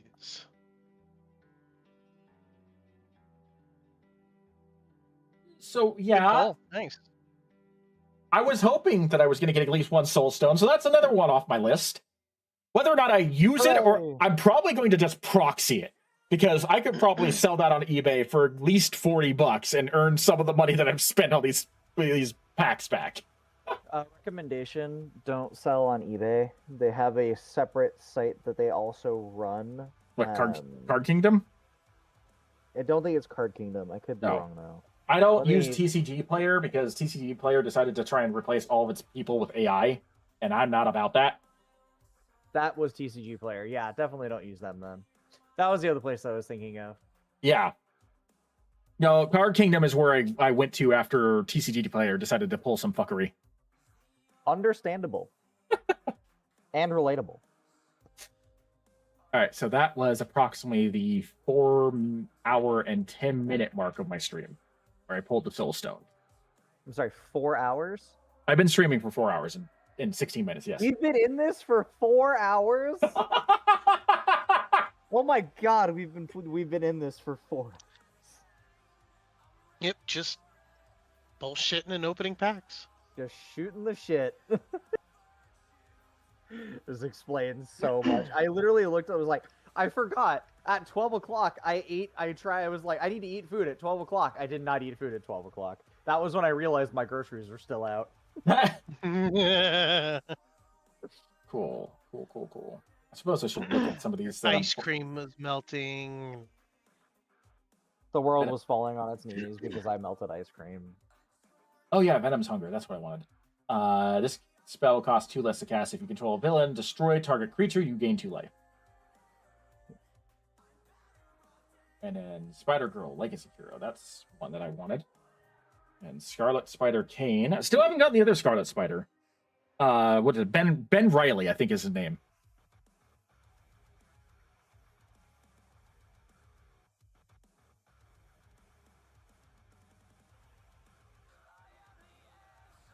And that's the 10th Mechanical Mobster, and the second one that's been holographic.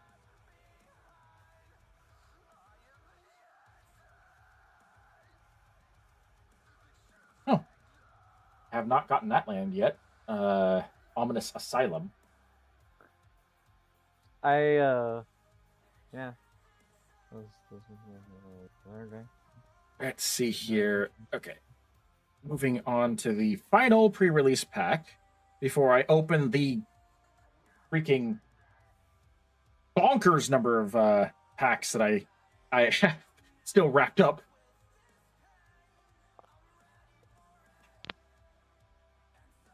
Oh, that reminds me. If you haven't voted, don't forget to vote. Voting is important. Voting. What are you talking about? Oh, yeah. Yeah, Yes, don't forget to vote. I was trying to figure out. Oh, that's another dice, another colored dice, purple and black. Yes, I have already voted. Is that? Ooh, holographic maximum carnage. I think I only need one of Oh, wow, those, it's but literally one thing. Okay then.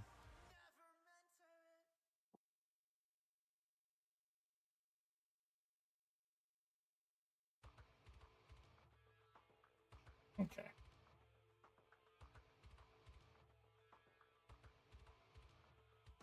Maximum carnage. I am going to keep. I don't think I need another one. I think the comic book one is all I needed, but it's nice to have hobbies. Or the copy token. It's literally just the Spider-Man pointing meme. Nah. Perfect. Oh boy. Which works Perfect. well. Which works well because if I pull imposter syndrome, it's just the Spider-Man pointing meme. So Alright. Another Spider Rex. Don't need another common crook. I've got 4 of those. The pigeon, no. Beetle, legacy criminal. Doc. We'll take another big old schmear. Just only make me hungrier. I don't think I need another mass mealer. It's Morbin time! Oh God. Please no. Flying, Vigilance, and Lifelink. If you pay a black and a blue and exile this card from your graveyard, look at the top 3 cards of your library. Put one of them in your hand and the rest in the bottom of your library in any order. Spider Rex. I actually have a Spider Rex set aside specifically for a Wooburg dinosaur deck that I want to build with the Jurassic Park set. Just throwing Spider Rex in there just because. How are you gonna do Wooburg dinosaurs? I have 2 ideas for commanders. Let me pull up Mana Box.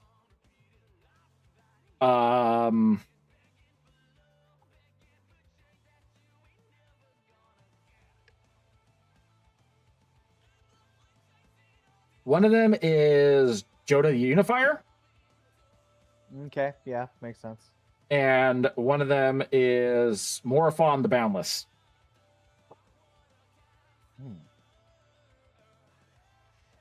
Morophon the Boundless. He's a 7-drop legendary creature shapeshifter. No colors. As Morophon the Boundless enters the battlefield, choose a creature type. Spells of chosen creature type cost Wooburg less to cast. This effect reduces the only amount of colored mana you play. Other creatures you control of chosen type get +1/+1. Okay, makes sense.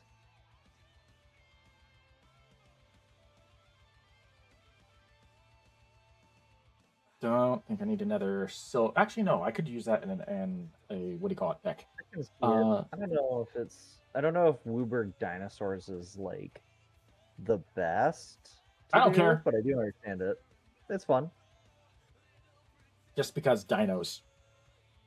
I mean, Origins. you're talking to a person who has like 3 dinosaur decks. I really don't get to talk. One of which is Owen in blue. I made an Owen in a blue deck. Oh god. Another Ominous Asylum is cool. Shiny Pigeon. I don't need you. But you know what? I'm going to take you, and I'll take the other pigeon that I have out. Shiny is shiny.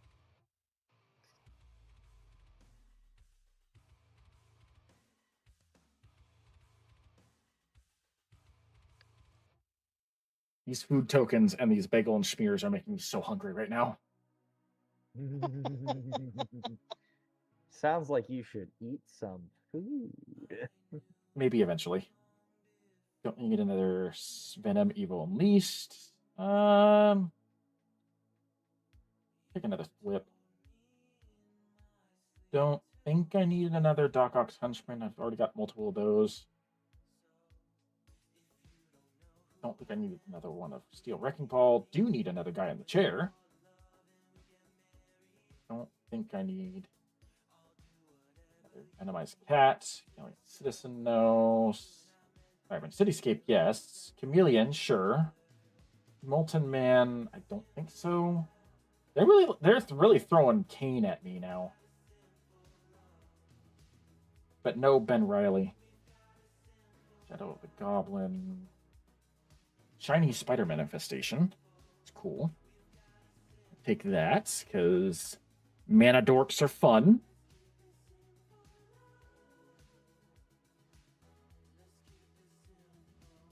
2/2 mana dork is double the fun.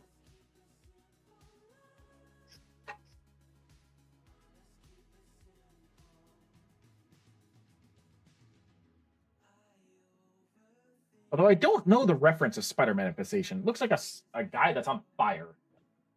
But I don't quite understand. Oh, never mind. It's not a guy on fire.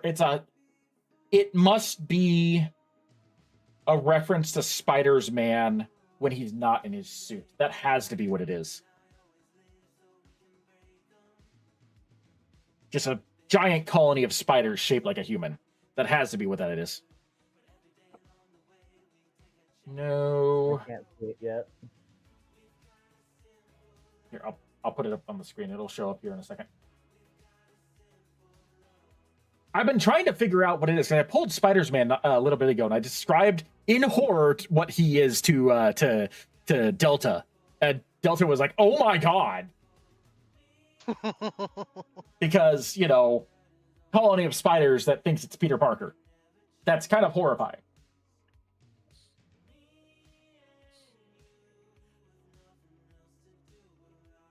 Bolt, got several of those. Got a Eerie Gravestone, another Spider Manifestation. I think I'm okay with that. News Helicopter, no. Got another of those. Got another of those. Got another of those. I'll take Peter Parker's camera. I'll take University Campus and Interesting. Inner Demons Gangsters. Yes. I've got several of those already. That sounds so funny. Yeah, its ability is discard a card. This creature gets +1/+0 and gains menace until end of turn, which is not a bad ability, especially when you team it up with Norman Osborn. But I've already got several of them.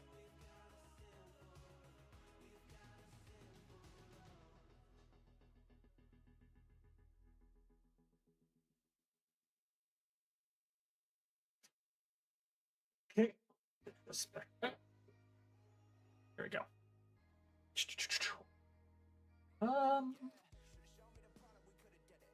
Open one more of these, and I'll switch over to one of the Edge of Eternities packs. See what I get from there. I have a lot of hope. Possibly an Edge of Eternity. I have a lot of hope for the Star Trek set after seeing Edge of Eternities, because I feel like the Edge of Eternities set, it has a lot of really powerful cards. Most of them don't work as well with each other as I would prefer that they did. They're mostly cards that I would put in other decks that already exist, rather than cards that I would build a deck around. Using them as supplementary cards compared to actually building a full deck of them. And that's saying that as someone who has the red, white, blue structure deck that's designed to use cards counters and proliferate. I probably would not have built that deck myself. I bought it to tear it apart for cards, and then ultimately never did that. Now I've just got an extra deck.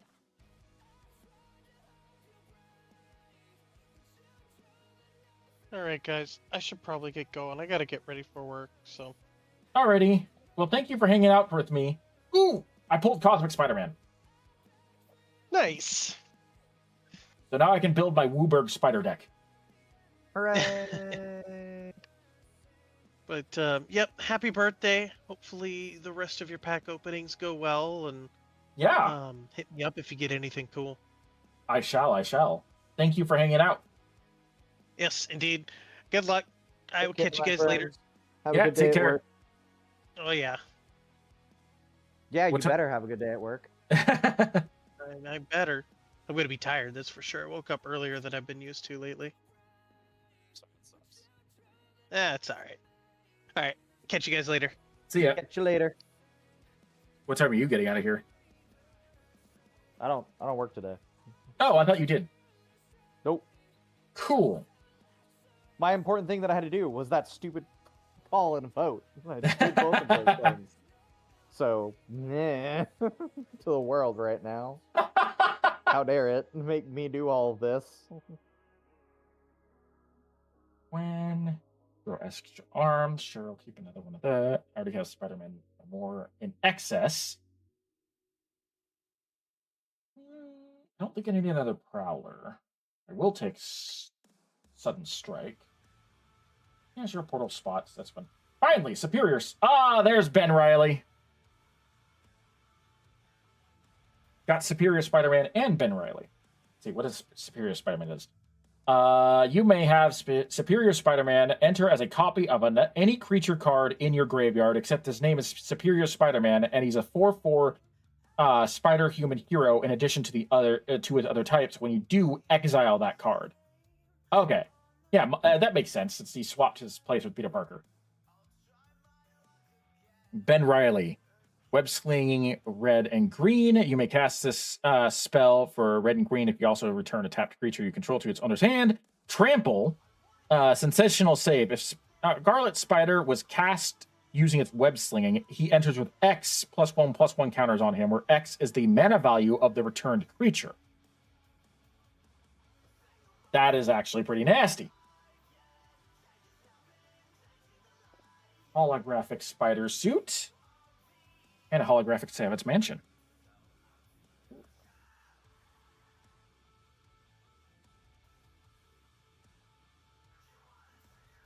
All right, so I've got two of the more expensive cards so far between the Soul Stone and Cosmic Spider-Man. That makes me happy. Eternities. Edge of Eternities. It's an Edge of Eternity. So many booster pack, like discarded booster packs wrappers sitting to my right. Yeah, sounds about right. That's what I would expect. Embrace Oblivion. As an additional cost to this spell, sacrifice an artifact or creature, destroyed one target creature or spacecraft. That might come in handy.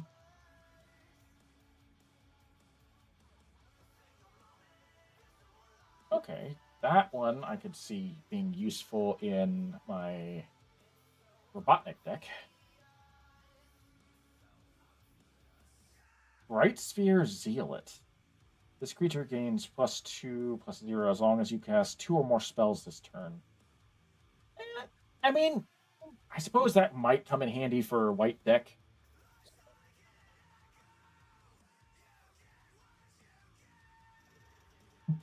Wow, okay.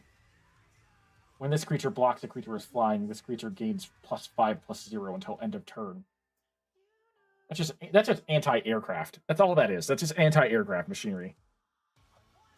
Someone, I forgot that I had found this.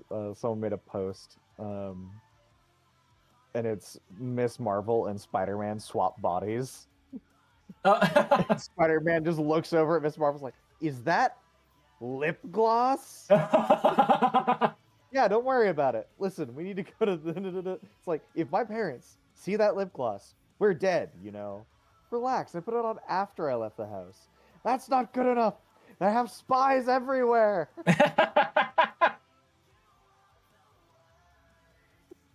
Kamala Khan just being a great character.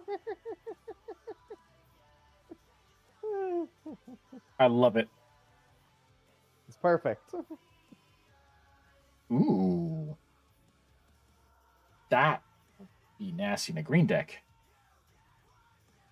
Let's see. Honored Knight Captain. When this creature enters, create a 1/1 white human soldier token. 4 and 2 white. Sacrifice this creature. Search your library for an equipment card. Put it on the battlefield and shuffle. Depending on what equipment you're looking for. I mean, that could work well for getting freaking Excalibur on the field. Wait. Assassin's Creed Excalibur? Yeah. All I gotta do is just have a ton of artifacts on the field. You're fine. That's easy. Legendary things in general, but my point is, like, if this is early in the game and you haven't managed to build that up. I probably shouldn't make a point. I play it in Lara Croft, which is basically just all artifacts all the time. So Lara Croft is one of the be quiet. Lara Croft is one of the cards that I wanted to get, and that obviously that secret lair had passed. Yeah. I think I saw it when it first came out, and I just was like, I don't need it. And then I looked at it later, and I was like, ooh. And then I got it.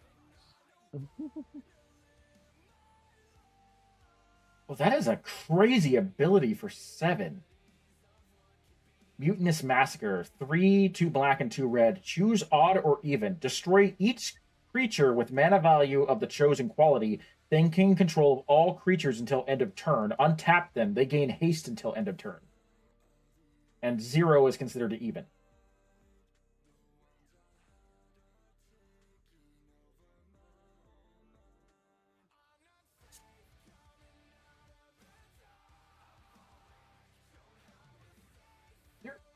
Biosynthetic Burst. I already had one of those, but that one is holographic. I like that. Put a +1/+1 counter on target creature you control. It gains reach, trample, and indestructible until end of turn, and untap it.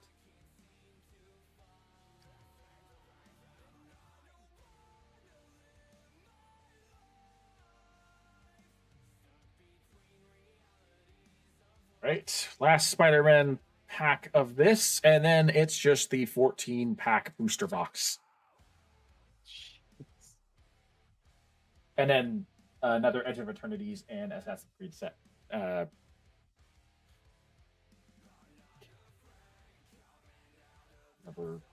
Rex, another Common Crook, another Selfless Police Captain, another Unstable Experiment, another Romantic Rendezvous, another Spectacular Tactics, another Spider Manifestation, Spider Slayer, Hatred Honed.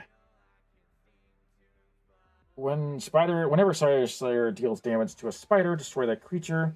6 and exile this card from your graveyard. Create 2 tapped 1/1 colorless robot artifact creature tokens with flying. I mean, it is only 2 mana. I guess it's not bad. There are definitely a lot better cards, but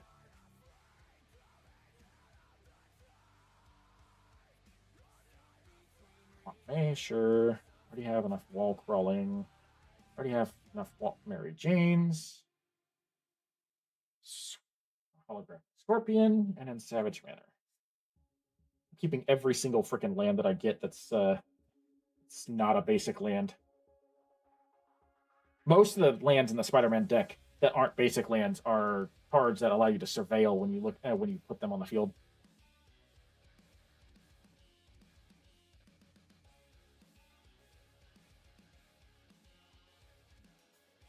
Although I am hoping for Multiversal Passage at some point, because that is another. Also, I thought you reacted to. Oh, I just saw your message, gamer. Sorry. I don't know when you sent that. I don't know if you're still here. But the blank name video.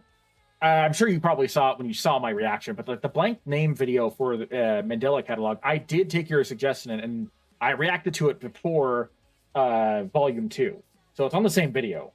I just didn't separate it because, it was a 2-minute video. I didn't see a need for it. All right, booster box. Wish it was the collector booster box just because that would be kind of neat, but that is a $650 investment that I do not have the money for.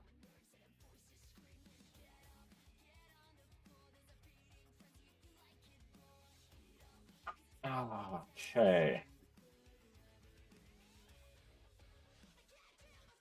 Kind of nice if I got another Cosmic Spider-Man, because I have an idea for a non-Spider-Man themed deck that uses Cosmic Spider-Man in it. Just to experiment with the other spiders that are out there alongside other things that I could turn into spiders or whatever. Ooh, that's the second holographic Spider-Woman, this time with the regular art instead of the comic art.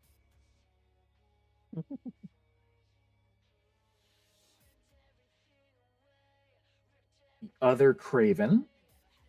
I already have the first, the red and the red and green Craven. Now I've got the black and green Craven. And this creature, whenever a creature your opponent controls with the greatest power among these creatures, among creatures that player controls dies, draw a card and then put a +1/+1 counter on Craven the Hunter. That is a mouthful. I understand what it does, but that is a mouthful. Mouthful. It's literally saying the strongest creature your opponent controls, when that dies, put a +1/+1 counter and draw a card. But the way they worded it was an excessively long sentence. Yeah. But you know why they do that, right? Oh yeah, I know, because they need to make sure that it's very specific for triggers and stuff like that. I understand. That's a man. There's Penny Parker. Why are there so many cat tokens in my chat right now? What is going on? Cat tokens? Oh, we have a Magic the Gathering chat on my server, and there is a photo, and it is 1, 2, 3, 4, 5, 6, 7, 8 cat tokens surrounding someone's homemade proxy of the Mrs. Bumbleflower card. Oh. And I was like, why are there so many cat tokens?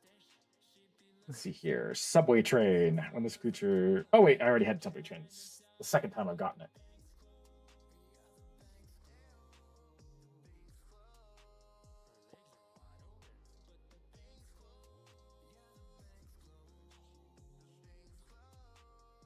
Aside from a few of the packs, I have kept most of the cards for usage compared to me just putting them away.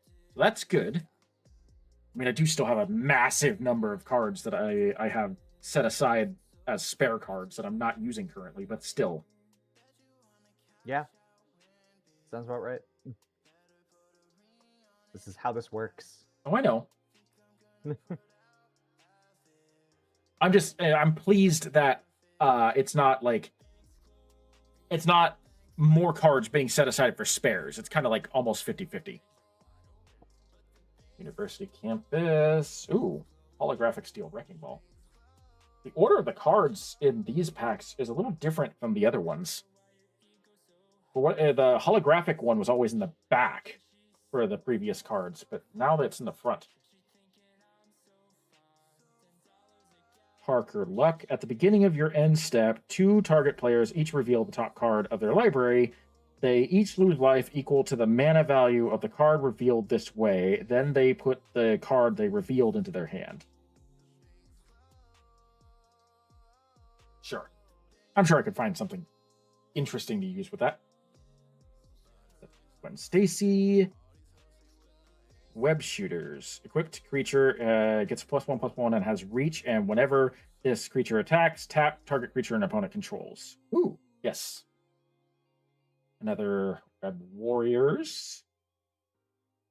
Don't need Prowler. Already have enough of that. I'll keep the Taxi Driver. I don't need any more Venom Hunger. Don't need another Beetle. Don't need Spider Manifestation. Already got to command that. That and that. Cool. Awesome. Speeding up a little bit. Correct. Since most of these cards have already been viewed, so I don't think I need to linger too much. Correct.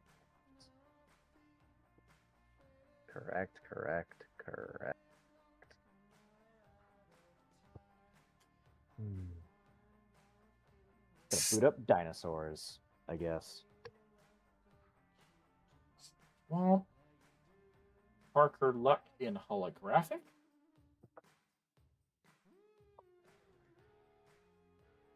Check was that. Now I have to debate if I should buy Transformers. What, the action figures you're talking about? Yep. Ooh, Electro. I was hoping I would get Electro.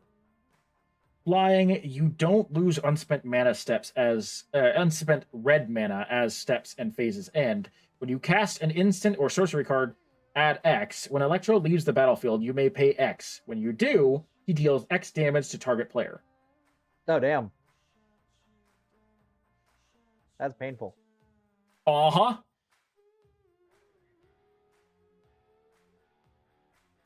I don't think I had. I think I may have gotten Spider-Man India earlier. I'm keeping every hot dog cart and bagel schmear that I find because they're funny. That's my justification, is they're funny.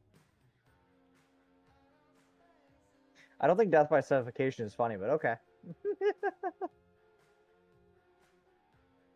City Heat.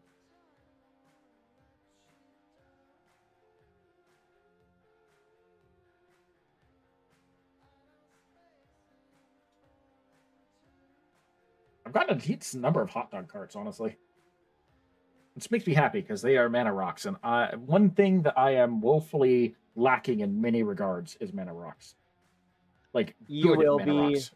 I would in fact recommend using Card Kingdom to just stock up on cheap copies of mana rocks. You're gonna want them in every deck. Oh yeah, like my favorite mana rock right now is the Sonic Screwdriver. How much does that cost to play? I don't. 3. There are so many good 2-cost mana rocks. Please just go get some. Yeah, but it's the other abilities that Sonic Screwdriver has. So, one of the ways that you should think of mana rocks is that mana rocks give you the ability to play essentially a half land. I know. So it's always good to have more because it's a way to augment your mana base, which is really important. Right. Though admittedly it becomes less important if you have ways to protect your mana base. Because there are people who like to run things that destroy the mana base. Oh, I know. I've seen those type of cards. The thing is, like, Sonic Screwdriver it has a lot of versatile functions. It says, like, tap, add 1 mana of any color. If you pay 1 in tap, untap a target artifact. If you pay 2 in tap, you scry 1, and you play 3 in tap, target creature can't be blocked this turn. So, like, it has a lot of, like, useful and versatile things. Yeah, no, it does. Ooh, Goblin Bombardment. Sacrifice a creature. This enchantment deals 1... Oh, it's an enchantment! Holy crap! Sacrifice a creature. This enchantment deals 1 damage to any target. Disenchantment? No, or this enchantment? This enchantment, yeah. It says Goblin Bombardment. And it's one of the comic book arts, too. Nice.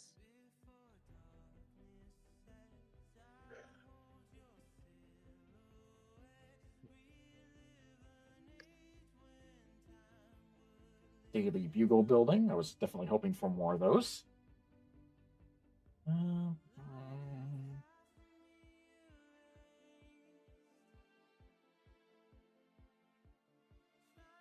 go to the city.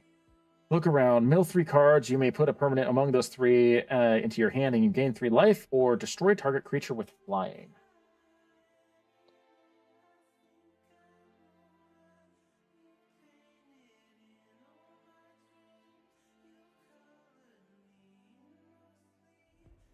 I kind of figured that Mark died at the end of the Mandela Catalog Volume 1. Or he died of mad. Oh, okay. I see. Something told me that probably that was the case. But since the MAD idea hadn't been introduced except for in the unnamed video of the Mandela catalog, I obviously didn't know for sure. But that makes sense.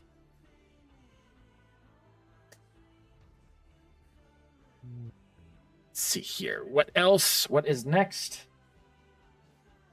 Sinister Hideout. Raging Goblinoids. In holographic.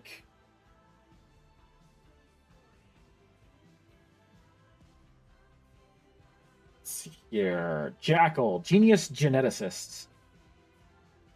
A green and a blue. He has trample. Whenever you cast a creature spell with mana value equal to Jackal's power, copy that spell, except that copy isn't legendary, then put a +1/+1 counter on Jackal. That could get nasty real quick. Yep.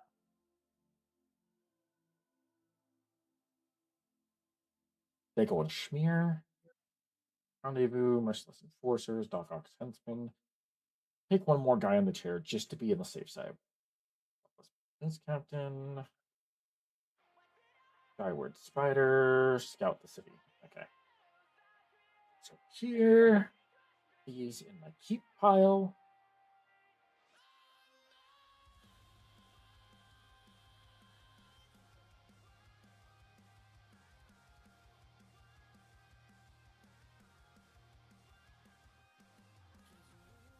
Open. Damn it. Open. I feel like I'm Ultra Magnus trying to open the Matrix of Leadership when you're not supposed to. What? Oh, the booster pack was fighting me. Oh. Diversity, another mechanical mobster and holographic. Here Hey, is Spider-Man. Hey, I have a question for you. Do you need some more mechanical mobsters? Because we got some more mechanical mobsters for you. I've got an army of mechanical mobsters. Sounds like you could become a kingpin. Black Cat, Cunning Thief. When Black Cat enters, look at the top 9 cards of your opponent's library, exile 2 of them face down, then put the rest on the bottom of their library in random order. You may play the exiled cards for as long as they remain exiled. Mana of any type can be spent to cast the cards this way. Part of me wants to put that in my pirate deck, because my pirate deck is all about fucking my opponents over, either through using treasure tokens to cheat my way into summoning stronger monsters or stealing their cards. And considering it's a 5-drop, like, it would be, under most circumstances, a little difficult to pull out, but in a deck that specializes in spawning treasure tokens, I feel like Black Cat would fit right at home. Good. Damage Control Crew. When this creature enters, choose one. Repair. Return target card with mana value of 4 or greater from your graveyard to your hand, or impound exile target artifact or enchantment. Suit, Spider Bot.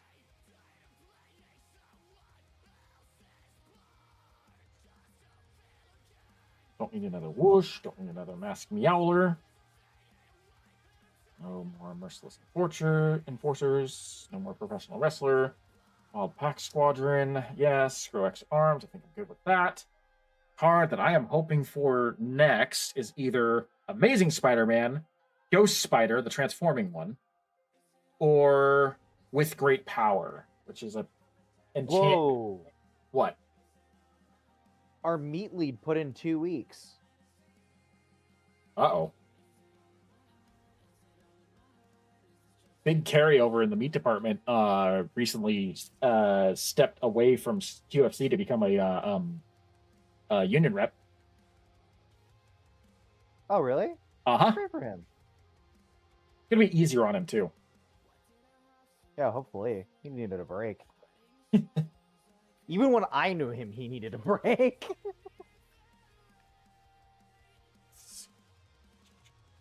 Yeah. No, our meat lead apparently put in his 2 weeks. That's insane. I'm just surprised. He's Captain. Ooh, yes. I will take another Iron Spider.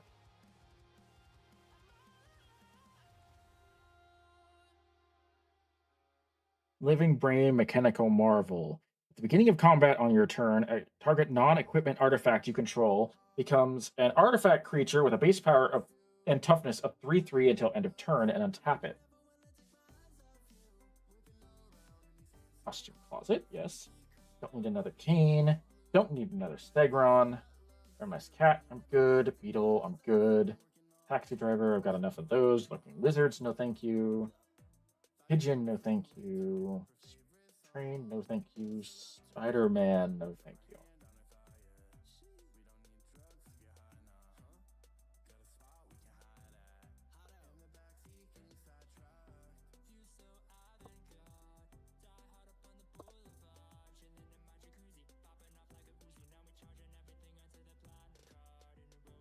But what is this song? I'm not sure I'm digging this one too much.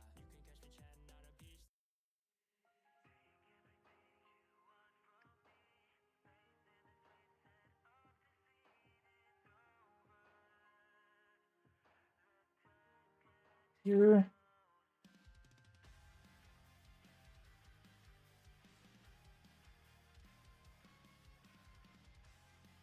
Yes. Holographic Taxi Driver, sure. I will keep that one and replace one of the ones I already have.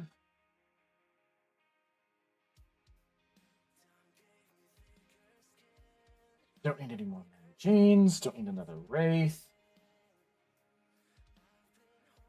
I think I could use another Craven. No. Spider-Bot. I'm keeping all the Spider-Bots. Don't need Eerie Gravestone. Oscorp Research Team. Mauler, no. Whip, no. Spider-Man Brooklyn. They're throwing a lot of Miles Morales Spider-Man cards at me, but none of the ones that I actually want. That's sad. Because I could use a second one of the transforming Miles Morales cards. So far, you haven't found another one. You Correct. have a lot of cards still. Yes, I've got the one that transforms, and that was the only. So far, that's the only transforming Spider-Man that I found. I need Spider-Gwen and Amazing Spider-Man. Not Spider-Gwen. Ghost Spider. Same character. Oh, there's a holographic Spider-Gwen Free Spirit. I also want the others. There's two Ghost Spiders. One of them is transforming and one of them is not. I want the other. You've got a couple of the ones that aren't transforming, I believe. Yeah, I've got the Spider-Gwen Free Spirit. This guy, or this one. But there's a Ghost Spider that has Menace, and it's just pure red. And then there's another Ghost Spider that actually transforms from Gwen Stacy. That's red, white, blue. I need both of them, but the one I really need is the transforming one. That's the one I need two of. Yeah.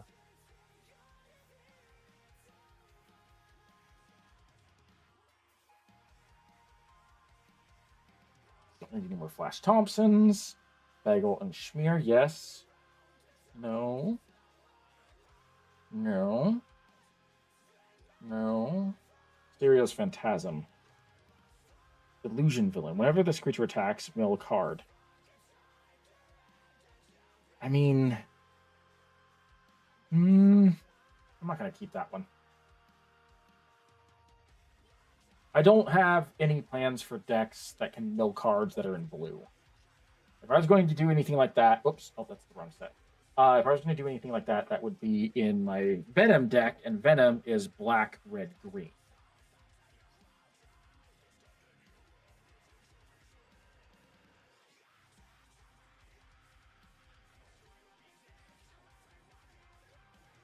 It's dinosaur time.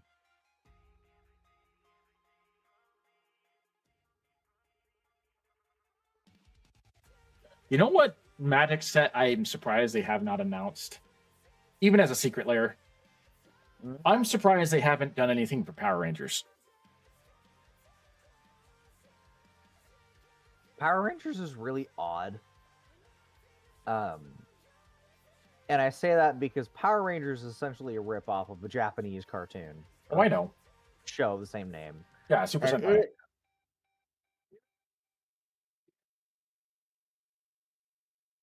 It just has an odd thing. Web of Life and Destiny. 6 and 2 green. Convoke. Your creatures can help cast a spell. Each creature you tap will casting it pays for one mana of that creature's color.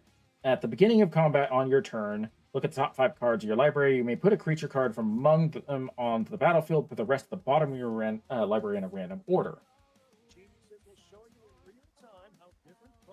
I can hear whatever you're listening to.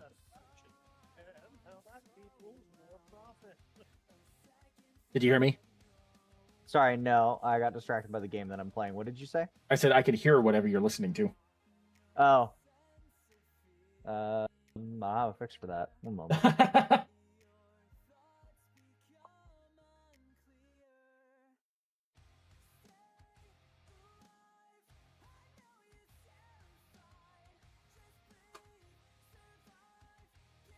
All right, let's go into Assassin's Creed. See what I get in that little 7-card booster pack.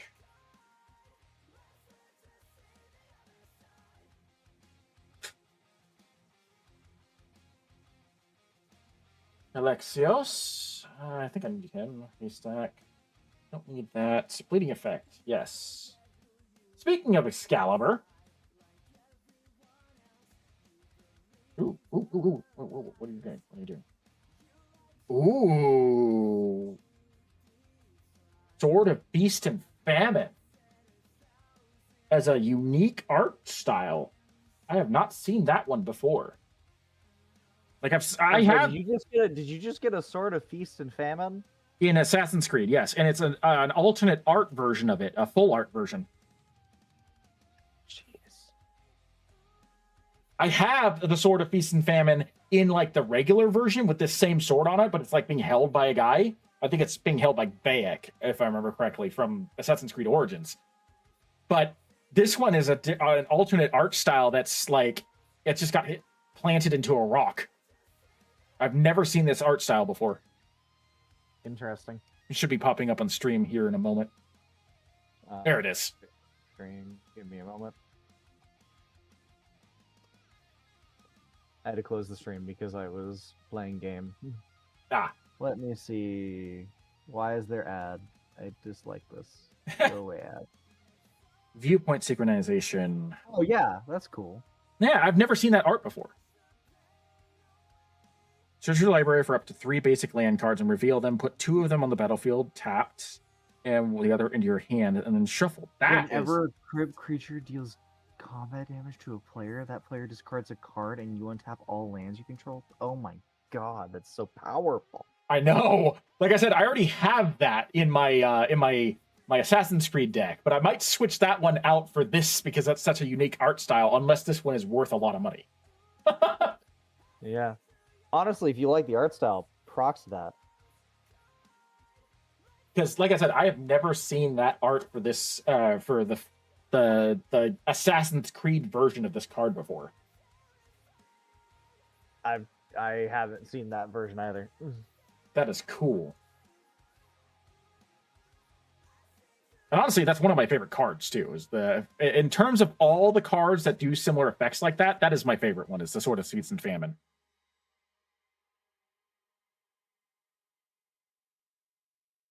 And they've got some really cool ones out there. I think the Sword of Light and Darkness is my next favorite.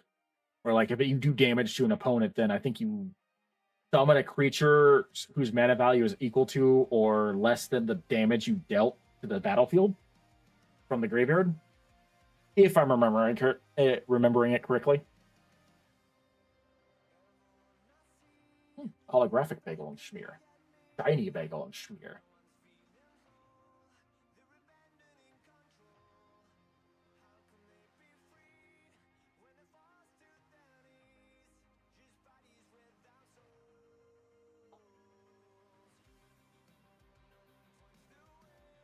Don't need that one. Don't need that one. Don't need another Shocker. Don't need Costume Closet. Stop giving me Swarm. Driver. Don't need that Venom. Nope. Nope. Nope. That booster pack was all going to spares. Except for big old Schmear and a shiny land.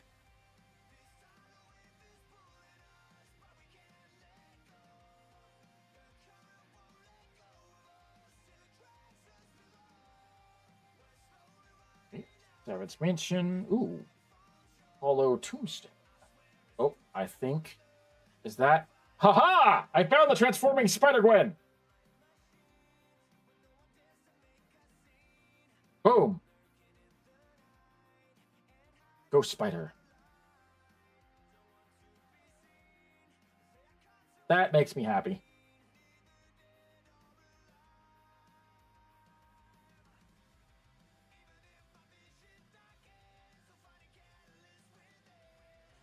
I actually need, I think, 3 of these. So good luck trying to find the rest of them, I guess. When Gwen Stacy enters, exile the top card of your library. You may play that card for as long as you control this creature. You transform her for 2 red, white, blue. And then after that, she has flying, vigilance, and haste. And whenever you play a land from exile or cast a spell from exile, put a +1/+1 counter on Ghost Spider. Remove 2 counters from Ghost Spider. Exile the top card of your library. You may play that card this turn.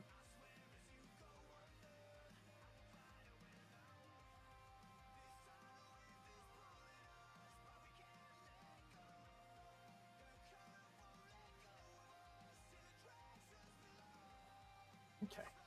That makes me happy with that pack.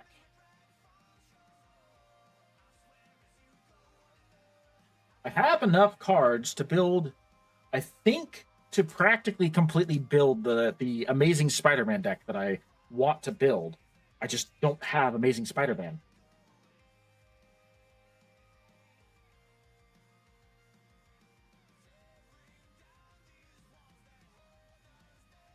Planes.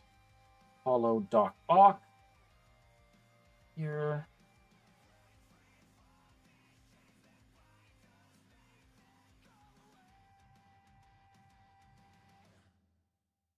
Villainous Wrath. Target opponent loses life equal to the number of creatures they control, and then destroy all creatures.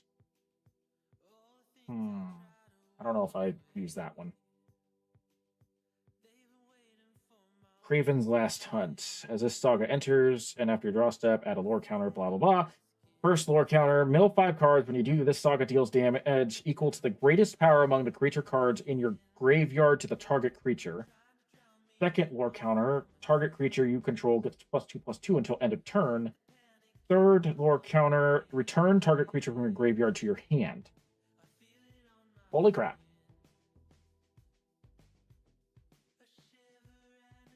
Spider Girl. They're really throwing eerie gravestones at me now.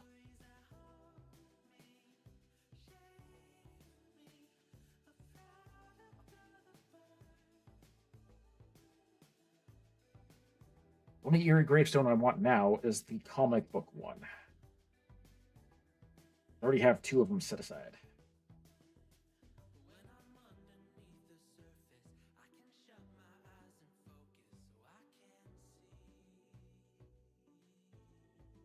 Open, damn it.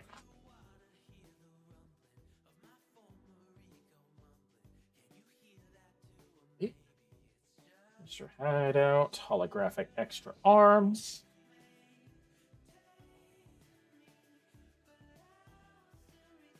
Oops. Another Spider Punk. I don't think I needed any more Alien Symbiosis. Don't need another Rhino.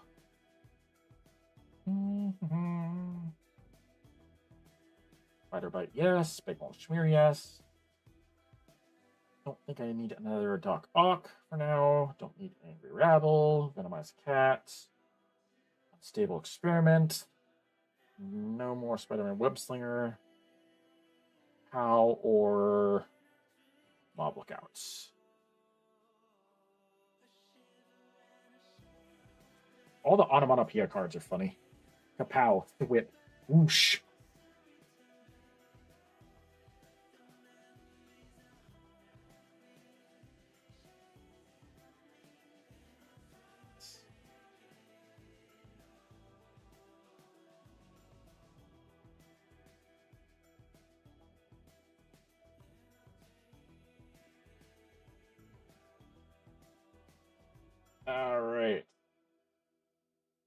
Ooh, holographic planes.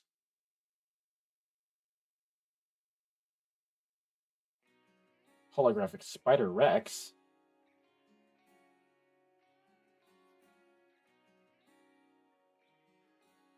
Another Spider-Man 2099.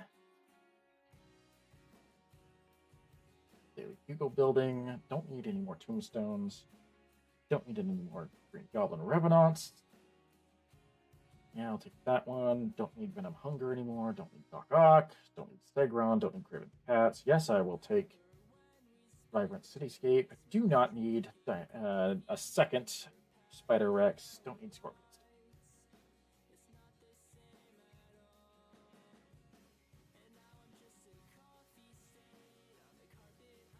Halfway through the box.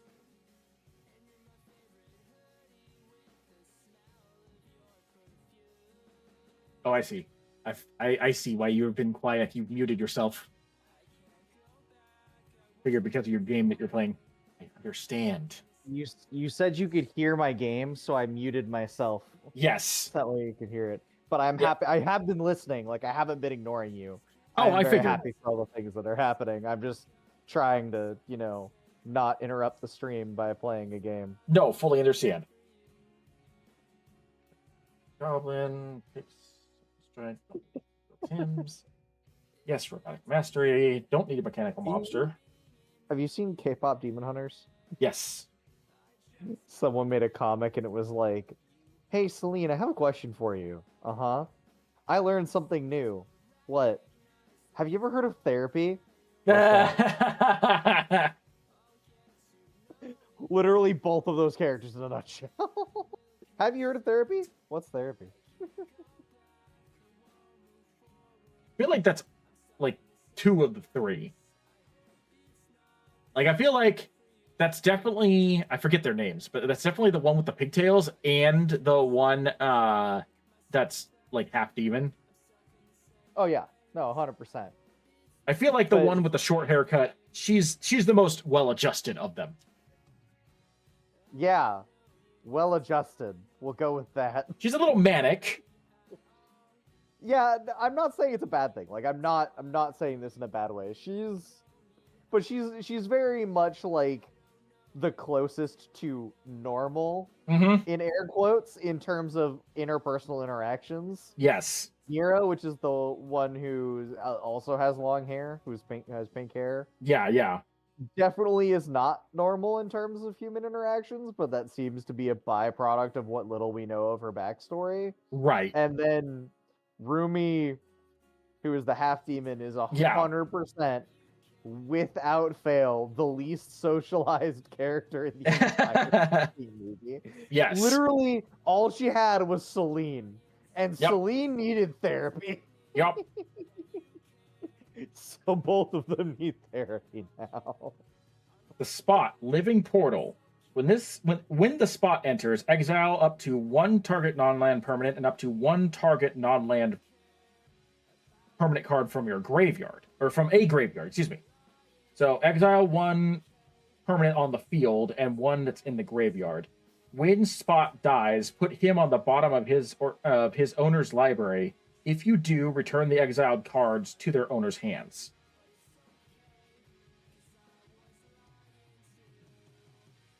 Yeah, I could see that being a pretty nasty combo. Something. Terrific team up. This spell costs 2 less to cast if you control a permanent with a mana value of 4 or greater. 1 or 2 creatures you control each game +1/+0 until end of turn. They each deal damage equivalent to their power to the target creature an opponent controls.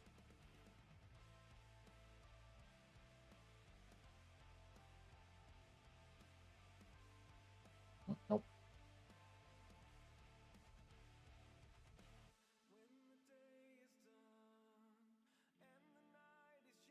I love the fact that I'm getting so many vibrant cityscapes.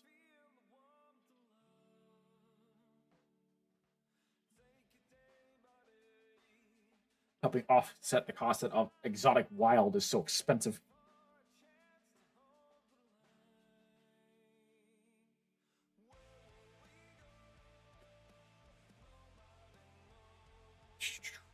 Let's see. Don't need Mysterio's Phantasm. Take that card. Yeah, I'll take another Clone Saga just in case. Take Wisecrack. Don't think I need another Spider Bite.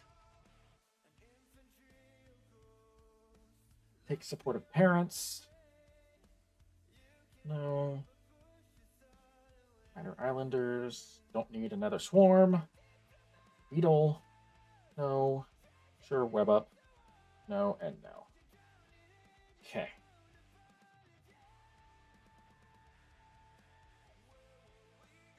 Let's open the last of the non-Spider-Man booster packs, Edge of Eternities. See what I get from there.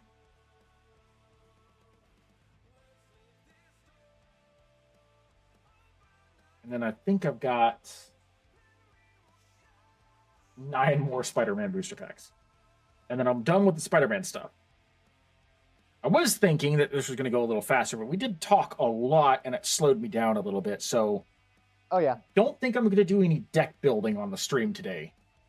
But that's okay. Let's see. Yes. Sammy's Curiosity. You gain 2 life, create a lander token. Lander tokens are useful. Flag Yeah, drill they let you land. Flag drill scrapper. +2, sacrifice another artifact or land, draw a card.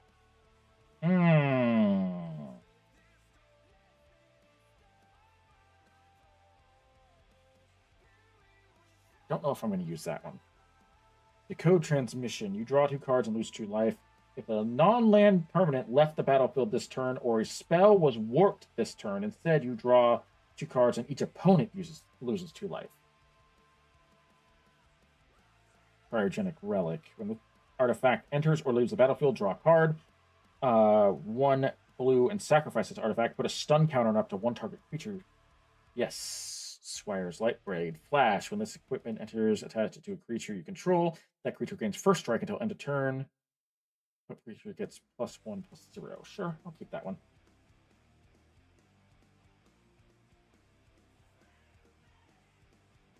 Sure. When this equipment, let's see, Melstrider's Gear. When this equipment enters, attach it to a target creature you control. Equipped creature is 2/+1 and has reach. Equip 5 though. Lots of green, so I suppose mana is not that big of an issue. Rayblade Trooper. When this creature enters with a +1/+1 counter on target creature you control, when a non-token creature you control, the +1/+1 counter dies, create a 1/1 white human soldier token. Ooh. That might be good to proxy for my Spartans. Vault Guard Trooper. At the beginning of your end step, if you control 2 or more tapped creatures, you may discard your hand. If you do, draw 2 cards. That might be useful for Green Goblin, but that's a... Well, it says you may discard your hand, so it's not a forced effect.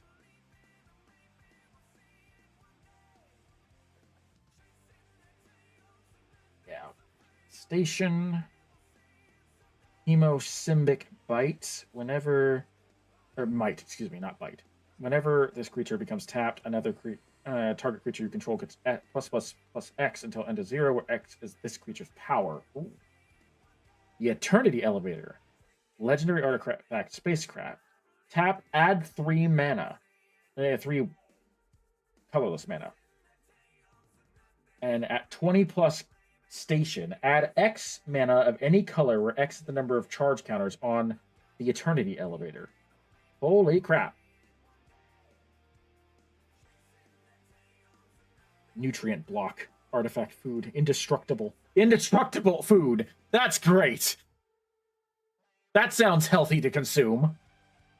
I'm sorry, indestructible food? Yeah, nutrition. No. Nutrition block. No, I do not need indestructible foods. They can already turn into dinosaurs. This is a problem. Yeah. Do not make me indestructible food dinosaurs, okay? I do not need to get run over by 85-7-7 Dino Chicken Nuggets. Nutrient And block. if you think 85 is exaggerating, it's not. I don't think it's exaggerating. Nutrient block. 1 mana. Artifact artifact food, indestructible. Tap 2 and tap it and sacrifice this artifact. You gain 3 life. When this artifact is put into the graveyard from the battlefield, draw a card. Yeah, I'm going to keep that. That seems like a really, really useful food token. Also a really funny one. Because it kind of looks like a futuristic version of a petrified, what is that, Twinkie.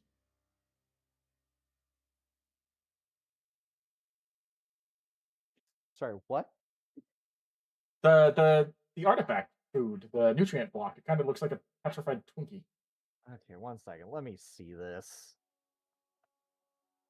Should be popping up My on the stream phone. here in a second.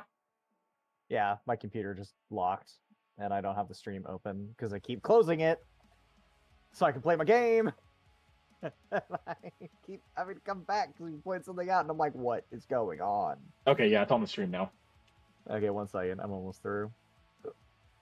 Nope, nope, and that's off the stream. Apparently I moved too quickly. Let me see if I can find it.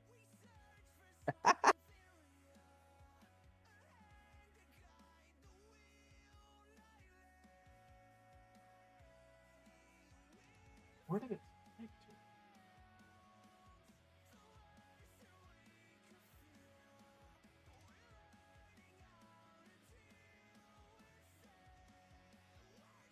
There it is. Give it a moment. It'll pop up here. You in a have second. 10 seconds. Well, unfortunately, the stream is like 30 seconds. No, I'm messing with you.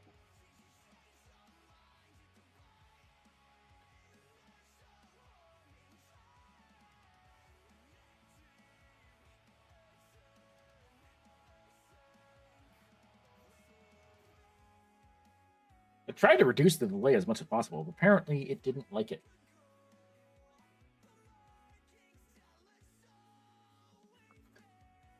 Oh, yeah, I see it. Yeah. Like I said, mummified Twinkie.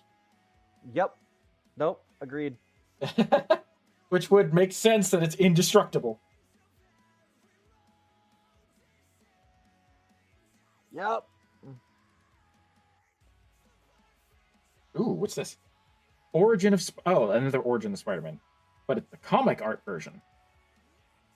Create a 2/1 green spider creature token with a reach. Put a +1/+1 counter on target creature you control. It becomes a legendary spider hero in addition to its other types. Target creature you control gains double strike until end of turn. That's a cool saga. And web. Don't need more street. Sims, no. Yes, Aunt May. Don't need the gangsters. Don't need the research team. Don't need the Wrecking Ball. Don't need Venom Evil Unleashed. Do not need another Spider-Man. Brooklyn Visionary. Don't need Wizards. Don't need any more Skyward Spiders.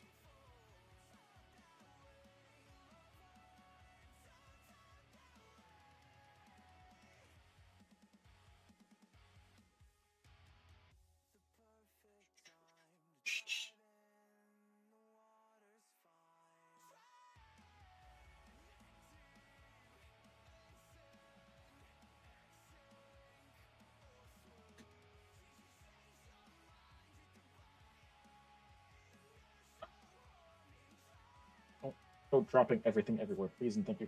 Hi, I found anti-venom.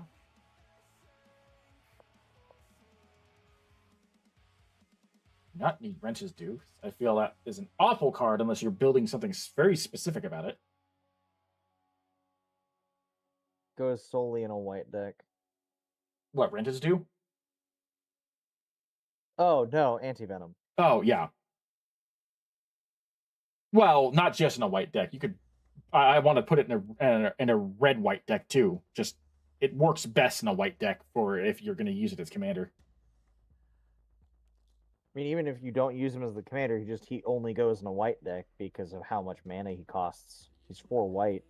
I know. Whenever you see a 4 colored pip cost, and it's the same color for each pip, it's probably gonna go in that colored deck and nowhere else.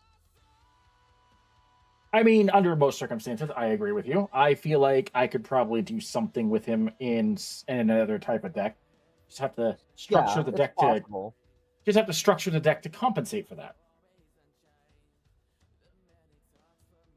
Because yes, otherwise he is dead weight.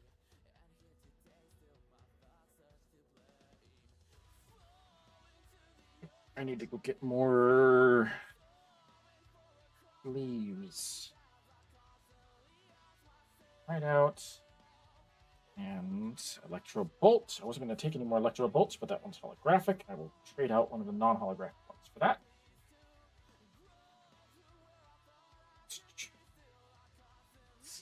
Where are my penny sleeves?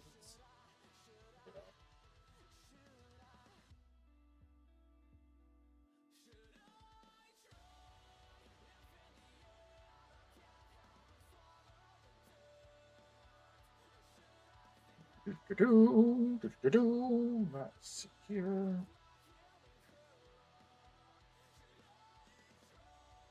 Be wild if I got another Soul Stone before I got Amazing Spider-Man.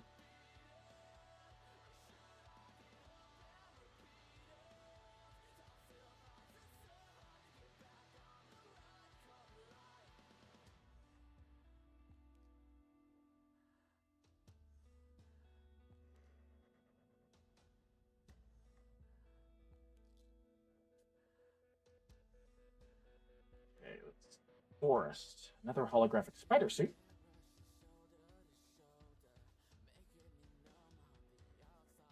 Ah, there's With Great Power. I was hoping I'd get that one. Enchanted creature you control. Enchanted creature gets +2/+2 for each aura and equipment attached to it. All damage that would be dealt to you is instead dealt to this enchanted creature instead.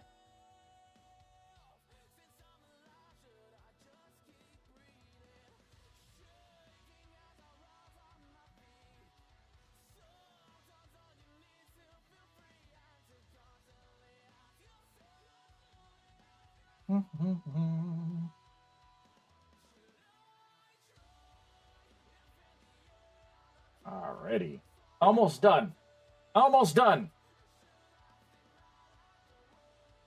I'll go through the 100 card packs and the other ones, I suppose, off stream. See what else I can do. Then tonight, at some point, I'm going to have to try and construct a Spider-Man deck to see if I can take it over to my friend's house tomorrow. Ooh! I got a holographic version of the Transforming Miles.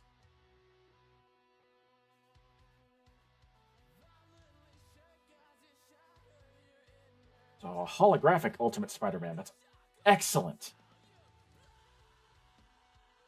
That'll definitely be the commander. Friendly neighborhood.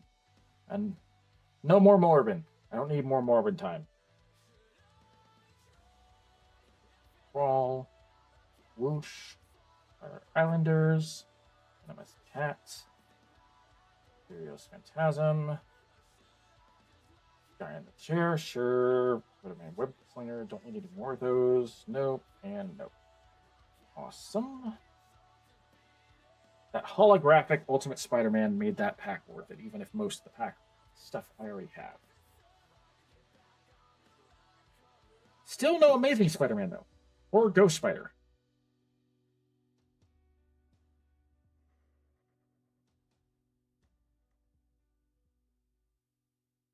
Sanctuary, holographic Vulture.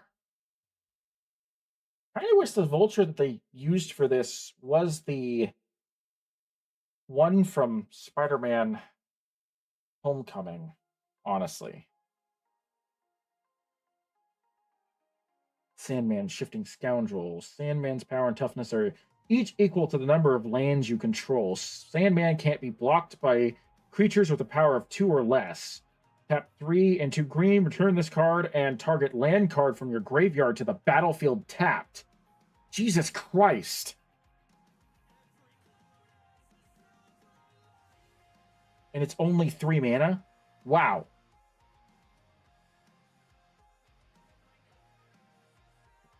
Games. Just don't need any more supporting parents. This hot dog cart, no. Don't need comic crook. No. Angry rabble. Use helicopter. Spider manifestation. Yeah, I'll take another web up. That'll probably be the last web up. Unless I get holographic.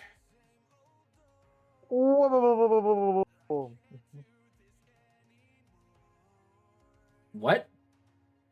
You said Webum. I went Webum. Oh. Wow. It seemed accurate. Wow. What? Ominous Asylum, Angry Rabble. I already have that one. Oh, Bioorganic Carapace. I was hoping I'd get another one of those. When this equipment enters, attach it to a target creature you control. Equipped creature gets +2/+2 and has whenever this creature deals combat damage to a player, just draw a card for each modified creature you control. Hey, guess what? You have a number of decks which have modified creatures. Exactly. Including a deck that I want to build that's Captain America based. And that Captain America is designed for equipments.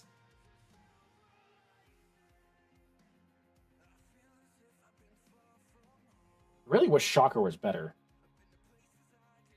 Like, I wish that Shocker's ability triggered more than once.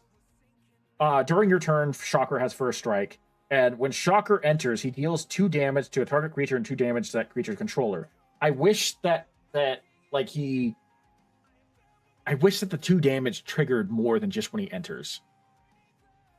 Because for 6 mana, yeah, he's a 5/5, but I just feel like he's a little underwhelming for what you're getting.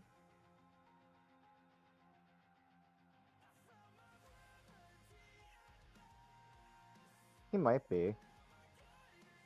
Read him off to me again. During your turn, Shocker has first strike. When Shocker enters, he deals 2 damage to a target creature and 2 damage to that creature's controller. Okay, so he's got a shock effect. Yeah. Because it's Shocker. Honestly, how much does he cost? 2 red and 4. 2 red and 4? What are his stats? 5/5. Okay, never mind. That makes so much more sense. Yeah, that's actually a pretty decent card. That is a decent card? Okay. And the reason I say that is because first strike, even if it's only on your turn, basically means he's invulnerable. Well, yeah. Which is really powerful. And the fact that whenever he enters, he has a shock effect that deals 2 damage to a creature and 2 damage to a person means that unless a person has hexproof, you can always do 2 damage to a person. I suppose that's true. And you'd be hard pressed to find someone who has hexproof and also has a way to protect their creatures in total. Yeah. Because that's not very common. I would also point out, I'm assuming he's a red card. He's red, yeah. Red can go into white decks. If you make a red-white deck, Sure. and you could blink him and constantly get access to his shock effect if you wanted to, which would be really powerful to just be able to just pop, pop, pop, pop, pop, pop, pop over and over and over and over again. I suppose that's true, yes. But I would say most of his value comes from that he's a 5/5 first strike on your turn, Yeah. which is a lot of pain. It's a lot of pain, okay? It's a lot of pain. That's fair. I guess I wasn't looking at it like that. Yeah, if you ever I don't know if this effect is warranted for this mana cost, just double check the stats if it's a creature. And if the answer is here's some big stats, guess what? It's worth it. I suppose that Because oftentimes that's a major consideration. Yeah, I suppose I was influenced by a couple of people who were talking about how they wish that he had either better stats, permanent first strike, or his ability was able to pop off a little bit more, like it was activated, rather than just when he summoned. Like someone said they kind of wish that Yeah. his ability was like a once per turn tap red to just have shock damage. Yeah. And I suppose comments like that kind of influenced my opinion of him. Yeah. I mean, he's definitely not the best. I don't know if he's really worth all being there, being present all the time, but he's not bad Yeah. per se.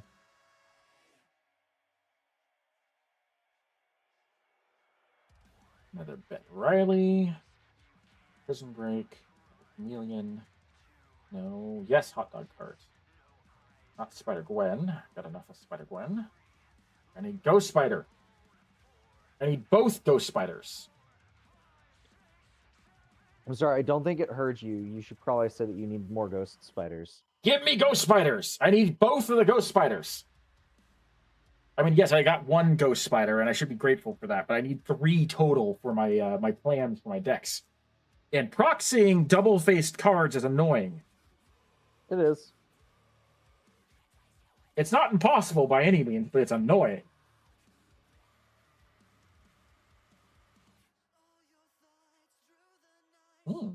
Comic radioactive spider. So that's 3 different artworks for radioactive spider I've gotten now.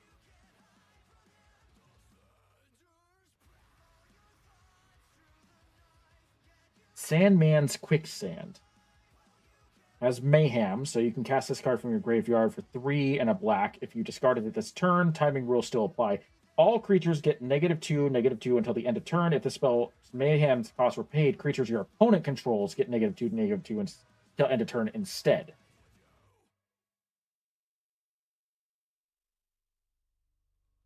I'm sure I could proxy that as a Venom card. I'm trying to figure something out for Venom. I've created a lot of Venom proxy cards. Yeah. Have you seen the Gray State reveal? No. It's a really interesting game. Let me see if I can find it really fast.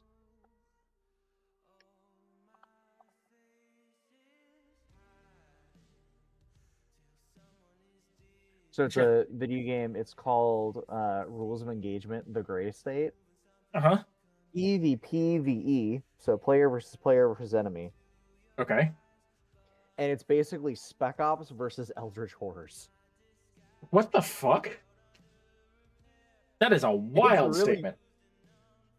That's what it is. It's really interesting.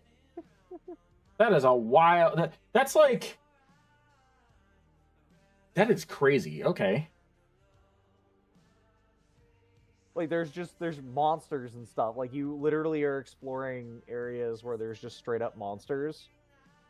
Like mimic style monsters or other things, while also having to fight other people. And then, the terrain can just eat you. Because it's an Eldritch Horror. That is weird. It sounds interesting, though.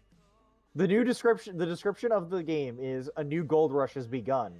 In this tactical RPG shooter, you are a Strider, an elite operative sent into the Gray State. Into the Gray State to retrieve priceless artifacts, craft your own build, survive nightmarish creatures, and rival squads, and get paid. This isn't about saving the world. It's just good business. It's just good business. Like I said, it sounds interesting. One of the monsters is literally like one of the monsters is literally like a the security camera poles? Yeah. With the 2 cameras? So that's what one of the monsters is. It's a security camera pole with 2 heads. Each of them is a camera, and its body is this long, elongated, like monstrous thing that walks around. It sounds like a mix. It sounds like a mixture of like the Skibbity Toilet like camera head guys and Siren Head. I wouldn't be able to say, but I can tell you right now, it looks really interesting. And it sounds fun. Sunspire. I'm interested to see what it might become. But I would recommend taking a look at it if you're at all interested. Yeah. During your turn, It doesn't have Sunspider. like huh? Oh, go ahead. I was gonna say it does not have zombie horror, FYI. Gotcha. Sunspider, Nimble Webber. During your turn, since Sunspider has flying, when Sunspider enters, search your library for an aura or equipment card, reveal it, and put it into your hand and shuffle. That will be very nasty for Super State, one of the Sonic cards. Oh right, you didn't even know that Sonic had cards. No, I did not. Where is my? Alright, you know what? Screw it. Mana box. Oh yeah, I was just gonna say you could just tell me what to look up. Super State. Legendary enchantment aura. An enchant creature you control. Enchant creature has a base power and toughness of 9/9 and has flying, first strike, trample, and haste. Whenever enchanted creature deals combat damage to an opponent, it deals that much damage to each other opponent.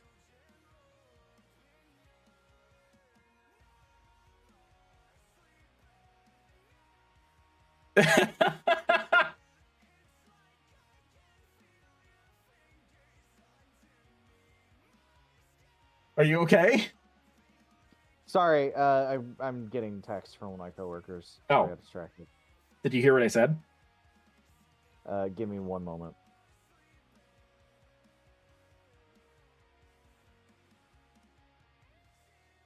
Sorry, say it again. I did not hear what you said. Legendary enchantment aura. It's a 7-drop, 7 of any mana. Enchanted creature has a base power and toughness of 9/9 and has flying, first strike, trample, and haste. Whenever What is it called? Huh? What is it? What is This this is- called? This is Super State. This is the aura that came with the Sonic the Hedgehog set. Okay. Continue. But yeah, so enchanted creature has a base power and toughness of 9/9 and has flying, first strike, trample, and haste. When enchanted creature deals combat damage to an opponent, it deals that much damage to each other opponent. Yep, that's a thing. It literally turns your character Super Saiyan, Yep. which is fitting. Time to go, Super Saiyan.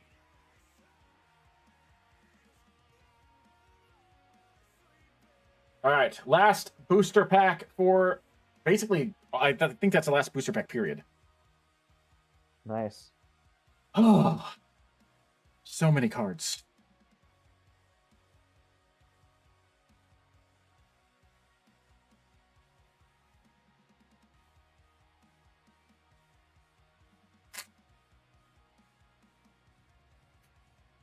So many cards in almost 6 hours. Okay, let's see. Holographic hot dog cart. That's the last holo of this stream. Holographic hot dog cart. Ooh, I did get hide and sealing though, which is one I wanted. One blue and an X, and exile X target artifact and or creatures. Return the exiled cards to the battlefield under their owner's control at the beginning of the next end step. Yes.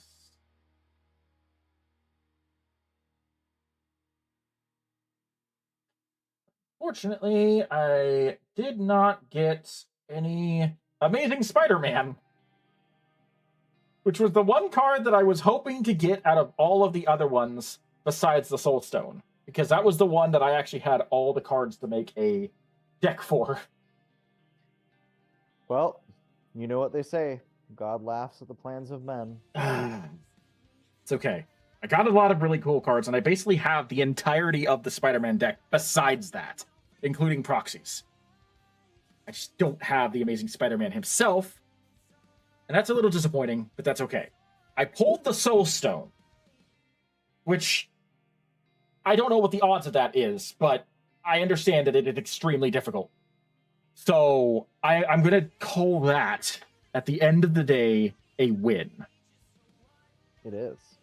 And now I have a lot of booster packs to clean up. Yes, you do. All right. For those who are still here and have joined me through this little adventure through Magic the Gathering and all the talks and whatnot, thank you for joining us. I am Markova12, and this was 6/1, and we will, I guess, see you in the next video or stream, whichever comes next. Peace.